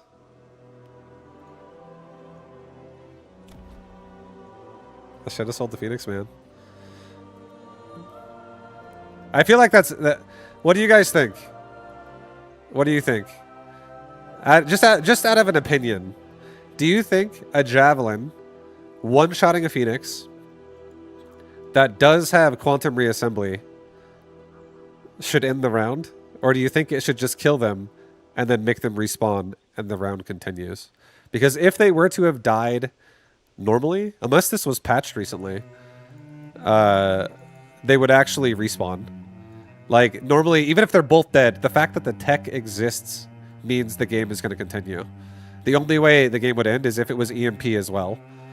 So, like, if they EMP'd you and killed you, and now quantum reassembly was disabled, then it would actually be dead and the round would be over. But, yeah, normally you actually don't die when that happens, so...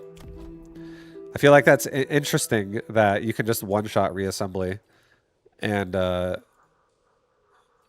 doesn't matter with a Javelin. Because if that's the case and that's how it's always gonna be, the correct play there would have been honestly to just sell the Phoenix. Or at the very least, try to mobile beacon it quickly with move speed on the tower out of wherever it was located to try to avoid getting javelined. But selling it would be like the super safe option, and you could just like hold it for that round or put it on somebody else. But that seems interesting. That seems kind of BS a little bit. I feel like Javelin real good. I feel like that just makes you hate Dominion Core more. I want to like Dominion Core, but Dominion Core is kind of silly. If you can't even res through it to a spell.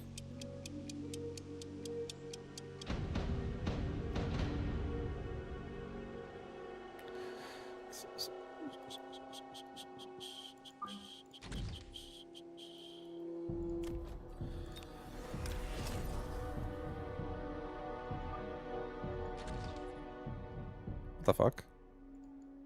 Yeah, was this game just fucking patched? Legit, like, why do I not have 2 cannons? All of the sudden, this game now, I only have 1 cannon. It's 1 wall, 1 cannon. Round 1. It's a fucking ninja patch. Alright. Selling isn't as... I don't know if I want to sell anymore. Just because...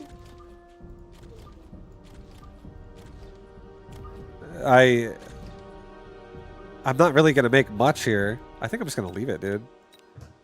Get rid of the sell device. Hi, baby.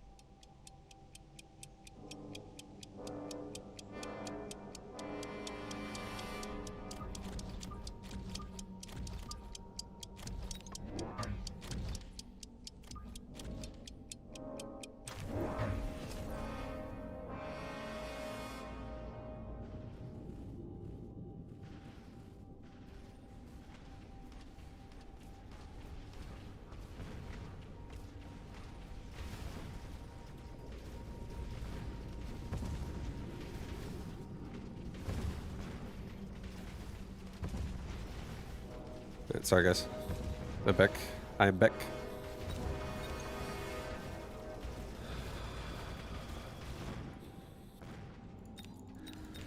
Yeah, interesting. I like that they toned down the cannons a little bit, but I still kind of would like not mind if they got rid of them. But at the same time, it's whatever.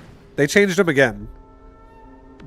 They changed them again, but now I feel like I'm gonna try not selling them for a little while because it doesn't feel as like autopilot, like, oh, I would love that, because you don't actually... The fact that there's not 2 big cannons anymore means you don't hit checkpoints to be able to afford upgrades like range on round 2. So that changes a lot of how I actually opened up early game because I was doing that a lot. So I feel like that's interesting. Now I'm going to be poor as hell again. This game wants me to be poor. Fuck, dude. Oh, God.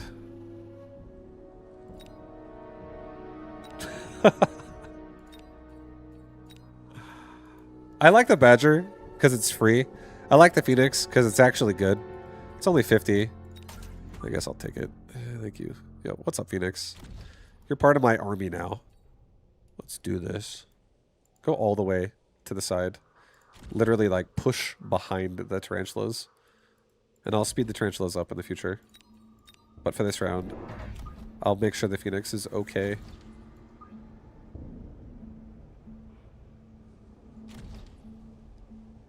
Yeah, this is definitely different. This is definitely different. Did I buy field recovery again? Or did I not cancel? Did I not undo buying that? Oh my god, I permanently have it. So I fucking bought this shit. Oh no, dude. I'm selling the cannon. Everything I just said is out the window. Alright, let it go. Actually, get another tarantula. Oh! Just barely. Nice. Did it. I had 250. That's a lot. So I was like, fuck it, I'll just buy another unit. Just buy another one of these bad boys.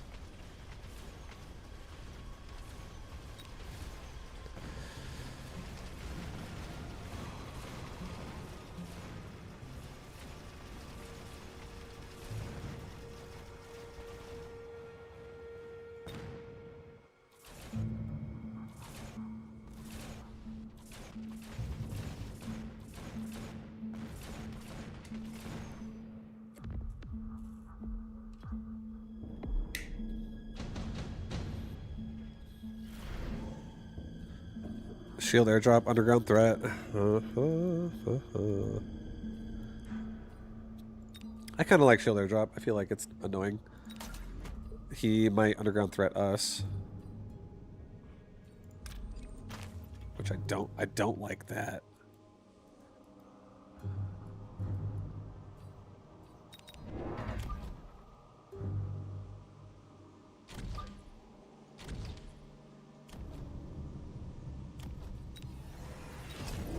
Give me another tarantula. Put him like right there. I guess I'll put a nice big dome like right here. I'll try to keep just like the Typhoons busy. Because if I put this on the edge of the Typhoon's attack range here, the Typhoons will attack the barrier instead of the crawlers. And hopefully they get stuck on it and the barrier doesn't die because we push through it and push him off of it fast enough. So depends on what else he puts here for DPS. And now there's a Phoenix there, so that could kill it. But this could be annoying for sure. Could be good for us. And we also blocked this with 2 fangs. So that's great.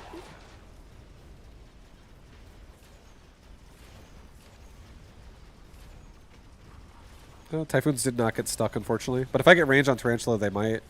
Crawlers still die kind of fast. They kind of hold aggro.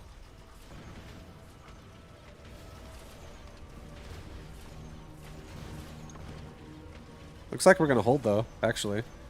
We're killing the Typhoons fast enough.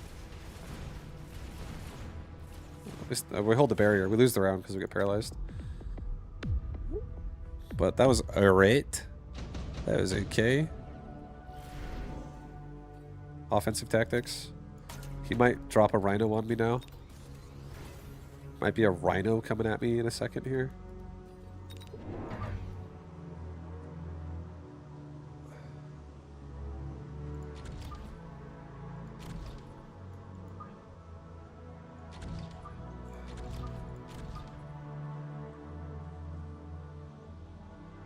Okay, I don't know if I love this because he might put a Rhino, like a drop on. I mean, I don't know. We'll see. We'll see. But I do like that I can beacon these guys. I do like the bacon.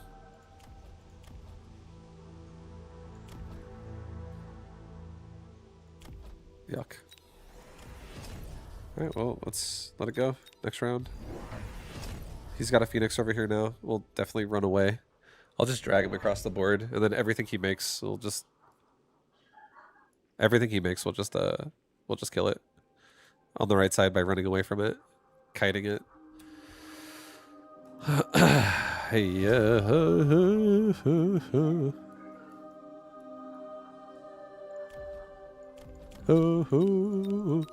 yo, tarantulas. Looks like we're gonna see level 2. Guys, this is nice. A nice setup coming up here next round. Might not look good this round, but next round's gonna look real juicy. Tarantulas barely got their level in time. Everyone's dead. You might be thinking to yourself, this doesn't look good. But it's about to. Tell you what. Boy, I tell you what. It's about to look real good.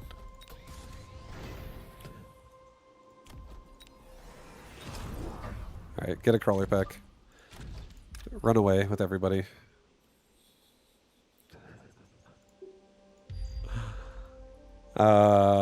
Yeah, good. Good. I'll get a sacrificial tarantula this round too. And next round, I'll give it a barrier that once it's active, I'll drop my second shield up there and try to really pressure the tower from that point on. So next round, I'll get high mobility as well. Alright, let's do it.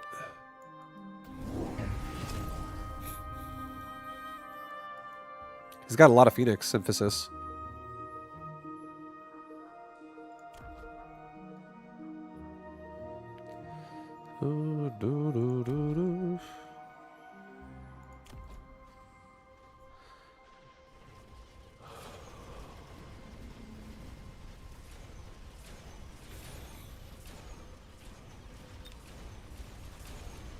Yeah, we just don't have any chaff, so the Phoenix are just kicking our ass.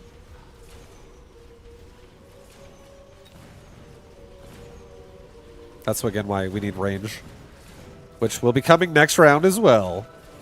Phoenix, paralyze. Oh, no. Don't worry, guys. We didn't get range yet. Expensive things. I got temp range. All right, not temp range. I got 10 range and advanced offensive tactics. So we have a lot going on for us. We do. This Phoenix hits pretty hard. He has charge shot too. Not yet, but he has the option of taking it. I think we should probably just say, I don't want any of this. I'll take the assault rating card, and if I get that, I could maybe take that. Get rage right now. Get a mech rage upgrade as well. Drop a barrier right there. Put a crawler pack like right here.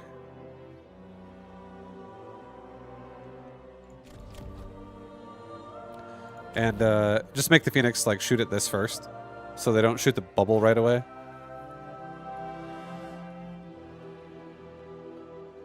Maybe like even like this. Run away again with everything but top 3. 150 range typhoons, 130 range tarantulas. Not the greatest for us, but we can still kill chaff. Let's maybe go down a little bit further than that though. Let's get another crawler pack that comes out, and let's level our right tower one time.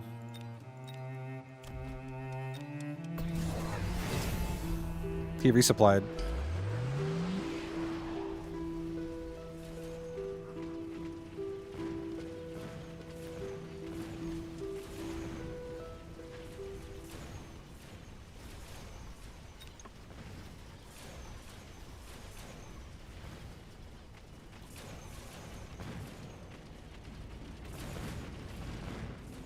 Nice. We got through it.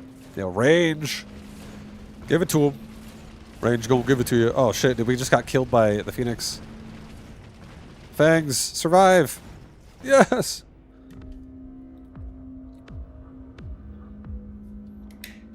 My god.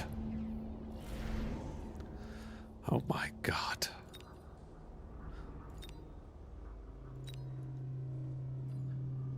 Let's get a bunch of Phantom Rays that come out like this. Level up all the units here. Tarantula in the back got level 2, which is great. Let's get a... I'm actually just going to manually build a wasp right there and put it in front of the tarantula. Let's run away again. Let's get another tower level. Let's get another crawler pack. Let's get temp range and temp speed. Let's get another crawler pack. And,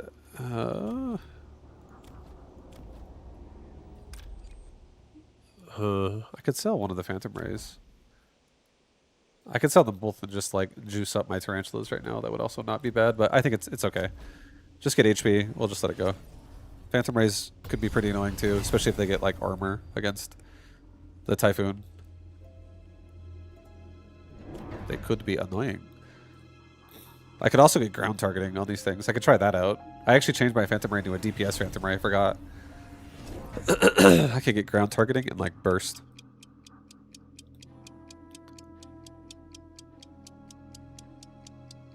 And it would just like sit where it is and just like burst at it. Outrange it. He would get air defense mark, but we don't really have a lot of air anyways. That's like important. I'm not really doing anything with my Phoenix besides leveling it up. Phoenix is probably just like an anti-air unit in case he makes something really big, which he hasn't yet. Because tarantulas will kill everything else eventually, because they have anti-air too.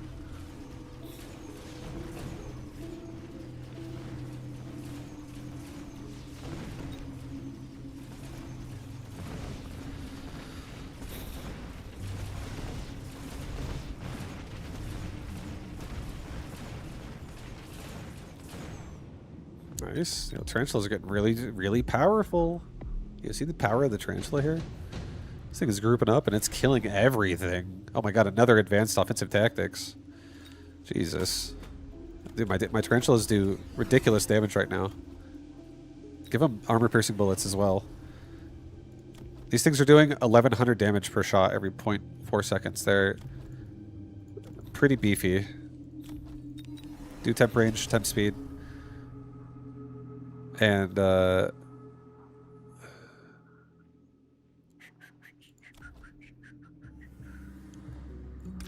away again. Run away again. I think we just take, again, also more chaff. Let's do a resupply and let's get a level 4 tower on right side. And this way we don't get paralyzed at like the crucial bad moment. Because we're winning left side every time so far. He's dropping a rhino on my tarantula's head, but it's high enough level to where it won't die. It shouldn't die to that thing. And then hopefully it's able to just DPS down the tarantula or the saber-tooth really fast.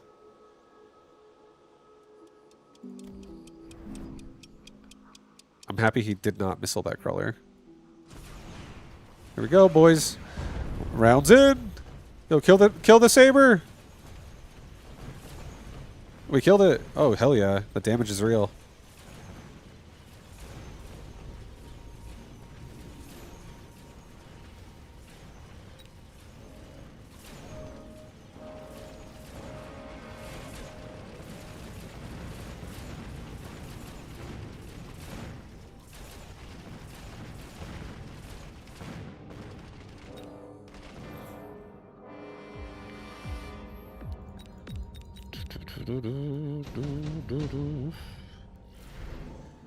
Alright, I think it's time.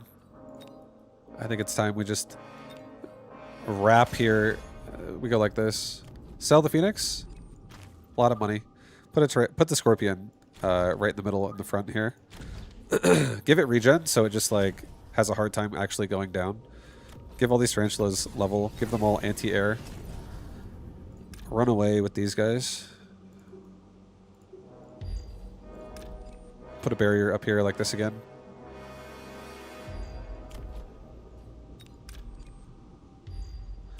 Da, da, da, da, da. Temp range, temp speed. I do want to resupply. I feel like taking ground targeting on these Phantom Rays a little bit. It would be pretty nice. But I also feel like I don't necessarily need it. Maybe I take something like that right there. Just another consistent chaff flood here, so every Scorpion's able to really push. Let's get damage again for everybody. I'm actually not going to recruit the last unit. And let's put a missile device like right there, so we blow up a lot of this shit as it runs at my tower on the right side.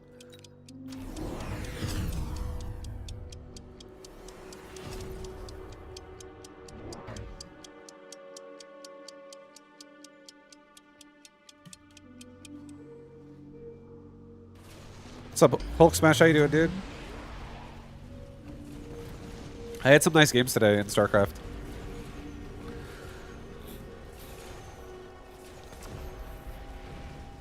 So worth a watch if you were looking forward to it.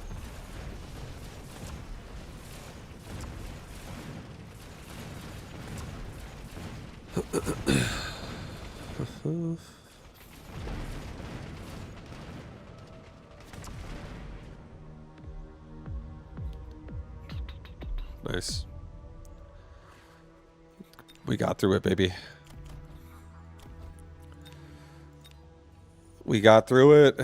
And yeah, I never use oil. I actually feel like it might be... Oh, hold on. Fuck, I have to do laundry as well. It might be to my detriment that I'm not using oil. I definitely don't use it, like, ever. I'm always trying to... I think it's because I'm always also having the mindset of I want to run away. And if I make them too slow, I will be able to shoot at them while I run away. Which is probably why I don't use it often. But I'll be right back, guys. Yeah, I'll queue another game when I get back. I'll be streaming for probably like another 2 hours, so... BRB. Laundry time again.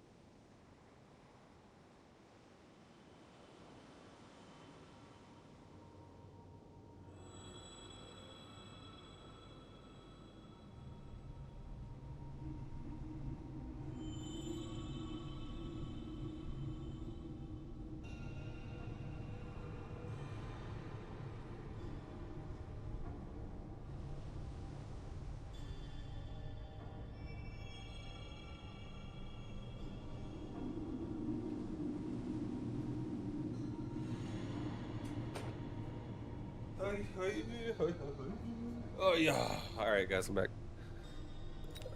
Last one. I just gotta go pick it up. Probably like after 2 games, and then I'm done.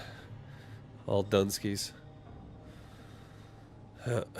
Dude, gonna go back to having smooth, clean socks. Shit. Yeah. What up, Hulk Smash? If you're still here. Yeah, I hope all you guys that have been watching, I hope you have been enjoying my my split streams of Mechaballs and StarCraft. Maybe I'm making you like one or the other. Oh my god, training specialist arc lights.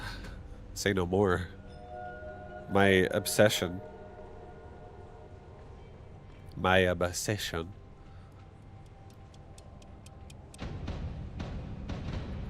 What's up, KT-san? Yeah, only one cannon again. Interesting. I won't buy a field recovery device this time. I'll put a saber, like, right behind this wall. Another one right behind the wall.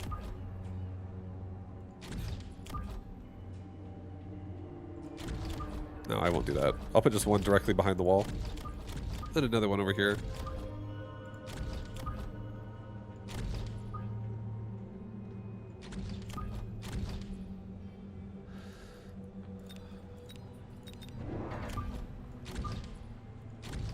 Alright, we have a wall to start, so if he plays super aggro, at least the wall will absorb some of the shots from me. I will try to give my protected arc light the upgrade. Okay, he's not even in my face directly. So, we could sell the wall, but it does protect the saber initially.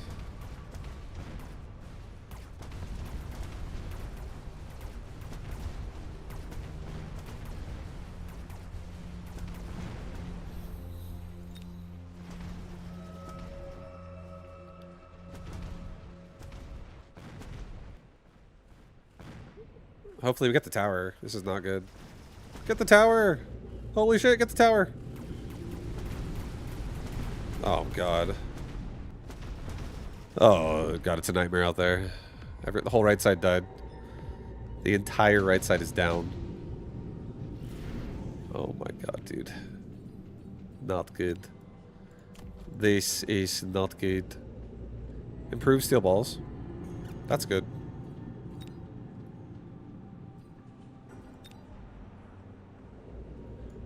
Okay.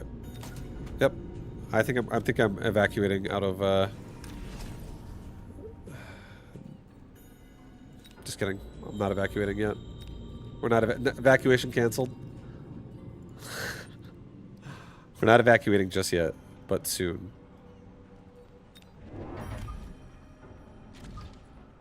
Give me 2 fangs. Just give me 2 fangs that block for the arc lights and the sabers. Does he have improved steel balls? Oh, we both got improved steel balls. Okay. They have... I have actually better range than they do, so I could play off of that. Kind of glad I didn't actually sell a saber at this point.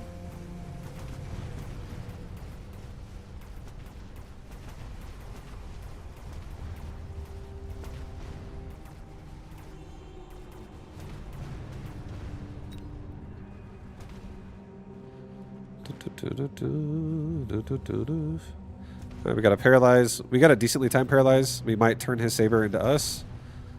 We do, but it's not good enough because we're dead. We got paralyzed by the frickin' hounds again. Frick! A deployment module? Underground threat? Damaged device?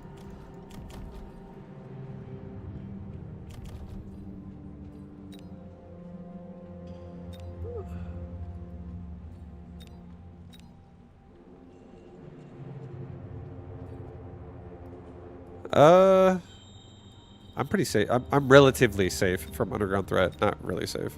Relatively safe.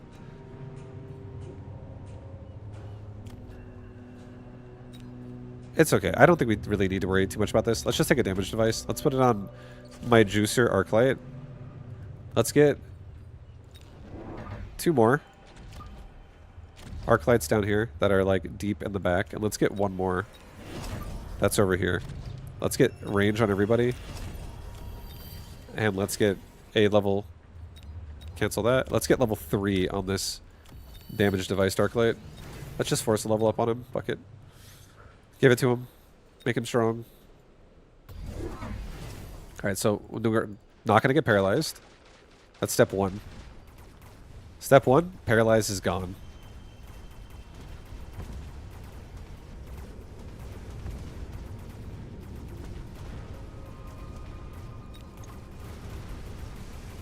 Holy shit, we're paralyzed! Oh my god, we got paralyzed! We're okay. Paralyzed again, but yo, we're gonna get a paralyzed before all my arclights are dead, right? Come on. Oh, we do, we actually do. Get rid of a lot of these hounds for me. We got rid of some of them. Alright, one hound, one saber kills us. These fights are getting much nicer by the second. I don't know if you guys have realized this yet, but these fights are starting to look pretty good for us. I'm gonna get 2 storms. 2 wasp is tempting, but I have fangs. I'm getting 2 storms. I'm just gonna add a form of DPS right now that can also just blanket some damage over here for now. Level my arc lights. Get this tower at level 2, so it's not so easily killed. Let's get 2 steel balls. And I'm gonna give my steel balls kinetic, so they're just gonna travel across the board and then kill all of this late. So I like the position we're in here with that. And now the Stormcallers also add a lot of annoying help. Actually, on second thought, let's actually rotate these things to like right here. I could kill the steel balls with this. And they could also... Yeah, let's just do that. Some of them will get in the front of the tower too, and we can act as chaff with it a little bit.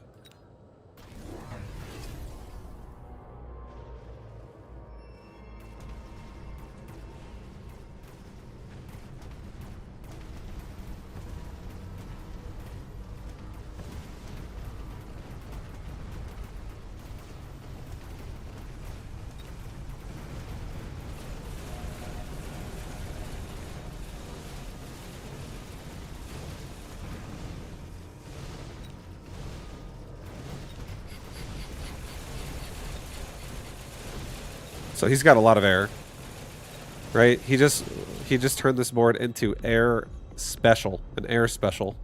Well, I have a really high level arc light with a damage device, so I'm happy to turn on anti-air. I feel good about this. Acid is kind of annoying, a little bit. Let's skip. I don't really think it's annoying for him as much. Half his army is literally air at this point. Let's just skip it. I'll get a barrier for the center of my sabers. I'm gonna get anti-air now on my arc lights. Let's level this one to level 4. Make him a super beast.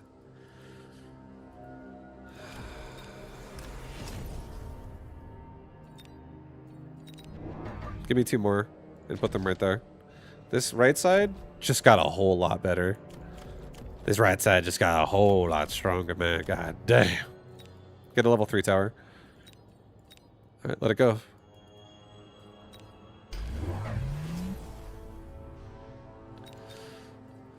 He has energy shield. Well, this level 4 arc light, he hits for 2400 damage a shot, which is like 2-shotting a level 1 wraith.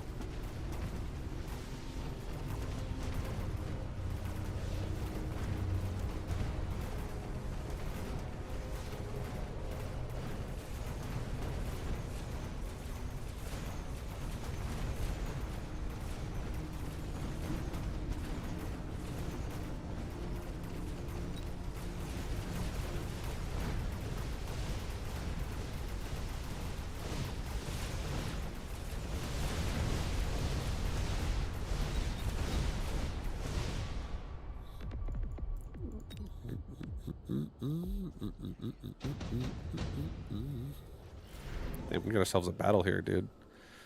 We got ourselves a bit of a battle here.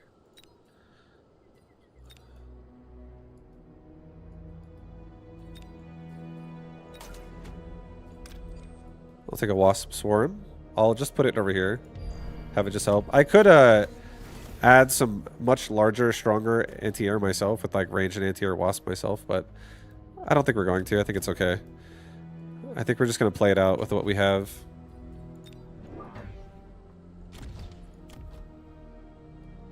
And he could turn on burst at any point, so I don't really feel like investing into like anti-missile, even though it would be kind of nice right now.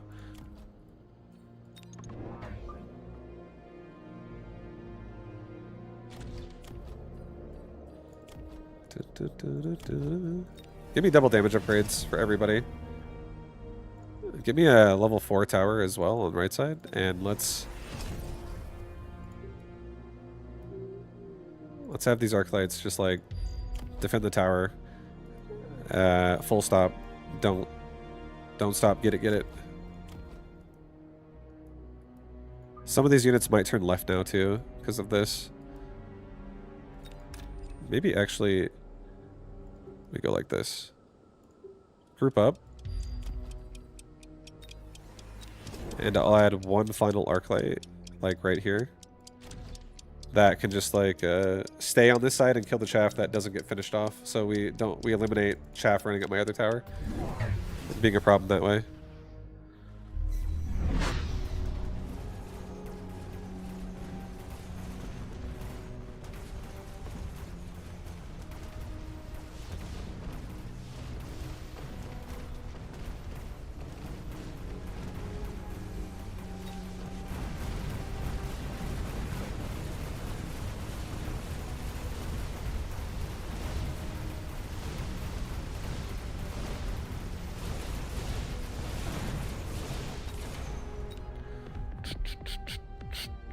Dude, he's getting us out there. Ah, we're dying out there. It's all kinds of messed up.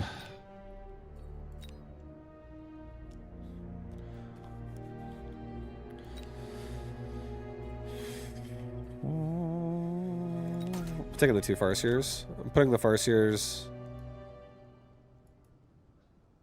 probably like here and here is fine. I'm gonna take... I feel like Shockwave right now would honestly be really good. Let's double level this guy with the damage device as well. But Elite Marksman as well is also kind of insane at just getting through his units really fast. And also allowing me to range him. Maybe... Hold up. Can I reach this?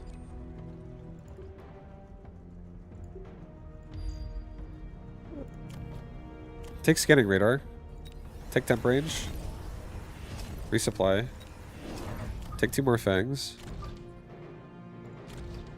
And let's just, like, get this side marching forward quickly. I'll get a barrier as well, like, right here. Fangs will, like, it'll get shot by a Saber once or twice, but at least it'll also prevent a missile from blowing up all my Fangs. He's got burst already.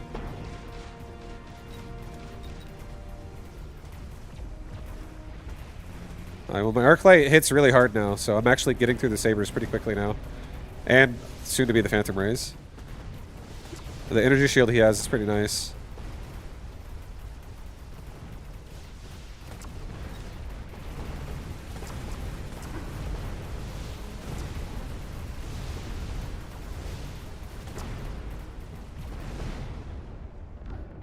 No, I'm fucking dead! Ah!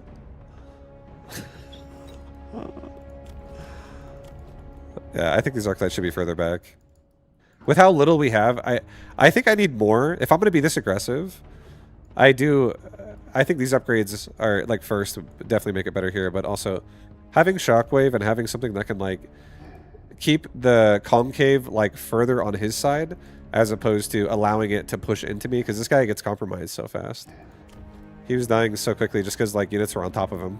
But if he stayed alive, like, if he was here instead, he would have been doing so much damage the whole time. He dies, and then it really just, like, the rest of this, like, struggles to get through it until these guys arrive.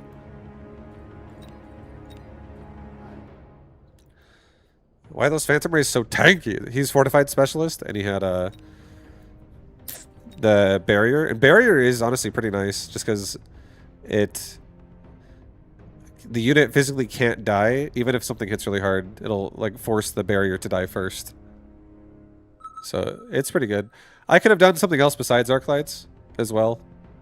Like, I could have gone... I think, for instance, I could have gone Anti-Air Wasp, and those Phantom Rays would not have seemed tanky anymore. It's just my arc lights also don't have charge shot. So they're trying their best.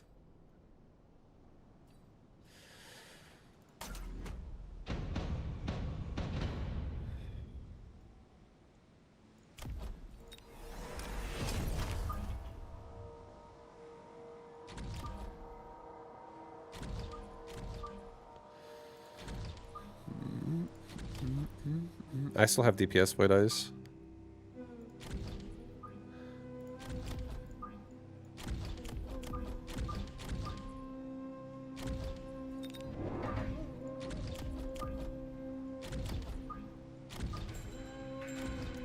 Alright, so we have something like this for our board. Yeah. I'll do something like that to start. I have a nice, very defensive Void Eye Mustang right now. To open up. Super defensive. And more cost control. This guy's supply specialist. The less good cost control. All the stats, half the money.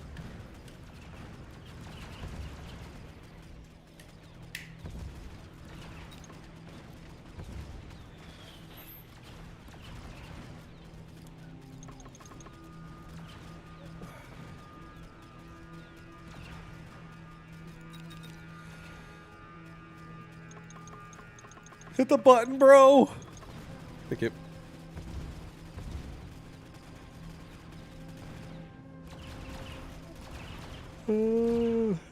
Void Eye's doing what they do best. You know, getting it done round one. It's pretty good.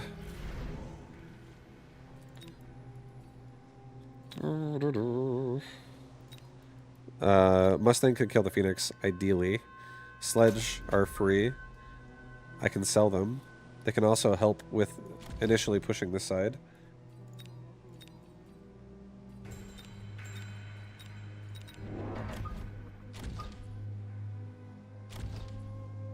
I'll get two. No, get one crawler. Just get one crawler and get one more Void Eye. Last Void Eye will go like right here.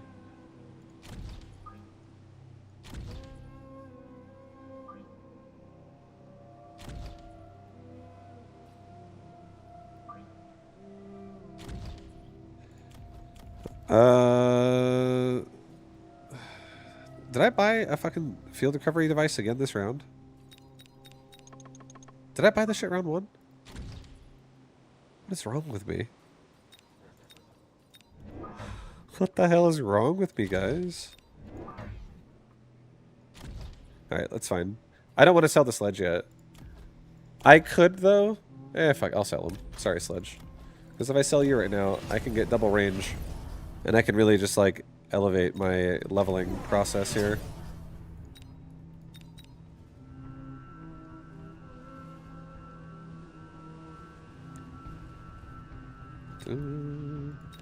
So, we'll kill a lot of his hounds before the fight even starts.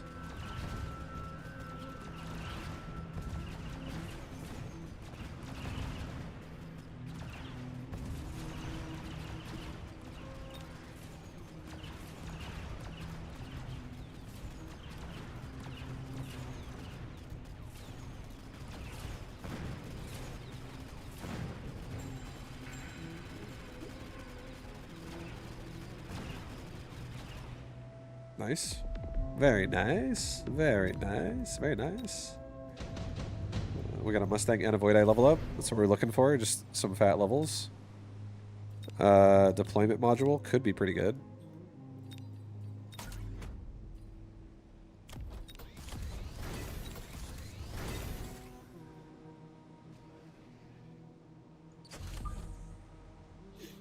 What if I put this Mustang squad like right here? Void Eyes, back it up.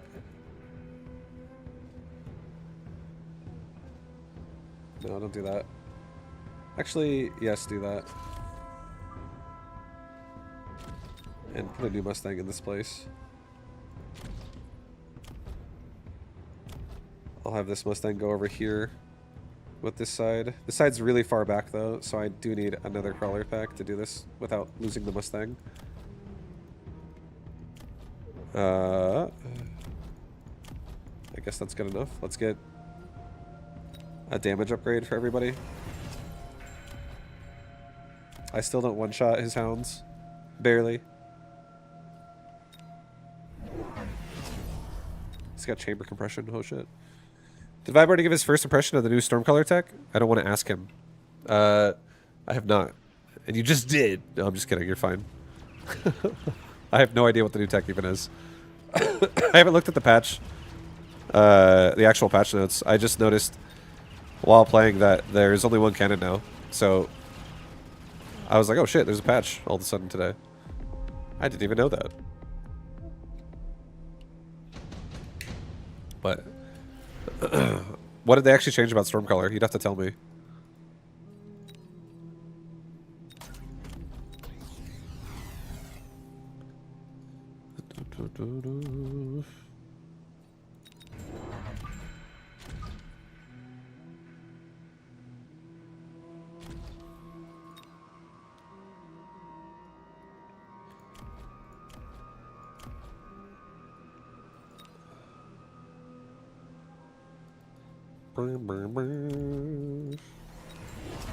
Alright, more crawlers that cover the front now. That just engage for us. Let's rotate these Mustangs back into the pack.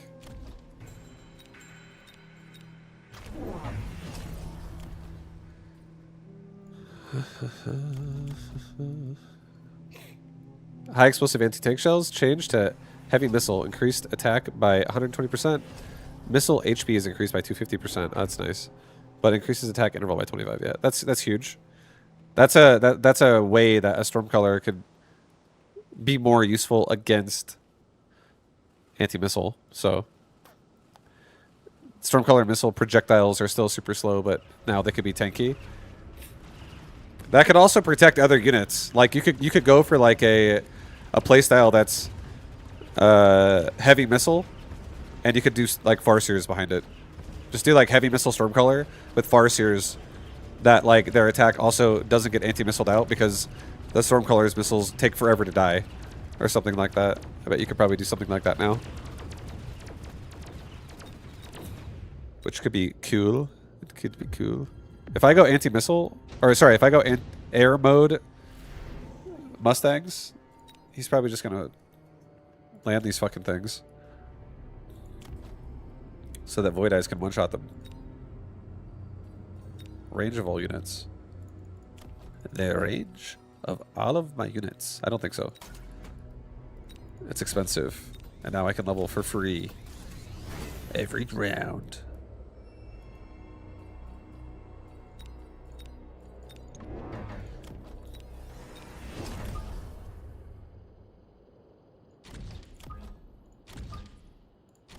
Three fangs. We save 1,000. I don't actually have anti-air Mustang. I forgot about that. My Mustangs are chaff clear, actually. What's up, Potato Thoof? Thoofy.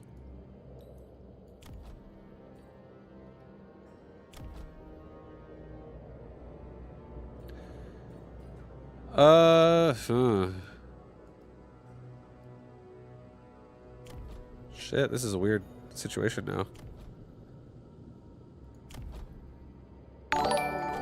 It's okay, let's just do like a third of my life.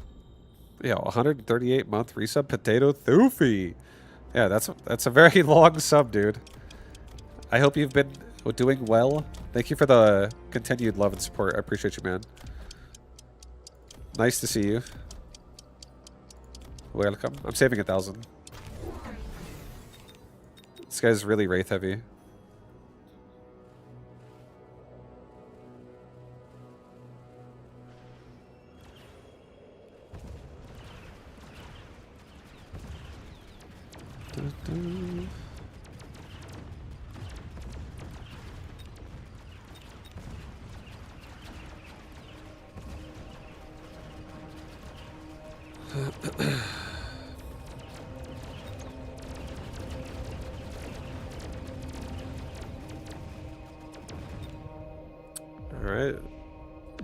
Alright, on to the next round. On to the next round. Let's see it. Stormcaller. Oof, oof.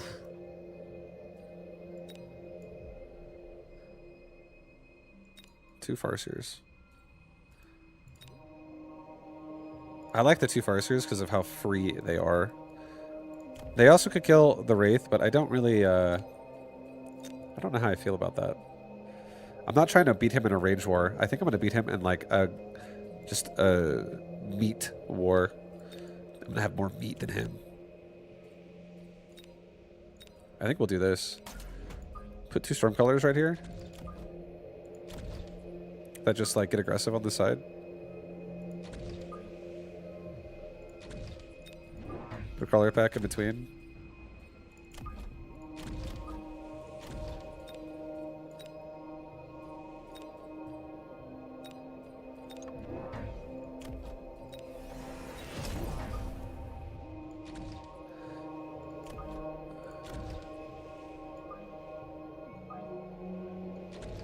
Okay, something like that. Crawler packs starts us off. 2 mountains lead the charge. I do 100% believe he's going to turn these things into land cruiser. So I want to have something that tanks the shit out of that. And then I don't care. So I think I'm going to go for like mountain plating. I'm going to go for my meat mountains. And then the Farseer, or sorry, the Stormcaller just allows me to pressure his front really fast and makes him freak out and make stuff. Because those things are going to be really annoying where they're located. We just killed all of his hounds, basically.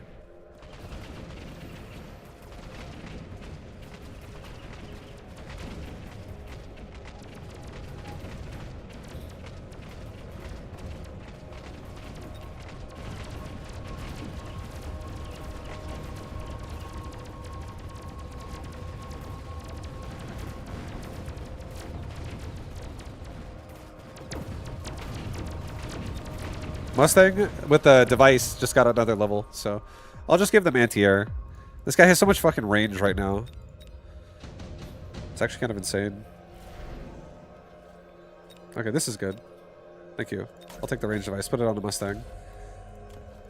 Level the Mustang. Let's put all my Mustangs over here together. Let's just not even defend this side.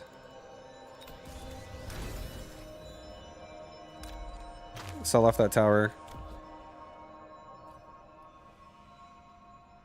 Actually, do this. One more mountain right there.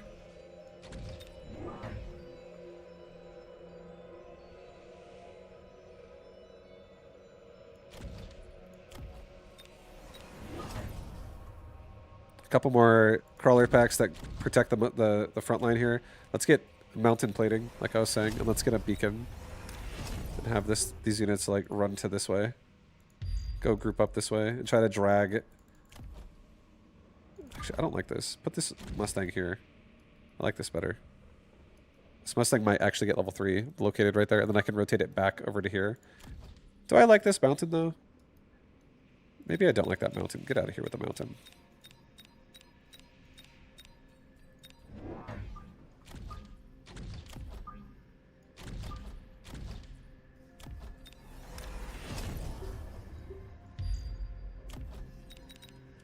Okay, I like that better. Get plating on mountain. Get 2 more crawler packs in the front. Let's get another damage upgrade for everybody. Alright. So now we're dragging his army towards my mountains. And I just leveled my tower also to level 4. So even if that tower gets sat on by the rest of the shit back here, if it drags on it again, it just won't paralyze much at all. And it will take forever to get paralyzed.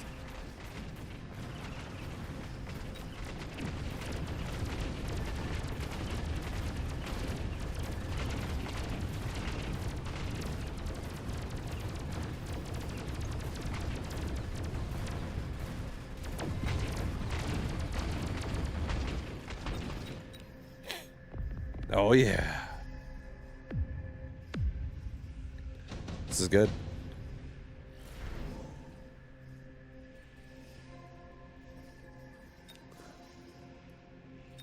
He has anti-missile Mustangs.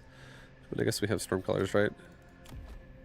Yo, let's get that heavy missile. Let's do it right now. Why not? Just for the fun. Just to see what it looks like.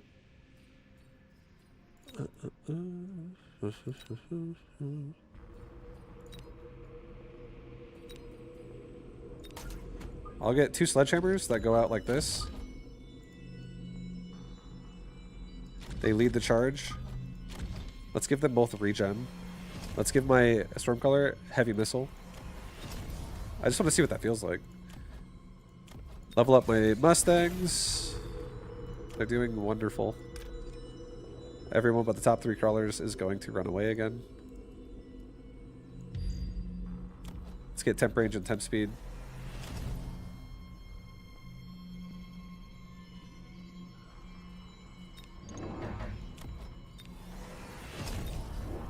Get another few Fang squads that come out and just help protect after we ideally kill the Wraith. For the most part. Let's do a... I mean, we are completely abandoning right side, and there's a huge army that swells on top of it, so let's actually just get a fortification level 5 on right side.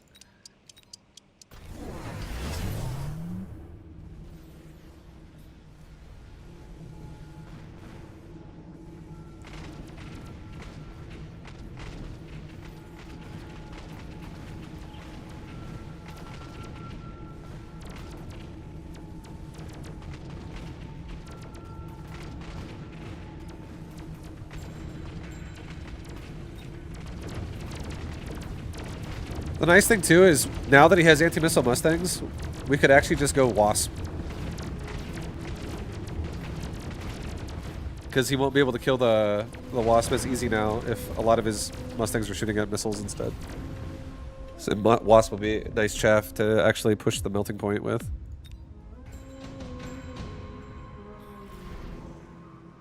A barrier. I think... A fucking nuke. A fucking nuke. I'll nuke. I'll nuke him right here.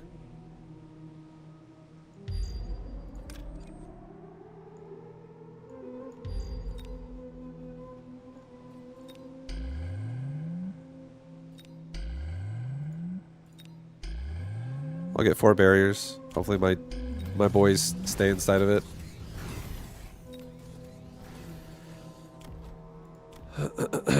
I think we get suppression shots. I could also get range.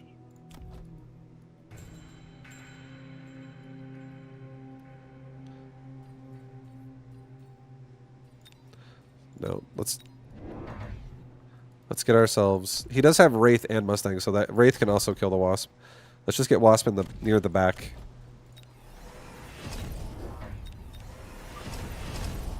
I wish my Mustangs had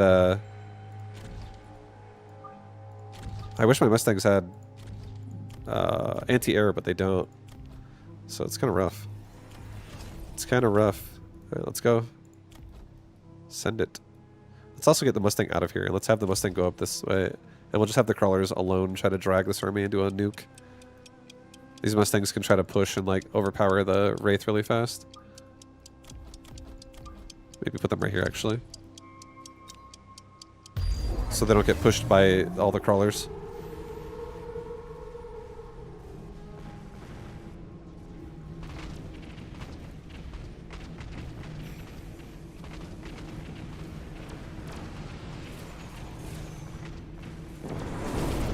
Oh, we definitely got his army on right side.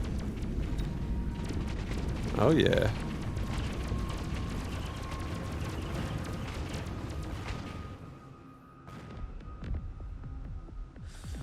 Oh yeah, boys. A nuke victory right there. Did I like this? Not really, honestly. I didn't really like that. I didn't feel good about it. The Mustangs not having anti-air kind of really sucked. So I gotta remember that they're not really a good fucking tool for that with their current upgrades.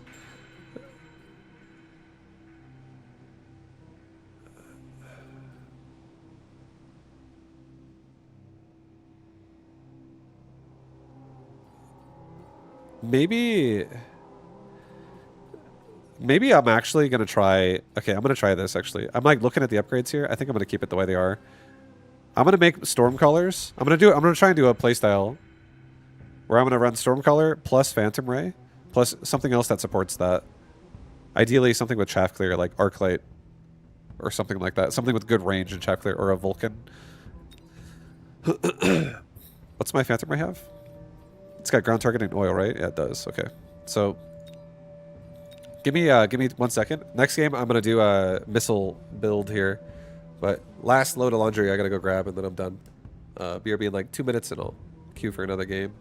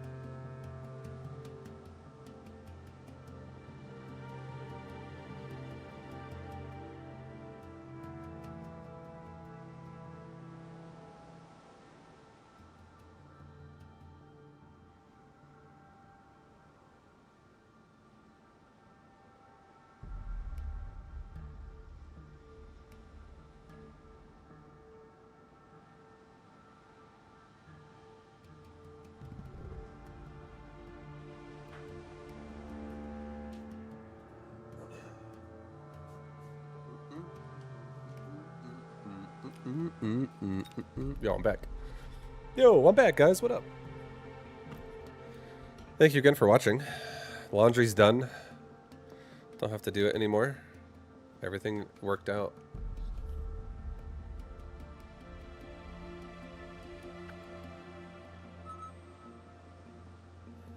Dishes? It's okay. Laundry was the pressing. Dishes aren't that bad. I just did dishes yesterday, like last night, so, and I haven't even made a single one today. So it's not too bad. It's probably very little out there. Vibe, any hype for Zero Space? I think if you like StarCraft, Zero Space can be a fun game to go check out. But personally, am I hyped for Zero Space? Not a lot, just because I already played the game for 50 hours, and it wasn't really... I wasn't loving it. Like, I wasn't personally as excited about it, and the main reason why is because the only thing in Zero Space I think I would actually care about is the 1v1 aspect of it, and I don't really want to play the 1v1 aspect of it that much. Just... I want to play a new RTS game that feels more with like a fresher, maybe more like team-focused idea. I don't know. I wasn't really liking the current version of what I was playing in Zero Space. So although I like kind of want to check it out again here and there, at the same time I didn't have as much fun as I wanted to in the first place. And I don't think it has, like, just to clarify, it has nothing to do with the game itself. It has to do with my opinion of what I think is fun. And I feel like Zero Space was just too similar to my experience I had in StarCraft 2. And I'm surprised I'm playing StarCraft 2 as much as I have been, I'll say that. I think when it comes to RTS, I really like Warcraft 3-esque a lot more. If we're going to talk about something that's, like, simple. Between, like, oh, StarCraft style, Warcraft style. I like Warcraft style more. I think I would have been more excited for Zero Space if I think I'd be more excited about future RTSs in general if there was more inspiration from Warcraft 3. So anything with like a hero doesn't mean I'm gonna like it, but if it's done well, it could be really, really fucking fun. It could be. Nice, here we go. Phantom Rays, finally. I got it, dude. We got it. I'm gonna sell off this cannon. We don't need it. We're going into Phantom Ray. The strategy is beginning.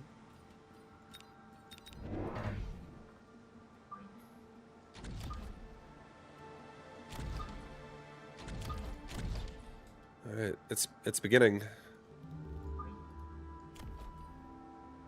There's Broken Arrow, but it's a war game. Yeah, I've looked around and I've seen little bits of things here and there. I'm not buying every single game that comes out because honestly, it's fucking you could spend a lot of money buying a lot of games and only playing them for less than a week. But yeah, I haven't seen anything that makes me like super excited.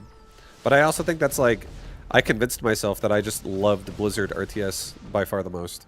It was just amazing. So I didn't have eyes for anyone else. Blizzard had my loyalty.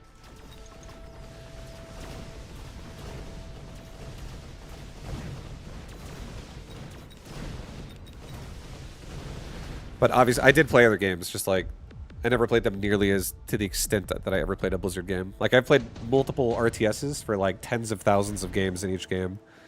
But other RTSs I played for like less than 1,000 games. Guaranteed. Less than maybe even 100 games a lot of times. Like there was an RTS that came out like 5 years ago or something. It was called Grey Goo. Like 7 years ago now at this point. I don't even fucking know. It came out like between like 6 to 8 years ago. Somewhere around there. Probably. I think. But I played it. It was fun for a couple games to be like, oh, a new exciting experience. And then after, like, within the first day of the play session, I don't think I was, I already think I was not as invested in it as I could have been otherwise. Like, if I liked it, is what I mean. Like, if I was like, bro, this is it. This is the game, bro. This is my new thing. I love this game. Like, if that's how I felt, I think it would have been easy to continue the grind on that thing. But I remember I played it for less than a week. I played it for a few days. It was fun. It felt like I was almost playing like a custom game inside of like Warcraft 3 or StarCraft 2 or something like that. And then you're like, you play it, and then you're kind of like, oh, that was fun. And you move on quickly. It wasn't like as fleshed out of a game. And I think StarCraft 2 is not the greatest. So Grey Goo was 11 years ago. Yeah, that's fucking longer than I thought. I think I really like when a game feels good to play. That's like step one. And I also think that I like inspiration from Blizzard titles overall. But I think I'm more excited about if a new RTS comes out, if it's more of like if it's just honestly more of a team experience. And I think fun experiences in the past that I would refer that to would be Arranged Team in Warcraft 3 and like custom games in Brood War. Like Big Game Hunters. That shit was fun. I feel like that kind of style of like it's just designed. Like Warcraft 3 isn't as casual. I'm not saying Warcraft 3 is casual, but I do 100% think that the Brood War BGH games were casual. So like they were designed in a way where a player who's awful can still play in the same game as someone who's actually pretty decent or pretty good. If they just like do something really simple and like, I'm gonna wall my base off and fucking turtle carriers. Cannons into carriers on one base economy. It's like the map is designed in a way where like people can do that and they can be useful even though they're bad or even though they're not great. So I feel like what that did is it took away the concept of good and bad and it allowed you to just like game with your friends, game with people you like, and not be stressed out about it if they're not very good or like can't play at the level you want them to. I feel like it was really fun when it was like that. And I think RTS and Warcraft 3 was similar. And I think the reason why Warcraft 3 was similar is because I also remember a lot of strategies you could play with people where they could feed resources. So you could literally have someone who's not that good at RTS. If they don't want to play, if you have someone you're playing with that doesn't want to do the rules required for what RTS is, which is you have to like try. You know what I mean? You have to put in some effort. You could still play with them. Like, you could have somebody just play a hero only. They could play Dota with you in Warcraft 3. They could just feed you all their minerals or all their wood and gold. And then they just run around with the hero. And just do whatever they want. Go creep the forest for a little while. Get in there and try to fight. I feel like I like when games offer that. I like when games offer you to have a casual experience, but you can also still have like a try-hard experience with it. And I feel like the StarCraft 2 casual experience was not fun. I really think it was bad. That's why I'm sad whenever people are super influenced by StarCraft 2 is like the hype game of like what new RTSs should be. Because I feel like StarCraft 2 did a really bad job of making the casual side more fun. I feel like they did a good job with the 1v1, but it was really a horrible casual game. I don't know how the fuck Protech has played 2v2 StarCraft for as long as he has. Because I really don't know. I don't think it was that fun. Maybe I guess if you really like the playstyles that exist. I don't know. I just think that every time I played team games in StarCraft 2, I did not hate it, but I did not think it was as well done as the Warcraft 3 model of it before StarCraft 2. And I could say the same thing for Brood War. Like, being an older gamer, I feel like I really liked the early days versions of it. Okay, guys. We have so much fucking Phantom Ray action right now. It's a bit ridiculous. It's a bit ridiculous. Let's get 2 levels on this tower. Let's run all of these Phantom Rays away. Let's get 1 level on this tower so these things don't have problems. We have so much oil.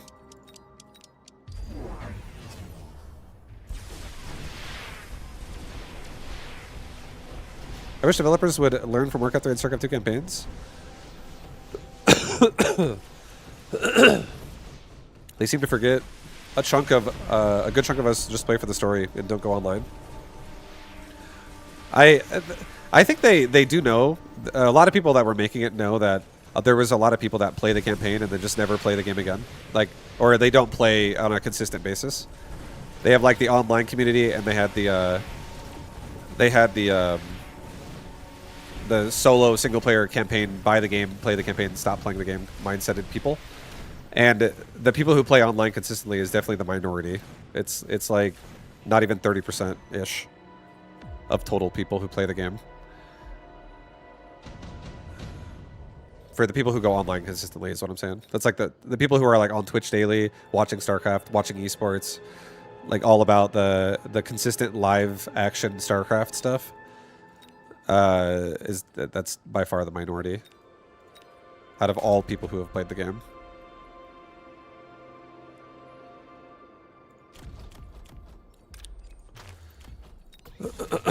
And I think making a campaign be good, I think that's fine. And I understand that that's a... If you can make a really fucking sick campaign experience, I feel like that could be really cool. But I feel like for me personally, I don't think I would ever be able to stream it daily. Because I think to stream it daily for me and be excited about something that I'm going to grind, I think I have to have really, really fun replayability aspects of it. And I think when you play against new people and new styles, I think that is, to me, a really fun concept that exists. Like, just being able to play someone unique and they do something really crazy. You're like, what the fuck? This guy's nuts, and it's sick, and it makes you think, it inspires you. You problem solve, theory craft. How much more oil until the US invades half the map? Bro, we're not even close to enough oil yet. I need more.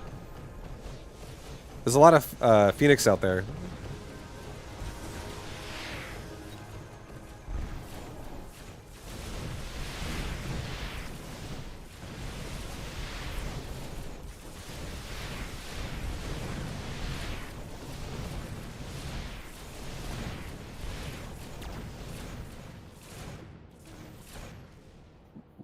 Oh!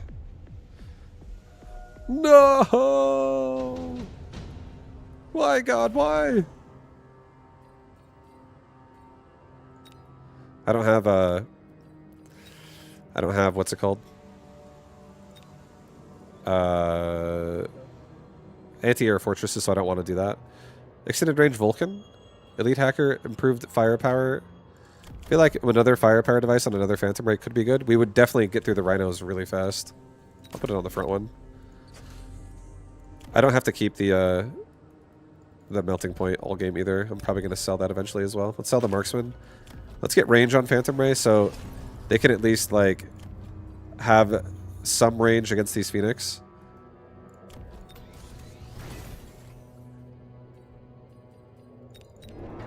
And I'm going to get myself a few more missiles in the back of my board. Believe it or not, they're in the back. They're in the back. Alright, that's it. The Phoenix are going to die to the Phantom Ray. That's the goal. That's my goal here. That's what I'm trying to do. Let it go. He has quantum reassembly? Oh, Jesus. He's trying to kill me with Phoenix straight up. Let's sell that melter. It's getting compromised by his melter.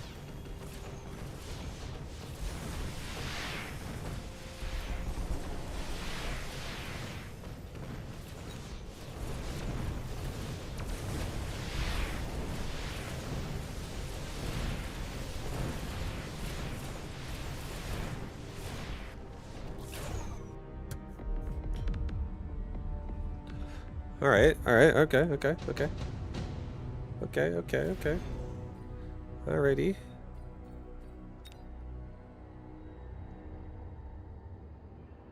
I almost feel like taking the Fangs, honestly. They're so cheap. I could just get range on them, and they would just annihilate the Phoenix. Maybe take that. Maybe sell the Melter. Take the Fangs. Just, yeah, give these Fangs range. And we'll just have them try to kill the Phoenix off. Get a level 3 tower over here. Run away. Let's get a crawler pack right here. And let's run away with the majority of my Phantom, or all my Phantom Ray, really. I think I'm going to get Wasp. Get temp range, temp speed. I'll get 1-1.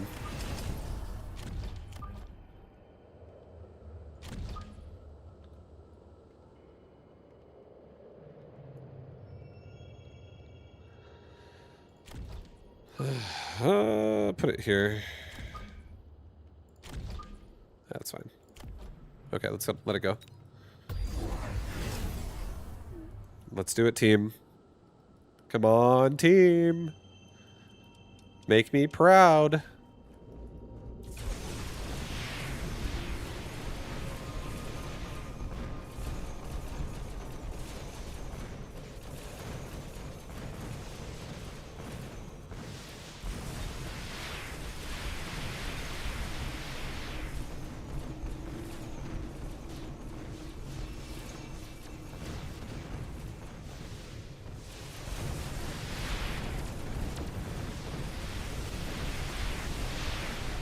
The Fangs are all still alive,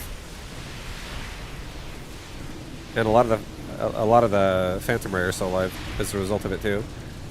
He could get fire of some kind and try to light this board on fire. It would kill my Fangs. They do walk on it, but we have a lot of Wasps, so I think things are going to be okay.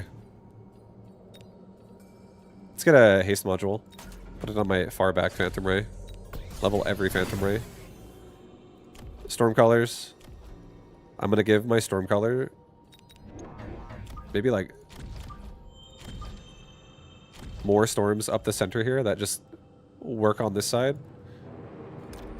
These guys are gonna run away. Range and speed. Get me another Fang squad that buys these guys some time as well, just for a second.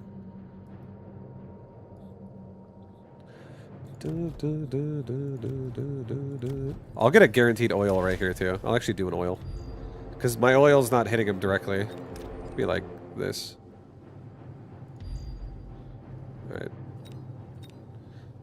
Okay, that's it. We did it. Do a resupply. Let's get heavy missile. Actually, cancel that. Let's get launcher overload. No, cancel that. Let's get heavy missile. Like, he does have some anti-missile already. Let's just make these missiles never disappear, ever. And it really makes the Phantom Ray missiles also not get diffused at all.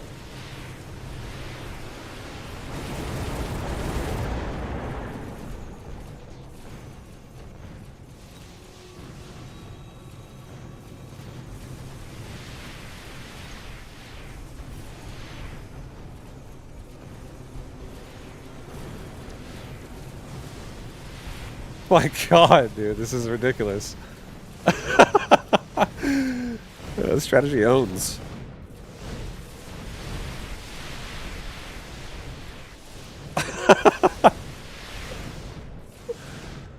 Oh, we actually lost. Hold on, we have fangs, Just kidding. Fangs, get in there. Dude, these Phoenix are fucking destroying us.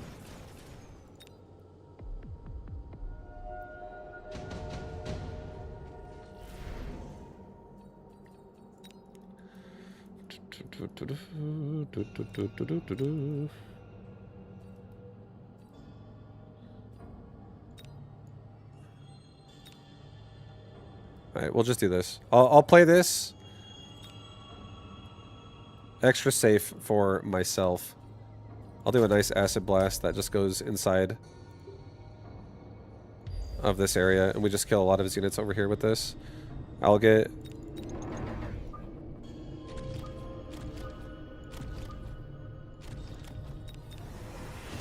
all my wasp... I'll sell off the Wraith too in the back. I'll just throw a missile at this. Level my Phantom Ray. Get temp range, temp speed. Resupply.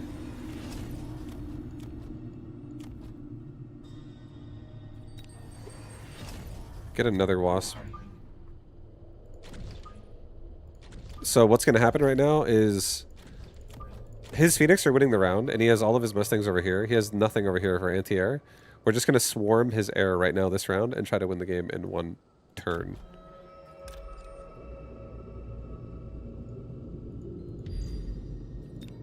Let's go. Let's send it, dude. Let's go. Yeah, we just did a Mutalisk swap right here, guys. The mass mutas. Suddenly it's like he's pushing with some Vikings and some tanks, and I have mass muta.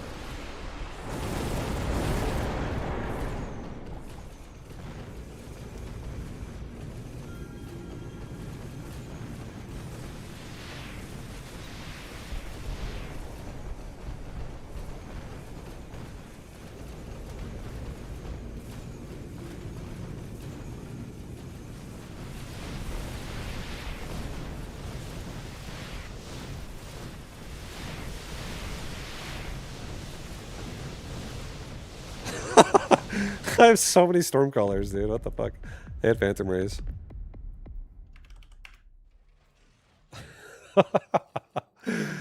Oh, shit, dude. What a build. Phantom Ray Stormcaller. Missile Gods. The Missile Gods.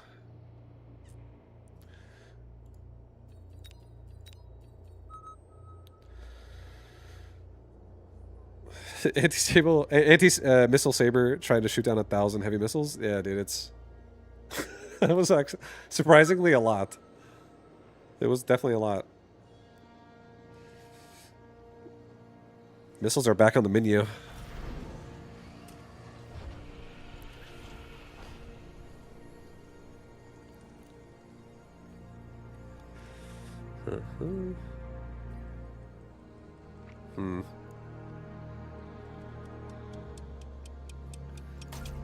I'll try doing supply specialist.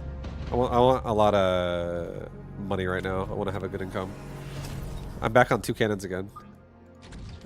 Interesting.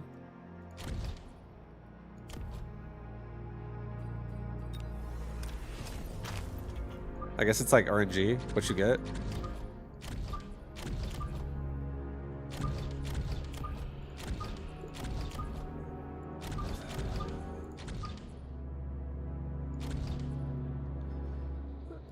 Okay.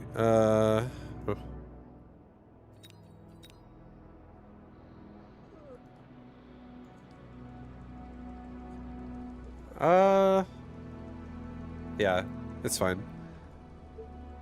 I want this sledge to be maybe slightly closer than this even. Yeah, like that's even better, I think. That's the ultimate. Alright, let's go. I like that.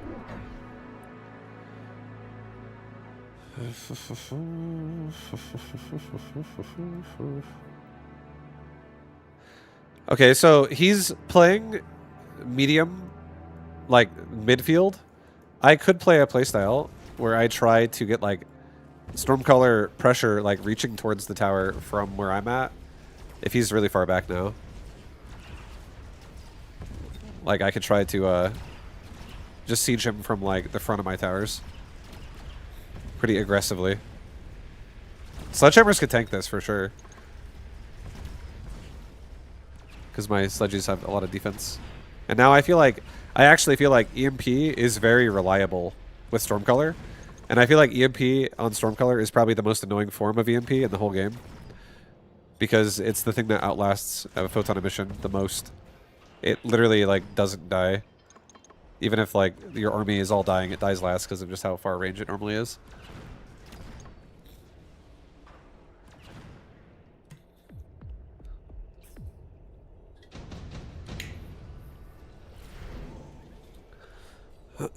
Improved Tarantula.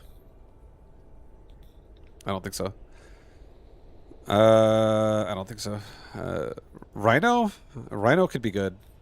I think we'd probably go for a Rhino, honestly. Just put him up here so he aggroes as little as possible.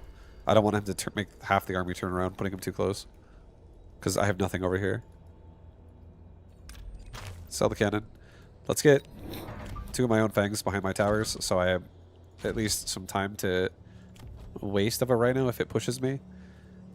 And yeah, we'll chill. We'll wait. I'm not going to spend my money. Nice. He took improved Tarantula. So that's good for Stormcaller. I think if I don't get Stormcallers next round, I'll just buy them manually.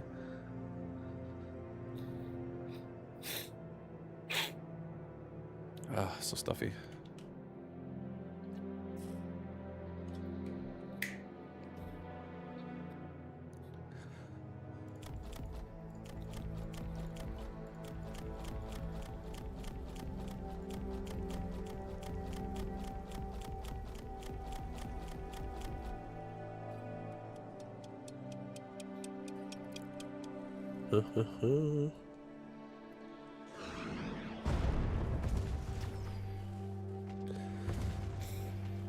Layouts and defensive structures. The new patch just says added 2 new layouts and fewer defensive structures. Nice.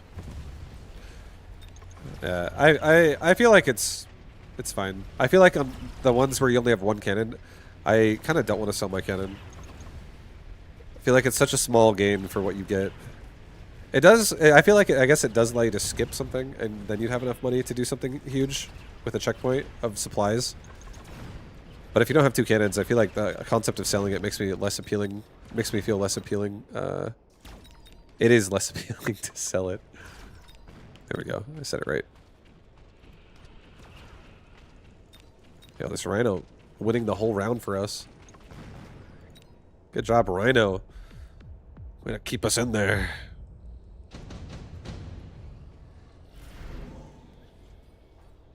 I'll just do it again, dude. I'll build a Rhino right there this time.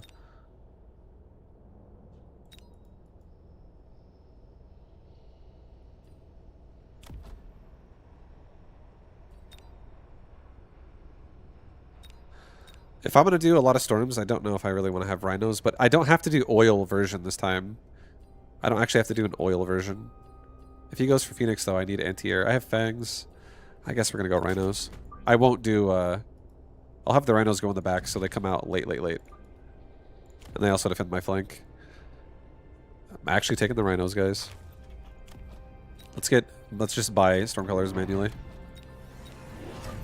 See how this feels.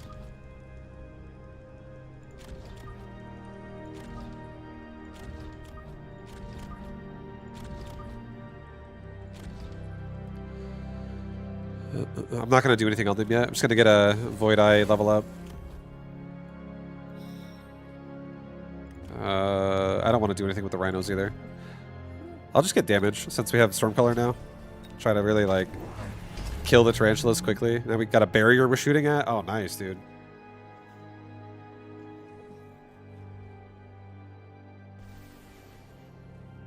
The Stormcaller siege game.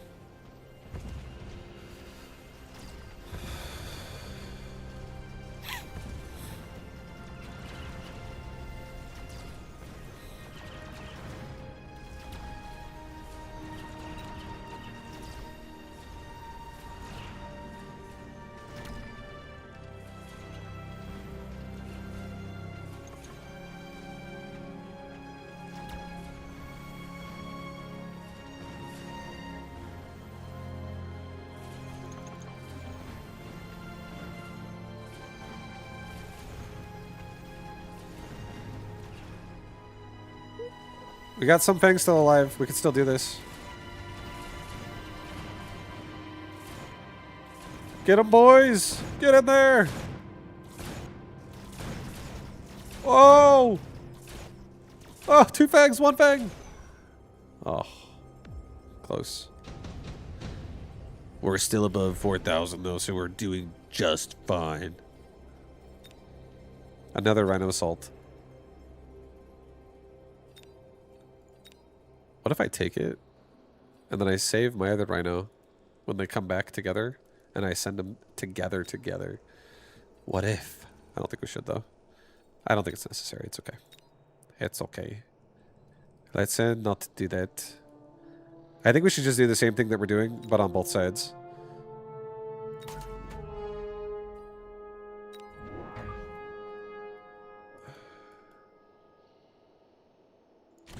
Yeah, let's do another sledge over here.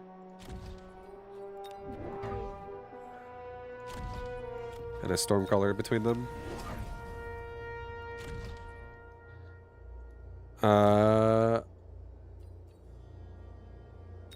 I will try going for a heavy missile right away. So anti-missile, just even if he goes for it at all, it's not going to really help at all, or help as much. It still can help, obviously, but it won't help as much. And the damage goes up. I like that this gets damage at the same time, because I do have to kill a tarantula with this thing. So I will take it. We could sell off, maybe sell my back right rhino and have this left rhino redeploy into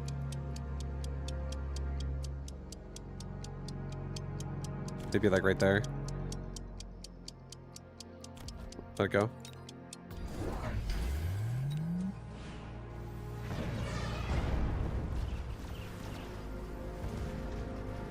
Yeah, he already has anti-missile devices, so we have heavy missile going right into those. This is... It's still hitting the barrier a lot. I feel like we're penetrating a lot of the anti-missile right now. This is a good test. We get to see how good Stormcallers really actually are when someone goes early anti-missile. It's definitely killing some of the missiles, but a lot of them are getting through. I'm curious how many Stormcallers it takes to fully defuse one Stormcaller's worth of missile shots. Or how many anti-missiles it would take to do that. Like one squad.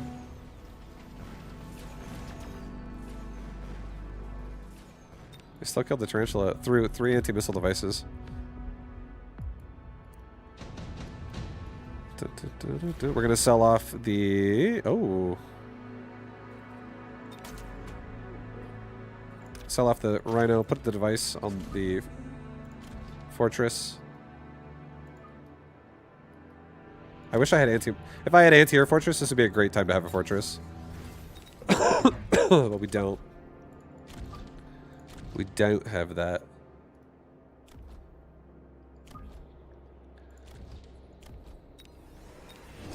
Maybe just do another backside flank here.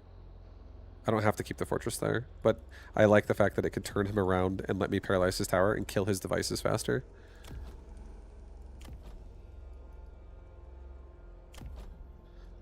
I'm gonna get range on my storms at this point. I'm gonna really increase their ability here.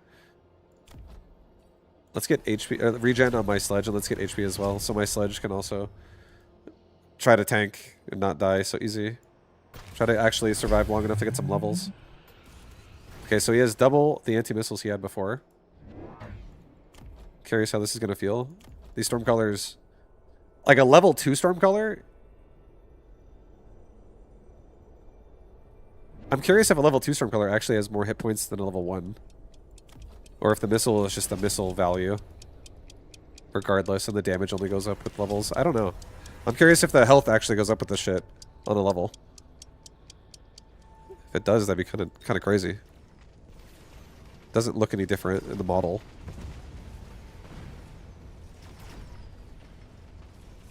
And we just one-shot the barrier through anti-missile, so that feels really good. We're definitely still connecting a lot of these shots.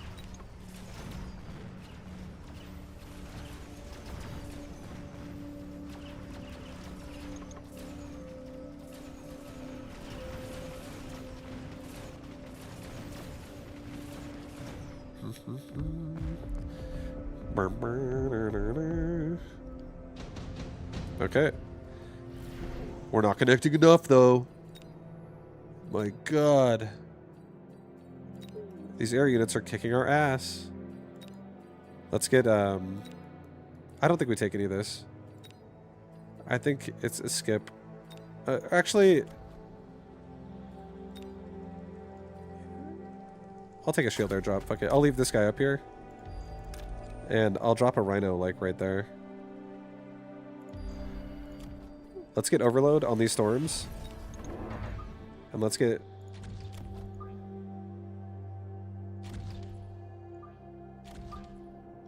Let's get more storms again.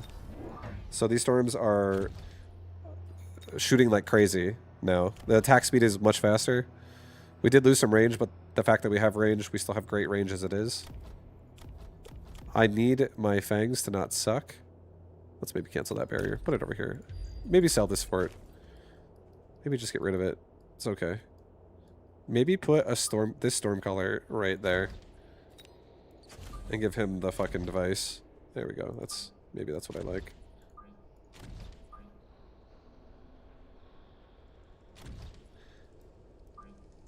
Yeah, go like that. That's fine. Yeah, that's good. Let's get a damage share on Sledge now. I'm just gonna try to make the Sledge hold aggro for just as long as they can. Just hold the line.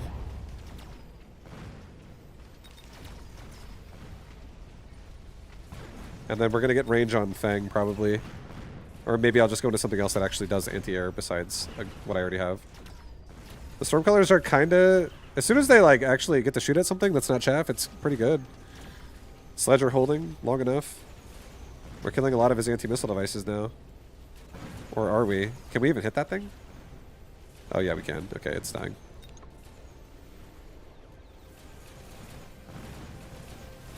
The nice thing about Fangs being my anti-air is that they'll kill the Phoenix so slow that I'll always kill his anti-missile.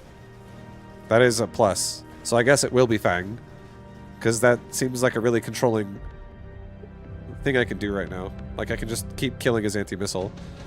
Because if I get something that kills the Phoenix really early, like if I had Wasp or something like that, they could die because they could overextend the Sledge, but at the same time, I don't always kill his anti-missile if his Phoenix are dead first. If I start winning that fight even harder. Let's get another deployment module. Let's get another Stormcaller. Put a deployment module on this thing. Actually cancel. Put it on this guy who's already level 2. Level these guys up.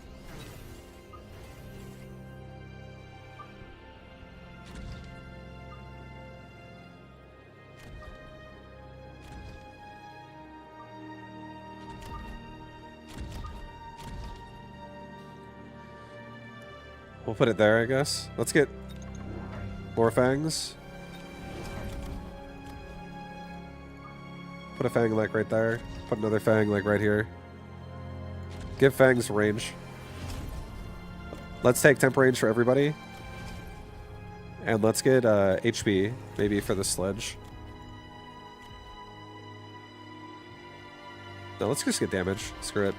I want every time I connect to anything, it just instantly dies. Stormcaller damage is insane right now. Actually, no, go HP. I take it back. We have so much damage already as it is from the upgrade. We should just go HP. I feel like that's gonna...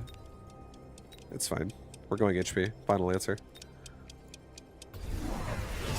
It's fine.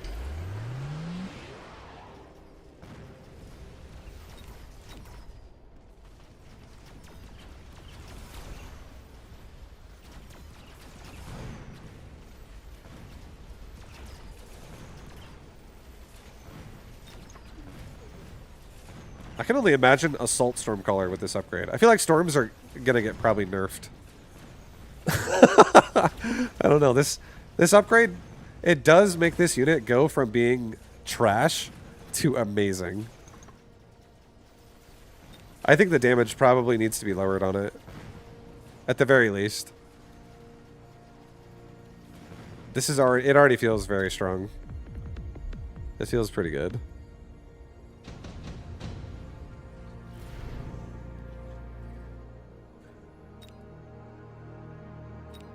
I'll do 2 Phantom Rays just so I have some type of DPS that can actually hit air and my flanks are safer now. It's cheap. Level the sledge. Get Fang levels in the back.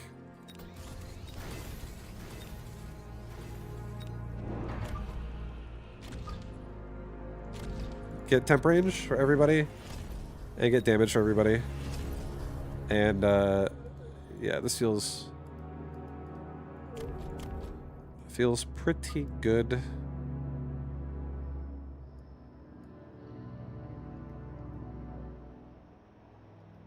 seems annoying that I can put Stormcallers on either side of the board.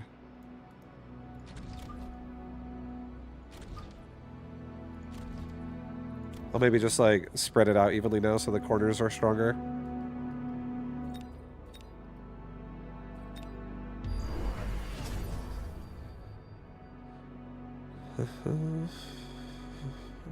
Throw in some Typhoons, range and healing. Yeah, no, they would Typhoons would definitely kill the crawlers and also heal the sledge. Linked sledge with Typhoon healing is pretty insane. It is pretty insane.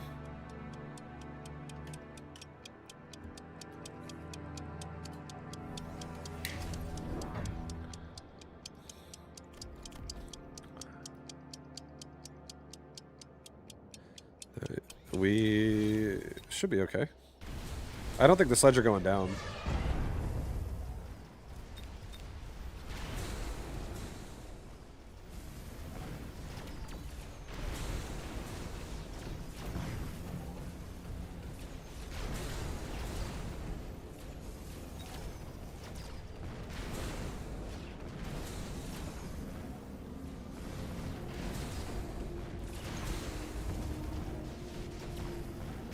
What an interesting army, honestly. This Stormcaller is a formidable unit, for sure. Like, it definitely is controlling the game right now. The Stormcaller is absolutely controlling this game at the moment, with just the amount of sustainability it has. It simply doesn't die. Let's get a enhancement module on this Phantom Ray and sell it. Level it up and sell it. Let's put the other one on the other Phantom Ray, and if I lose this round, you know, which I might, but I don't think the Phantom Ray is a big integral part of my army. It's not a super important part. I'm gonna get Mech Rage. I'm leveling the back Fangs. I think I'm gonna get 2 Farseers, and I'm gonna put them both like right here, and I guess right here on this one. Give them emission and scanning radar. Get another final Fang for the middle here. And I'll do a missile device like for the center as well. Get a barrier for these guys. These guys are the ones getting killed the most. Give them a chance to get level 2. Okay, let it go. Seems good. We now have EMP immunity, so EMP doesn't do anything to us. Good timing on the Farseer.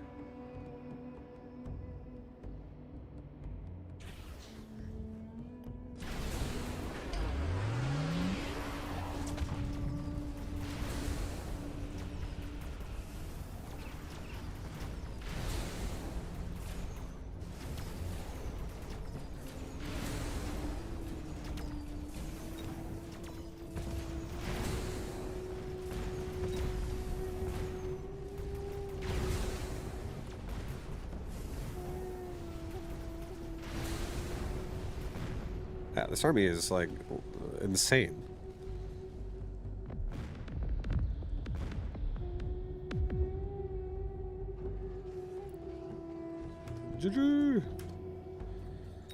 Yeah, dude, the Stormcaller, this new Stormcaller is quite a beast.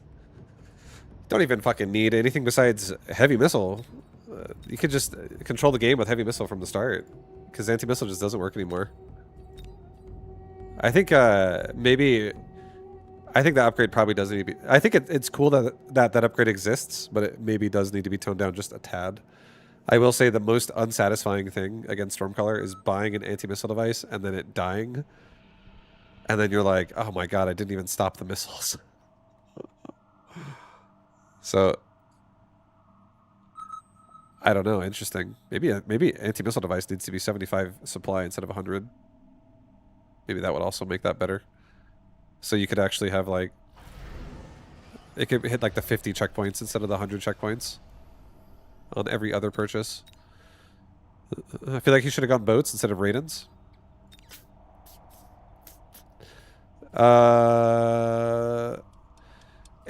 He could have done, honestly. There's a lot of things he could have done, but there's also like what he did was also what he, you know, it's okay, but I feel like the Stormcaller just have a thing where they're not going to die early game at all, and they really, really provide so much fucking damage.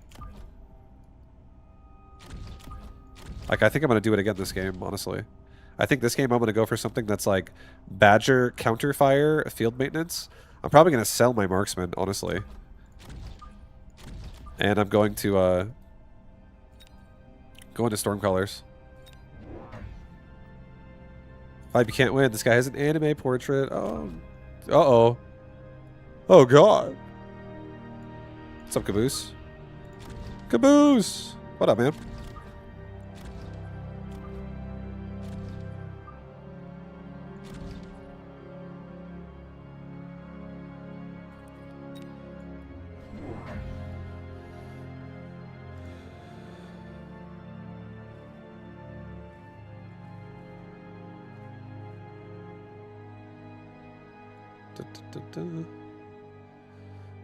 So, I'm doing pretty good.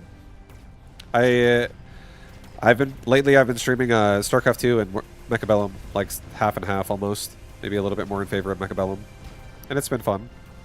I've been doing good, living life. I've updated my editing game as of like last week a little bit. I went a step higher. I took a step up in my behind the scenes game. So it's been good. I've been living life, enjoying life, so I can't complain at all. I would say life has, in some ways, become more difficult, but in other ways, become more amazingly fucking expansive and awesome. The last almost 4 years now of my life has been I had no idea what to expect, and I'm happy how it turned out. I think I'm going to put these storms like almost more in line. He's so far back, and I don't think he's going to play that far forward. I think the Badgers will absolutely overtake the Stormcaller. No, let's go back a little bit, actually. Don't do it too close. Yeah. That's great to hear. Yeah, dude, life's been good. I got married. I have 2 cats. I've solidified my stream schedule now at 5 days a week, Tuesday to Saturday. So I've definitely found like a rhythm in my lifestyle now. It's a lot different than how my lifestyle was when I was in Colorado. My lifestyle in Colorado was complete degenerate. I fucking wouldn't even have a sleep schedule. But my lifestyle here, I actually go to bed around the same time, wake up around the same time. I have a cycle I go through throughout the week. A little more consistency.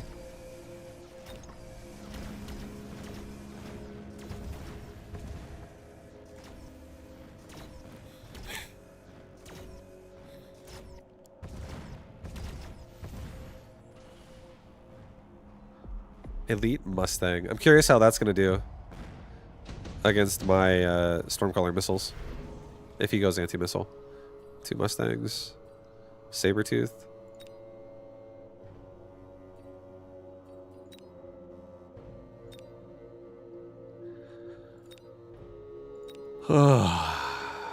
I think I'll take 2 Mustangs. Just because they're going to act as a chaff unit as well. And I'm going to sell them later on as well. I don't have to keep them, but for now, I like that they're chaff. Because I want to buy time for Stormcaller.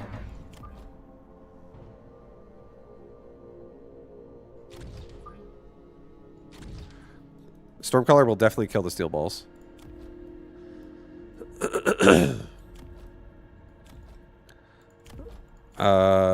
Shit, these Badgers need some help, though, at the same time. Let's get a 3rd Badger. Let's get a 3rd Badger. Put him, like, right here. Let's get HP. So my Badgers have, they have just more health to work with. He's got Phantom Rays. He's got armor on Phantom Rays that exists. We have Marksman already, so we could always just sell the Mustangs first as well. After the wall. With slow field. We don't need that shit.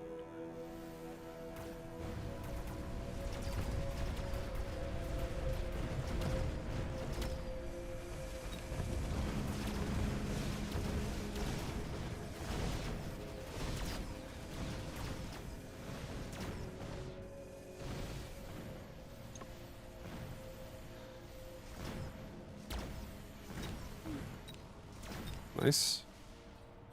Nice. You got a sigh out of vibe? Time to retire the joke. You didn't make me sigh. I didn't honestly read you said that. He's washed all his cum socks. I mean... Yeah, I just... I put them all in the bed. Yeah, I didn't even know you said that.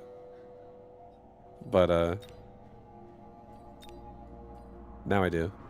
Now I know. I know where your mind's at. I know what you're thinking.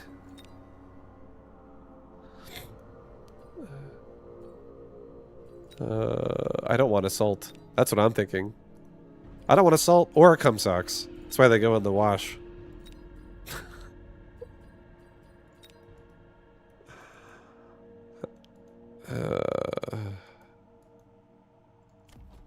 He's got more balls coming out, so I'm happy to make more Stormcaller. I really don't want to do Vulcan here. I could actually sell the Badgers and go Vulcans, but Assault Vulcans have less... don't do it. Don't do it. Get a Wasp. Put it there.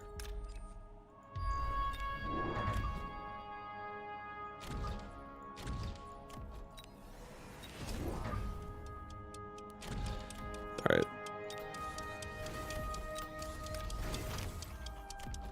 Good damage for everybody. Okay. We have the Storm Caller line. Spam callers we do. He's spamming balls. So this is ball spam versus caller spam. And he has elite Mustangs. So maybe he's going to just be like, let's make a lot of Mustangs anti-missile you. And I'm going to be like, let's see. Let's see what happens.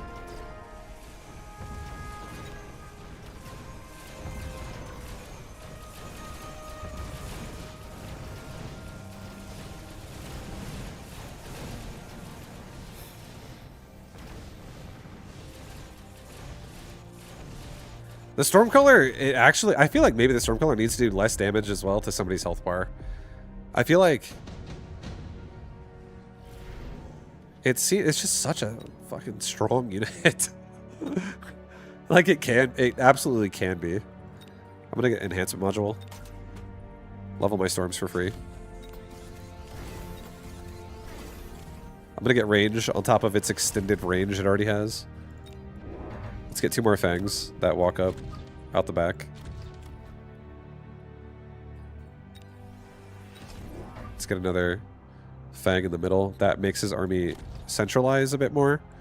So he goes into the funnel of death with these storm colors. Not too far forward though. Yeah, like that. That's fine. He's got ground targeting on Phantom Ray, so he shoots further than my... Or no, he doesn't. Just kidding. It's not like plus 125, it's just 125. But it's actually only 65 versus air.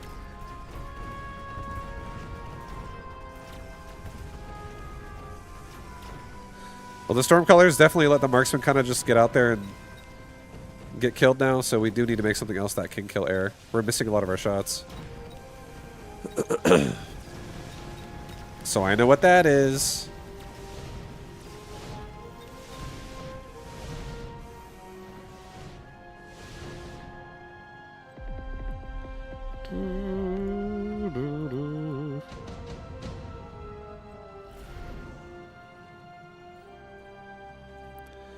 Sandworm? Sell it? Level the storms? Give me my own, where are you? Cancel the selling the sandworm.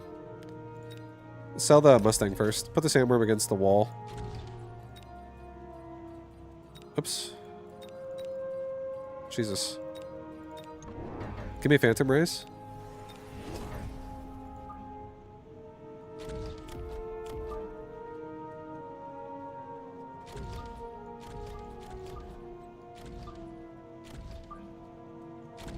And I'm doing my own snare all over him now. Maybe actually in front of these. I like this better.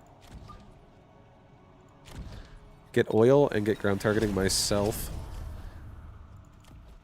Badgers, bro, you guys are so fucking dead.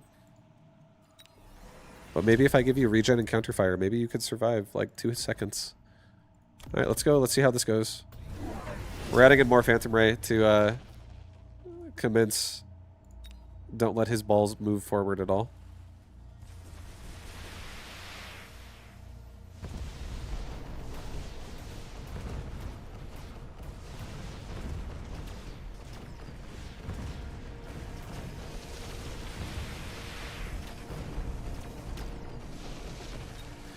Alright, what's your most mind-bending Mandela effect that you know of?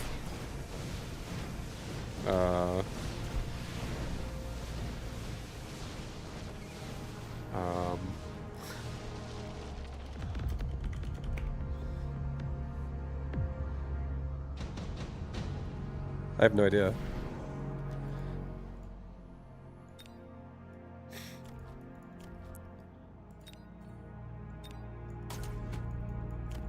I have no idea. But I am selling these Mustangs.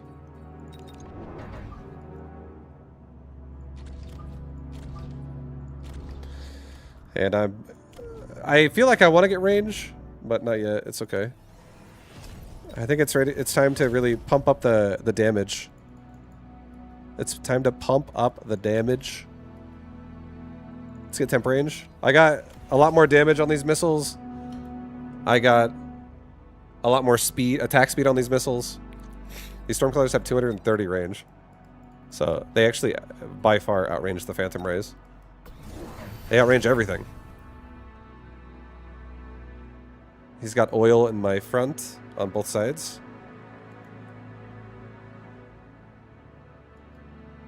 I'm selling the worm next round. I'll get another, probably an oil. I'll just get oil everywhere, literally. And I am gonna get counterfire on my badgers. I'm trying to keep them alive. I'm doing fangs again too to Have them not walk into the fire immediately.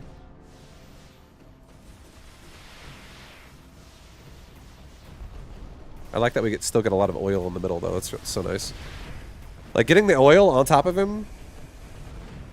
boy. And then for now, too, the fire is just, like, killing all the chaff.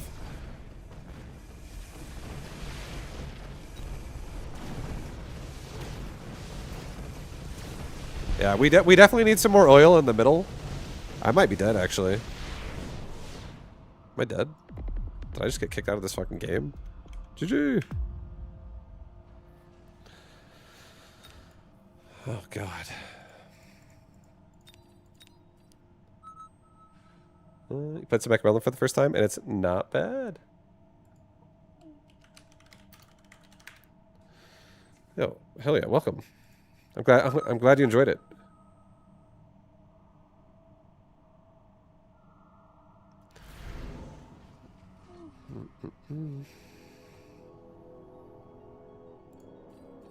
Rhino. Missile? Badger boy? The Badger boy? This is also probably my last game of the night, guys. Maybe I go Rhino. Maybe we shove with a Rhino up in the face.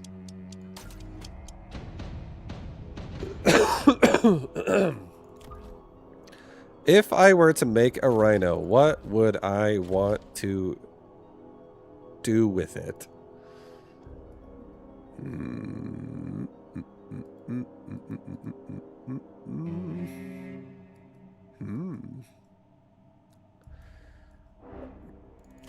I'm debating. I kind of like the spread out version more of these sledge.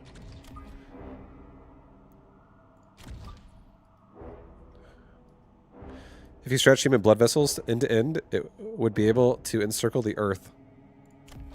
Oof. I got that much blood vessels in me?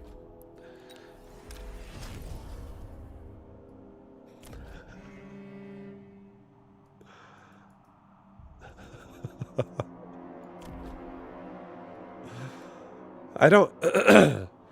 I feel like I don't really want to... I don't want to make that much chaff, honestly.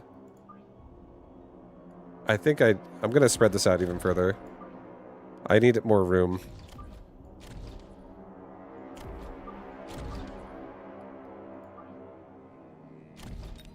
I'm pushing with Shockwave.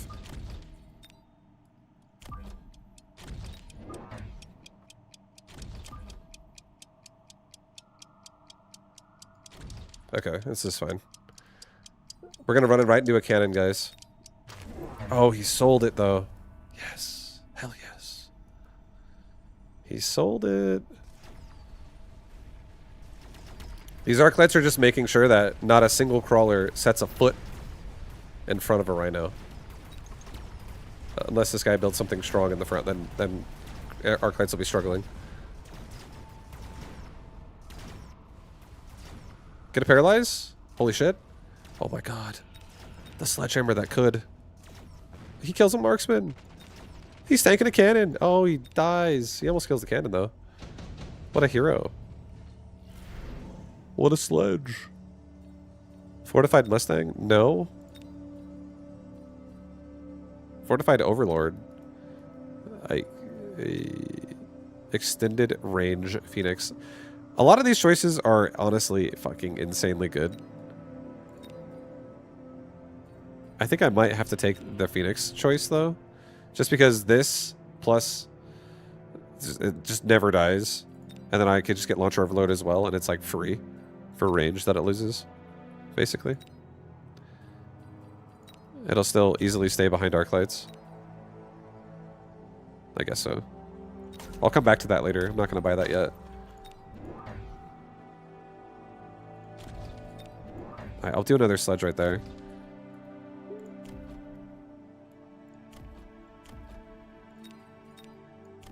Alright, we're not going to get another chaff unit yet. I'm going to shove him with some sledge. Oh god, he's got assault marksman. Oh Jesus. Holy shit, this guy just leveled up.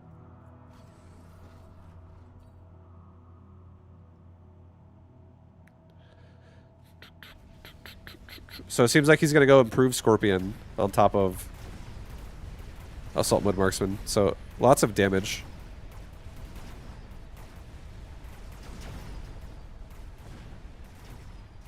I don't have EMP on my current board here. We could, however, Stormcaller behind this, but I did just take Phoenix as well. Like, I could go for like a tanking Rhino with the one I'm going to get for free. And just Stormcaller the shit out of this with EMP. Oh, Phoenix. Okay. That's a nice choice. That is nice choice. Phoenix will just be in the back. These marksmen are going to be clobbering me. It's not going to be cool. It's not cool, dude. I feel like getting Shockwave just so I can actually kill the crawlers, even if I get stuck on the badgers. But the Arclights are going to die at horrible deaths. Pretty quickly.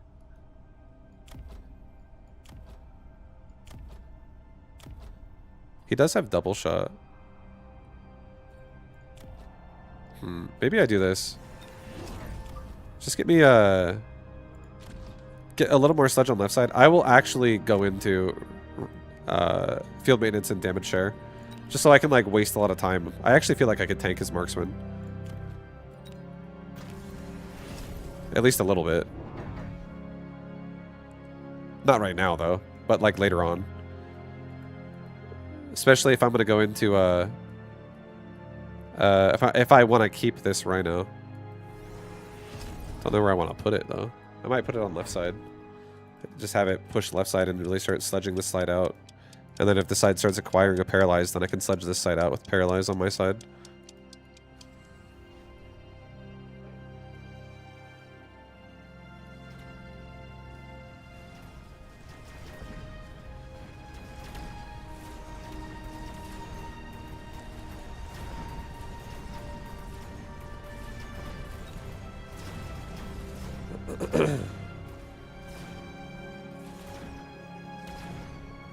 Close.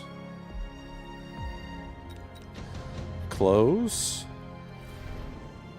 A deployment module? Okay, I'll take that. Put it on the Rhino, put it there. Level the arc lights. Let's go for some Storm Caller.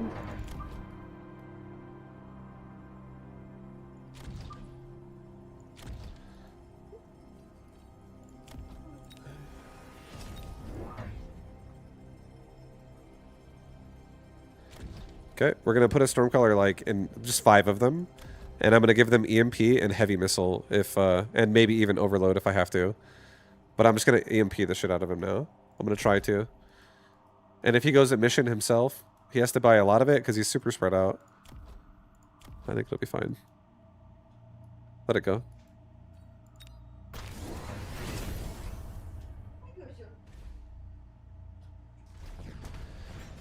Would you prio range? Would you prio range or overload on your Phoenix? I right now I kind of want to prio neither, but because I want to see if he also does something to counter my Phoenix, which he actually did. But I would say range right now is probably less priority on my Phoenix, and the only reason why that is because my Phoenix is always in the back, regardless right now. So if I were to give it range, it would still just be in the back. I think range... The only time range matters where it's the first, if you're doing it aggressively, is if like you can reach further and kill something before they get units in front of it. But they can always counter that by like building chaff. But having range when you're in the back already, like getting range wouldn't make me shoot something right away. So range wouldn't really do much for me on the Phoenix right now. It is honestly kind of a waste. But if I were to get like range on my other units and then range on my Phoenix to stay back with them, that would be really good once I get range on something else. If I wanted to balance my board by keeping Phoenix in the back still.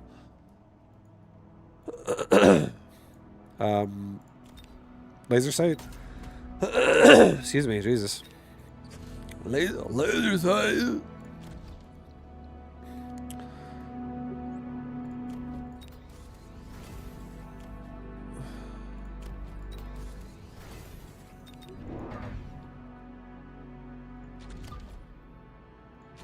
Let's get EMP on my Stormcaller. And that Rhino can be up in his face. 1-1. 5. I made a sample inspired by your channel's vibe. I'd love to show it to you. If you want to show me something, put it in my Discord. Thank you, by the way. But put it in my Discord, which is here. And then there's a channel in there called Vibu Watch This. Right here. This little Vibu Watch This channel. And I'll check it out. I can overall check it out. I don't usually like live watch stuff during streams, but I'll happily look at it though. If you want to link me something.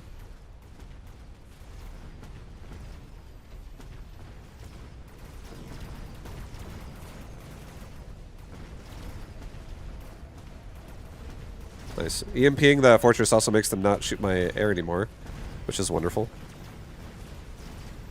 It kills the marksman instantly.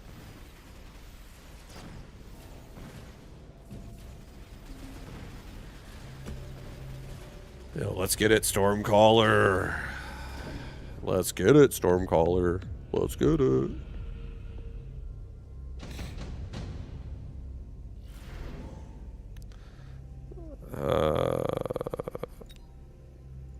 I'll go for a sandworm. He might take the Farseers himself. I'm going to sell the sandworm.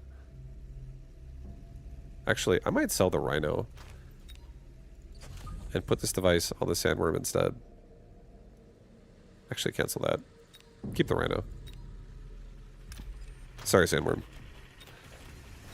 Sorry, bro. You're out. I'm gonna actually give my sledge the love I said I would give them. And I'm going to elite recruit 3 sledge that are all going to now give me more time in the middle of the board.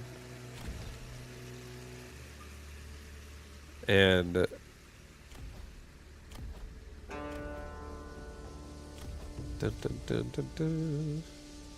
I'll give them all regen. Next round, I think I'll give them damage share. Just because I actually don't get one shot by his marksman right now, which is nice.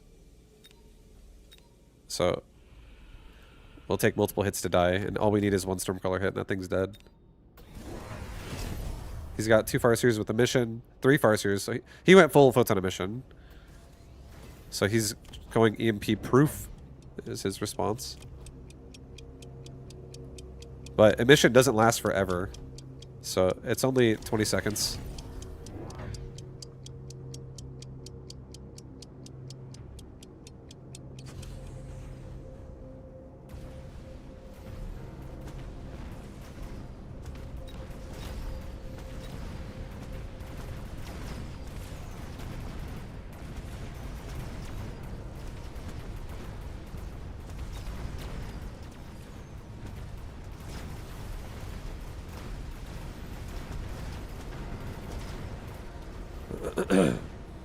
Okay, he killed us though.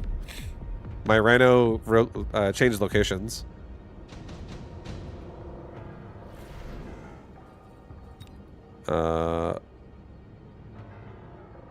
Sure. I'll enhance it module. He might Ion Blast me. That could be rough. Let's just punch this marksman to death with our Rhino. We'll trade. Get rid of one of them. Get a damage link on my sledge. Level the Arclight. I think we get Overload on my... grab Overload on my sledge. Let's put a Crawler Pack maybe in front of like multiple of these fort locations.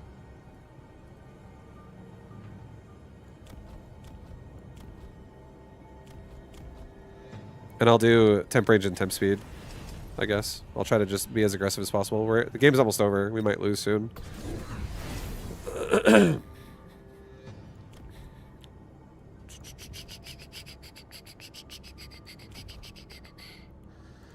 But now that we have Overload, we'll definitely be attacking a lot faster. And maybe next round getting Arclight's range and Shockwave would be... And moving the Rhino out. Because he's going to die. And... Oh shit, he put steel balls. I was hoping I would kill the marksman, but now that he has balls there, That's not good.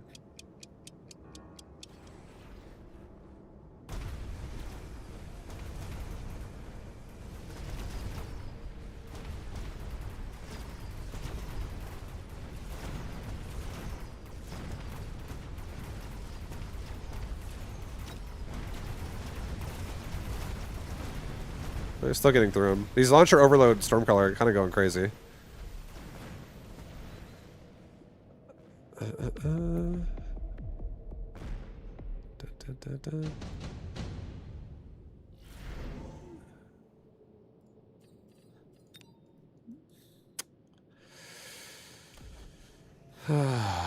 Shit, dude. A free level on my moves. I think move speed is medium. It's okay. I don't think move speed makes me feel the happiest. I could level my Stormcaller. All 5 of them could level up right now. I guess I'll do that. It's free. The enhancement module is insane. Okay, let's give my Stormcaller's heavy missile, so that now if he does turn on, if he does turn on a bunch of anti-missile, it doesn't just deactivate my Stormcaller. I'll try to keep them active. Let's get a crawler pack like right here. Let's get another crawler pack like right here. Move this Rhino out and put him like right here. Have him just rush a different angle. Or maybe have him come out like way back here. Alright, let's go. Oh, dude, Stormcaller. Show me what you got. Come on, Stormcaller. We have like almost no chaff on this board. The chaff is essentially our sledge.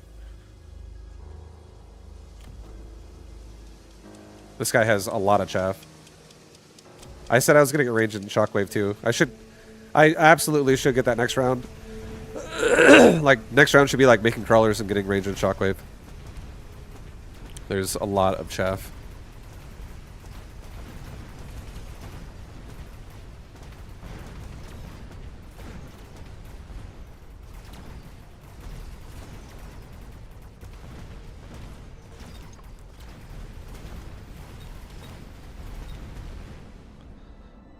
Might be dead though. I'm actually dead again! GG! Yeah, we're doing like chaffless boards here, basically.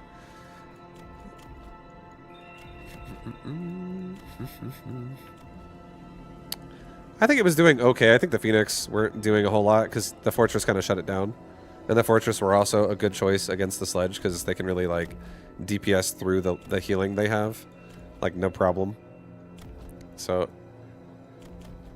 it didn't quite work. I think if we were to change this and do this again and have 3 Sledge behind 3 Sledge, like 3 Sledge and then another Sledge, and like another Sledge, like right here. I feel like, and then we have like these 2 Stormcallers maybe go together and they like go with the crawler in front of them and a beacon runs away, and these arc lights, one could be there, one could be here, one could be here. We just like have them help AoE the chaff. I feel like that could be fine. Maybe even one arc light with the Stormcaller to like run away from the right side. Just do like a kite strategy. I bet that could work. Stormcallers seem kind of sick though. I think Stormcallers seem extremely good if the board is slowed down. Like this unit with a Phantom Ray is actually ridiculous because of the oil.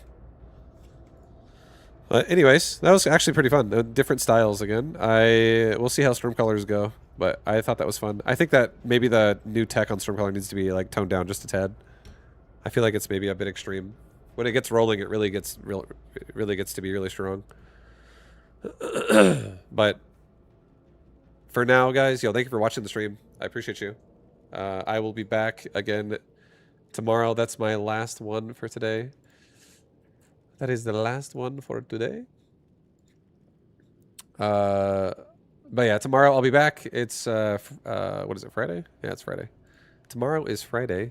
I would say, honestly, probably expect the same thing again. Probably expect more SC2 and Mechabellum. However, I might throw in some Warcraft 3 before the weekend is over. I don't know where it'll be. If I do it, I might do it. But I am enjoying StarCraft 2 right now. I think it's fun. PoE 2. I would play PoE 2 if I didn't die. But since I died, I have to kind of like restart. And then I did make another character that's kind of like a minion character. And I feel like it's not that fun. I get so bored. I get so bored playing a minion character, honestly. I don't like them as much. I like more forward playstyles. So if I make another character on PoE, I might stream it more. But I'm starting to also make a WoW character, so just to play with my brother, actually. I'm making a character from fucking level 1 to level 70. And I'm gonna gear it out in arena gear. Like honor gear. So that's that as well is like a big time investment of something I'm gonna do, but I'm not doing that on stream. I'm doing that off stream. Like on the side. Instead of sleeping.